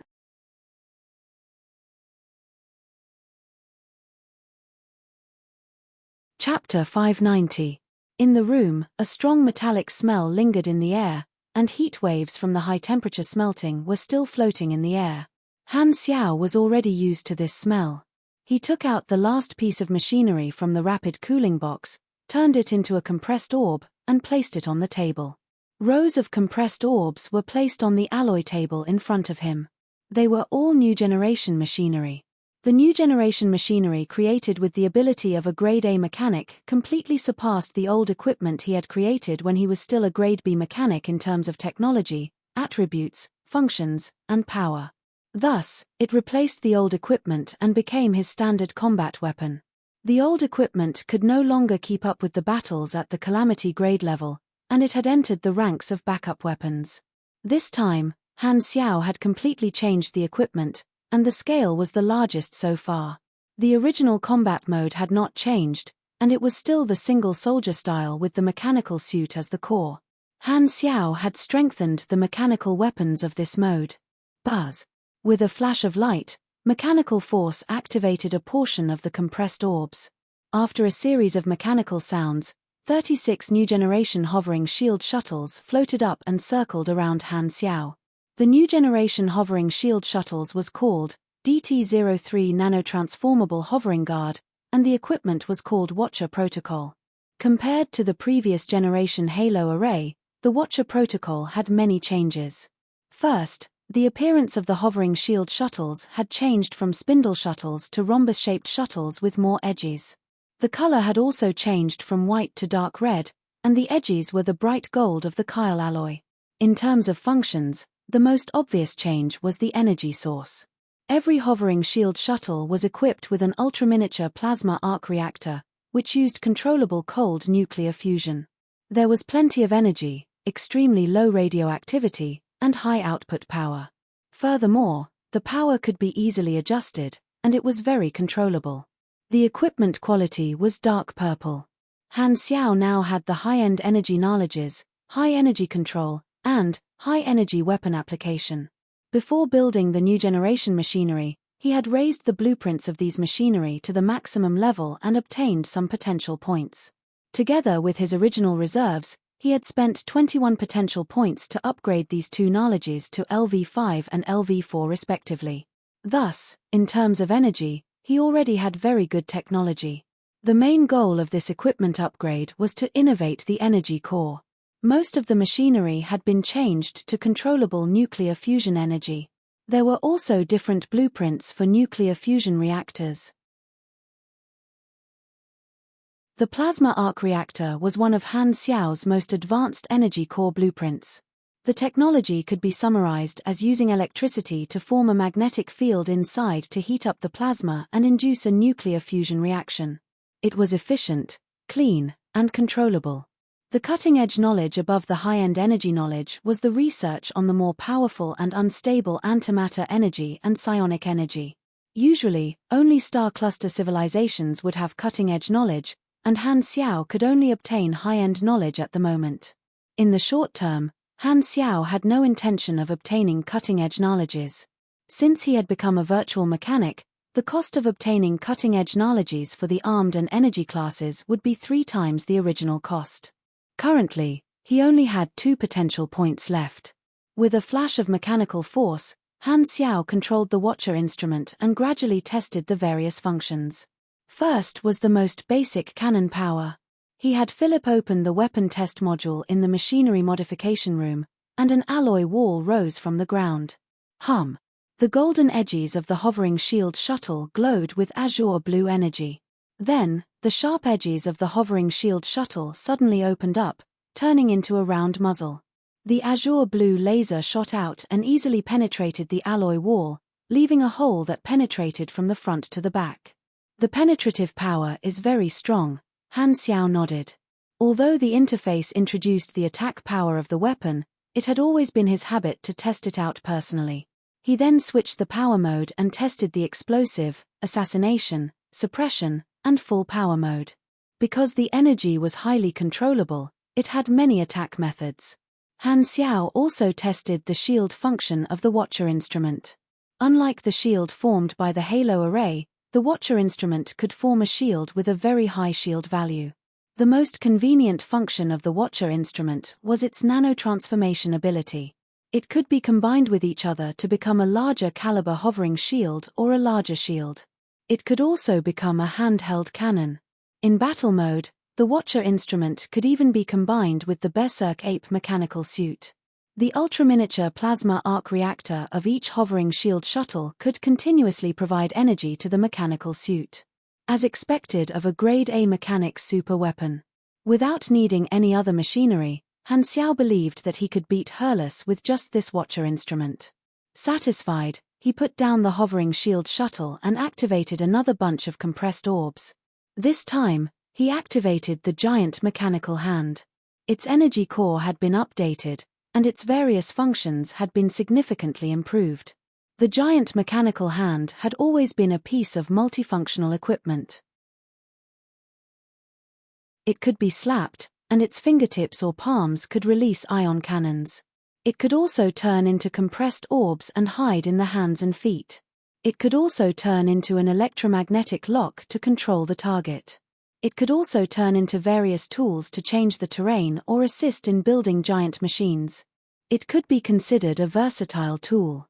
Han Xiao also added a new function to the giant mechanical hand. The giant mechanical hand could combine with each other and become a Buddha's palm with an area of tens or even hundreds of meters. It could also combine into an aircraft carrier. Although the Berserk Ape mechanical suit had interstellar travel capabilities, that was for individual soldiers. The combined aircraft carrier of the giant mechanical hand could carry a small team. Speaking of aircraft carriers, Han Xiao had also developed an important machine. Short-range warp engine. This blueprint came from the combination of basic spatial technology, advanced detection technology, advanced application of quantum entanglement, and interstellar travel technology. Unlike the large warp engines of interstellar spaceships, the short-range warp engine was mainly for individual soldiers or small aircraft. Of course, although it was called short-range, it was only relative to large warp engines. It was not really short. The warp engine also had limitations, which was that it needed a long period of coordinate guidance. The short-range warp engine's guidance time was 12 seconds. During this time, it could not be moved or interrupted. Otherwise, it would be very dangerous if the coordinates deviated. The cooldown time was at least 2 minutes. The Radiant Federation microsecond warp technology of the Blacklight stealth was very high-end. Han Xiao could not do it at the moment. Even so, this equipment was still very useful. It could be used for large-scale strategic movements or travel. Han Xiao had already added a short-range warp engine to the Berserk Ape and some aircraft. The effect was very good. It was equivalent to the mechanical version of Hex's Flash.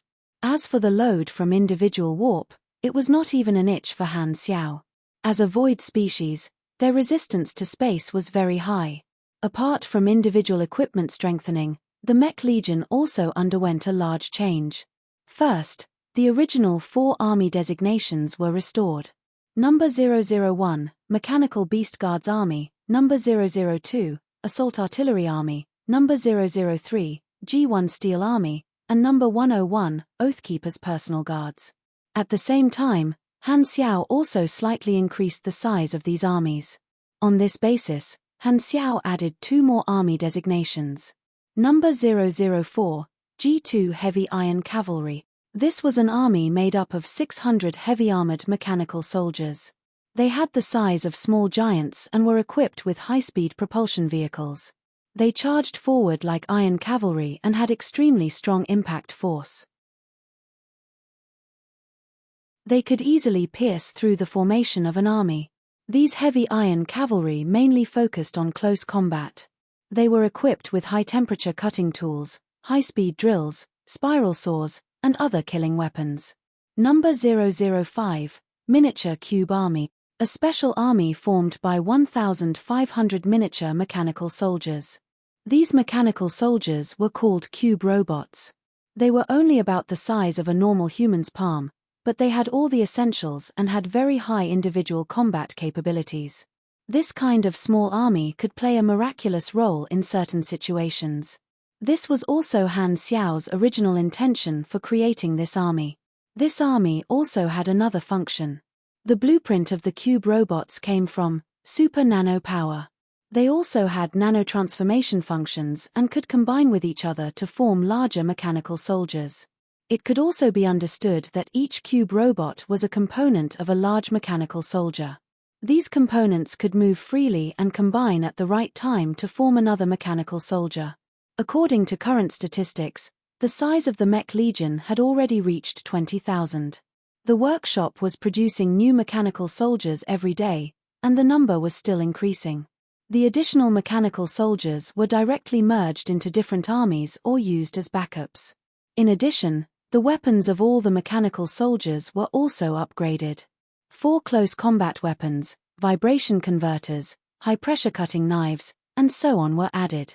4 long-range weapons, plasma cannons, heat cannons, and radiation guns were added. This enhancement was also reflected in the turrets. Han Xiao had created a new type of turrets. Ammunition and explosives were also improved. New types of ammunition such as vacuum oxygen bombs, space distortion bombs, thermonuclear mines, small-yield nuclear grenades, and orbital sniper bombs were added. Other than the original combat mode, Han Xiao also added 2 new tactics. The first was the strong control style.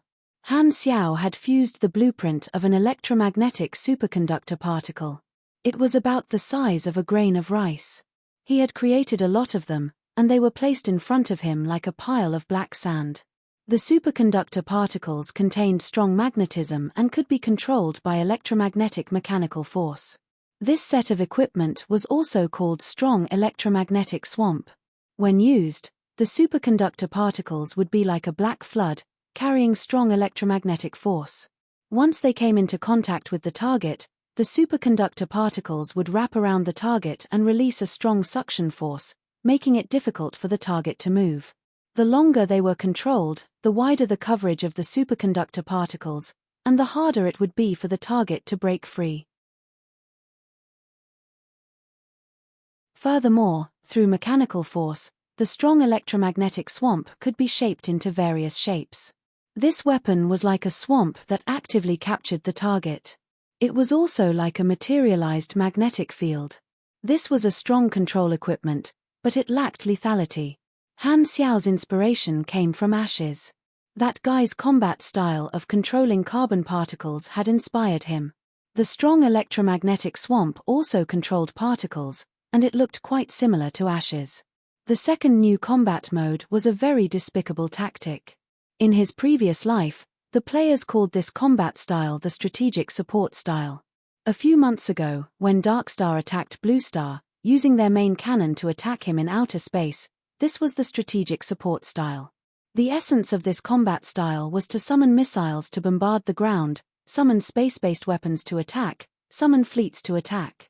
It was equivalent to an upgraded version of the firepower coverage style. It was also known as playing gangster. The army style crushed most of the mechanic styles. Only two styles were the most troublesome opponents for the army style. One was the virtual intrusion style, which was the virtual mechanic that Han Xiao had advanced to. The other was the strategic support style. Han Xiao put down all the compressed orbs and looked at the other side of the modification room. There was a huge machine there.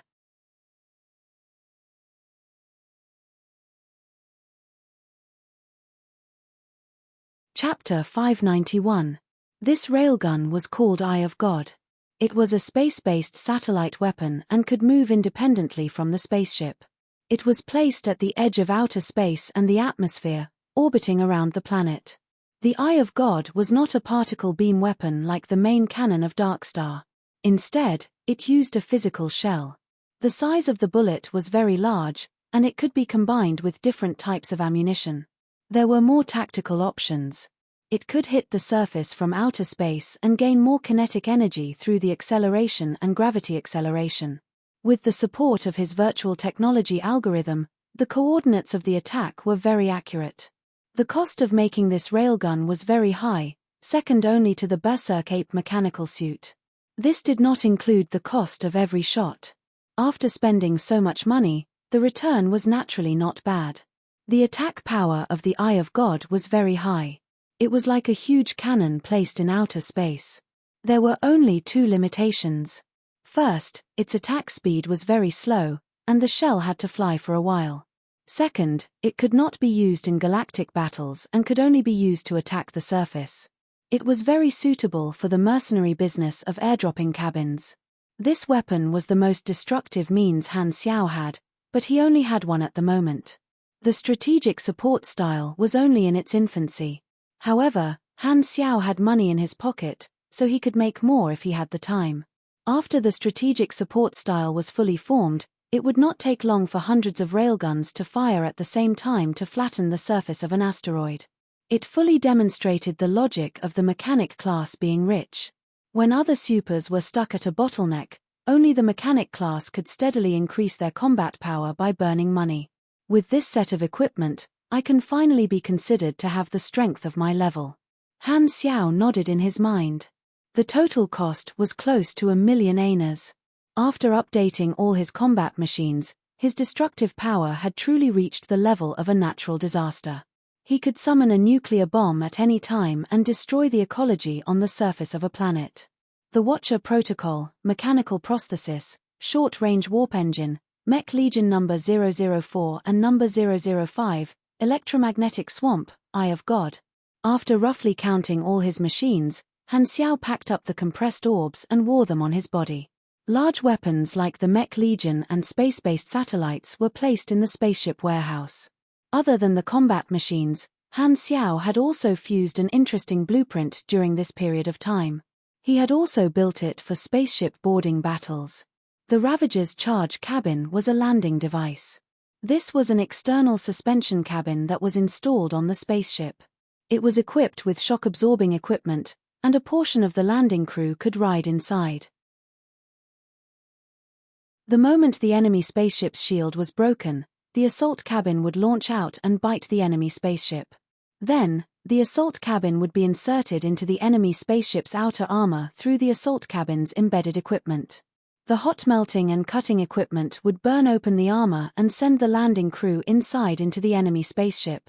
Of course, if the situation was not good, the assault cabin could also self-destruct. In interstellar wars, charge cabins were often used. The people who landed inside naturally had no way to retreat. They would fight to the death. If they didn't succeed, they would die trying. Basically, they were a suicide squad. Han Xiao felt that this thing was very suitable for players. That was the real Dare to Die team. Just the thought of raising both hands high and shouting "Woola Woola" or something like that was very cool. Han Xiao had recently been researching the Berserker Falcon-class spaceship, but he was missing a part of his knowledge. He was stuck in the process of reverse engineering. In his previous life, high-level mechanic-class players could also build spaceships, but it was basically a team job. Everyone had different knowledge, so they had to assemble different parts. Han Xiao did not want to divide the work. He wanted to learn the entire process of building spaceships. Building spaceships independently was a milestone special legendary point, just like the Legendary Hunter milestone that he had yet to complete. However, he was still missing a part of his knowledge, and he was currently lacking potential points. This was a little difficult. After entering the galaxy, Han Xiao did not harvest experience on a large scale. He mainly harvested wallets. After all, after leveling up, he needed time to update his equipment. Furthermore, he had spent quite a lot of experience to upgrade and fuse blueprints. Therefore, his current experience reserve was almost empty. "I'll find a time to harvest a wave of experience," Han Xiao pondered. His equipment had been updated. Other than obtaining potential points, he also needed to continue increasing his strength. "I'm now level 142. Although I've just entered Grade A, with a full set of equipment, my combat strength can be compared to people of higher levels. Furthermore, my talent is very tanky, so I have a huge advantage. If the opponent's ability is too common, my chances of winning will be greatly increased." Han Xiaoshan evaluated his own combat strength. Generally speaking, most people in Galaxy would enter Grade A between level 150 and 160, depending on their talents, skills, and attributes. However, he had entered Grade A at level 140. Even among those amazing protagonists, this was rare. After reaching Grade A, every 20 levels of promotion or every main class advancement could be considered as a watershed. Han Xiao was currently between level 140 and level 160, so the EXP required to level up was very high. Almost all of them started at 1 billion EXP. In his previous life, by the time the level cap was released, the experience required to level up was already in the tens of millions. Even so, players still needed to work hard for a long time before they could level up. Even if he could take advantage of the players, it was still very difficult to accumulate enough experience to reach level 160. In the short term, there was no hope of promotion. However, there was another way to increase his strength, which was to change his main class. Han Xiao's virtual mechanic was currently level 17. He only needed 3 more levels before he could change his class, which would cost him about 3 billion experience. This time, Han Xiao did not plan to sell knowledge. That was a one-time sale, and there was a limited amount.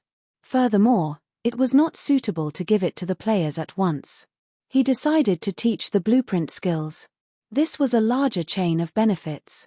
Although the blueprint skills were only targeted at mechanic players, and the profit was not as high as promotion knowledge, the advantage was that there were too many blueprints that could be fused from different knowledge combinations.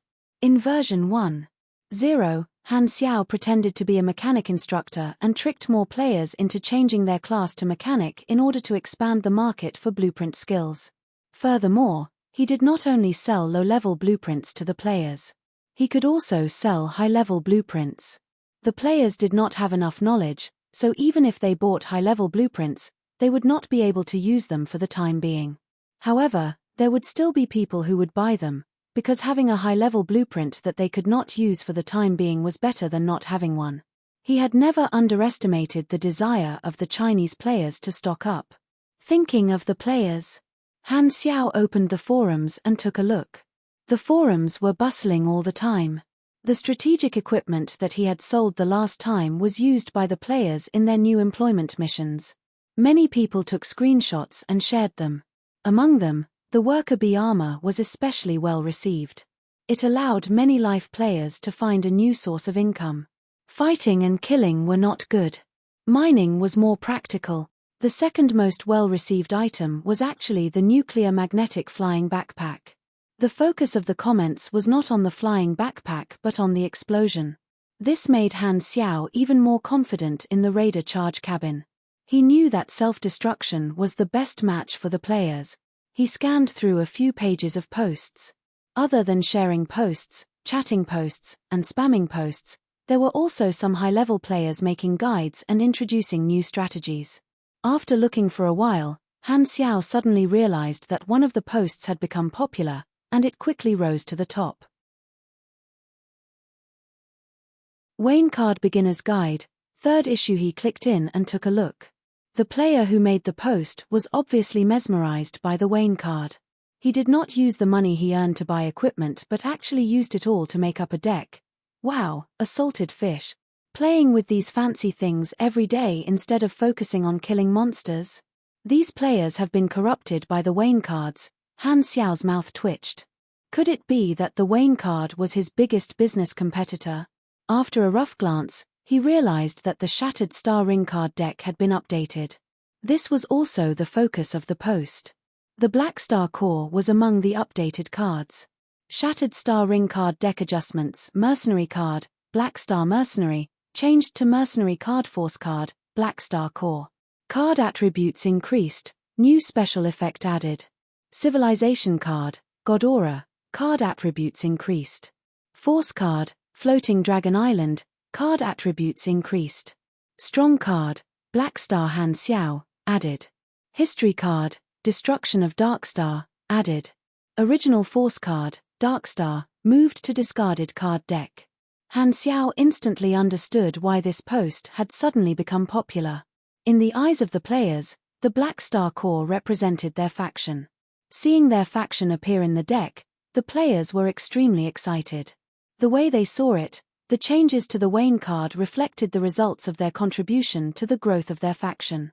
The update of the Wayne card showed the trend of all the regions in Galaxy to a certain extent.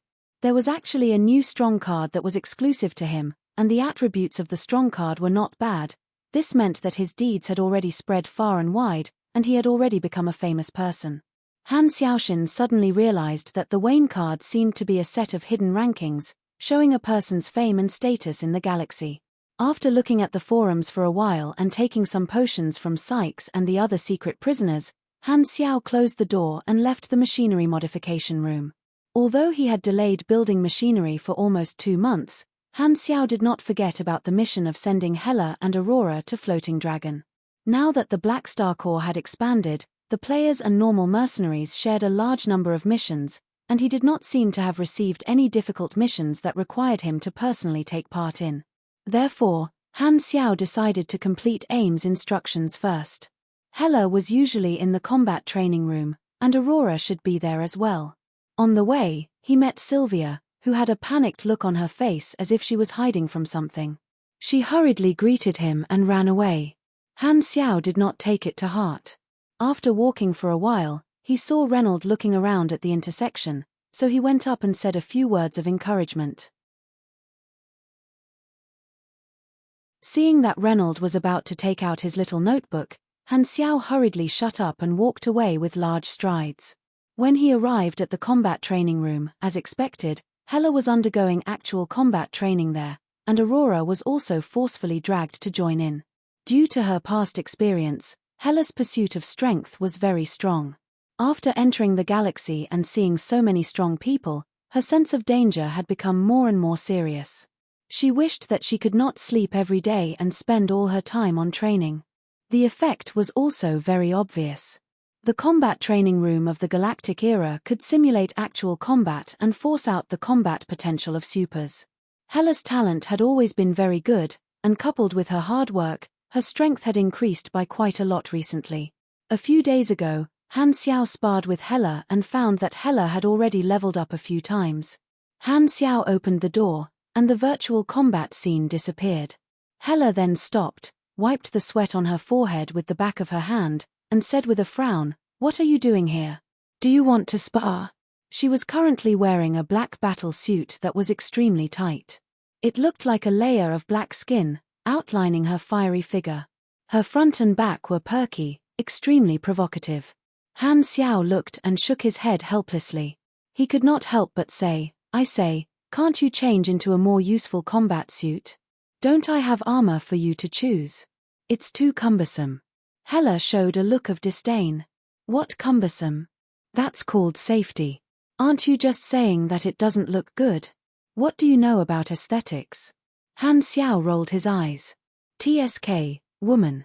While the two of them were arguing, Aurora held her knees with both hands, bent over, and panted.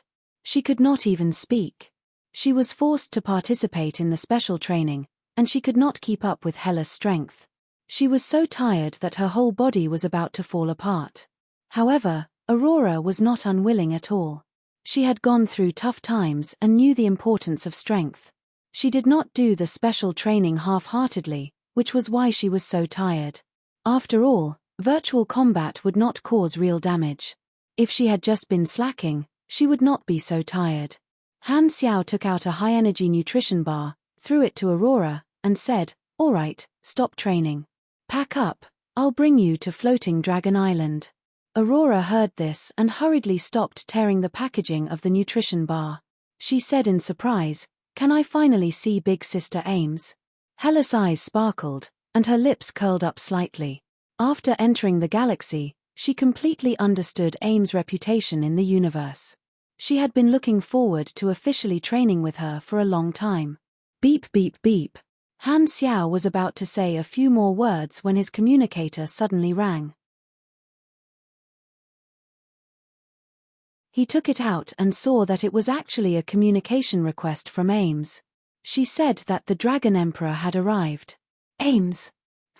Black Star, when will you send my students over? Ames' projection appeared.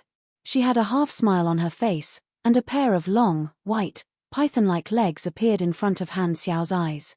I was dealing with some things previously, so it took some time. I'll send them to Floating Dragon Island in a few days. Han Xiao nodded. Okay. Ames pondered for a while and suddenly said, You better come quickly. When you arrive, I want you to accompany me to a place. Where? Bloodshed Land. Ames' tone was calm, and no emotions could be heard. Han Xiao raised his brows and had an ominous feeling. He felt that his leisure time was about to disappear again. Can I not go? Humph, no. You're tuning in to the Celestial War YouTube channel.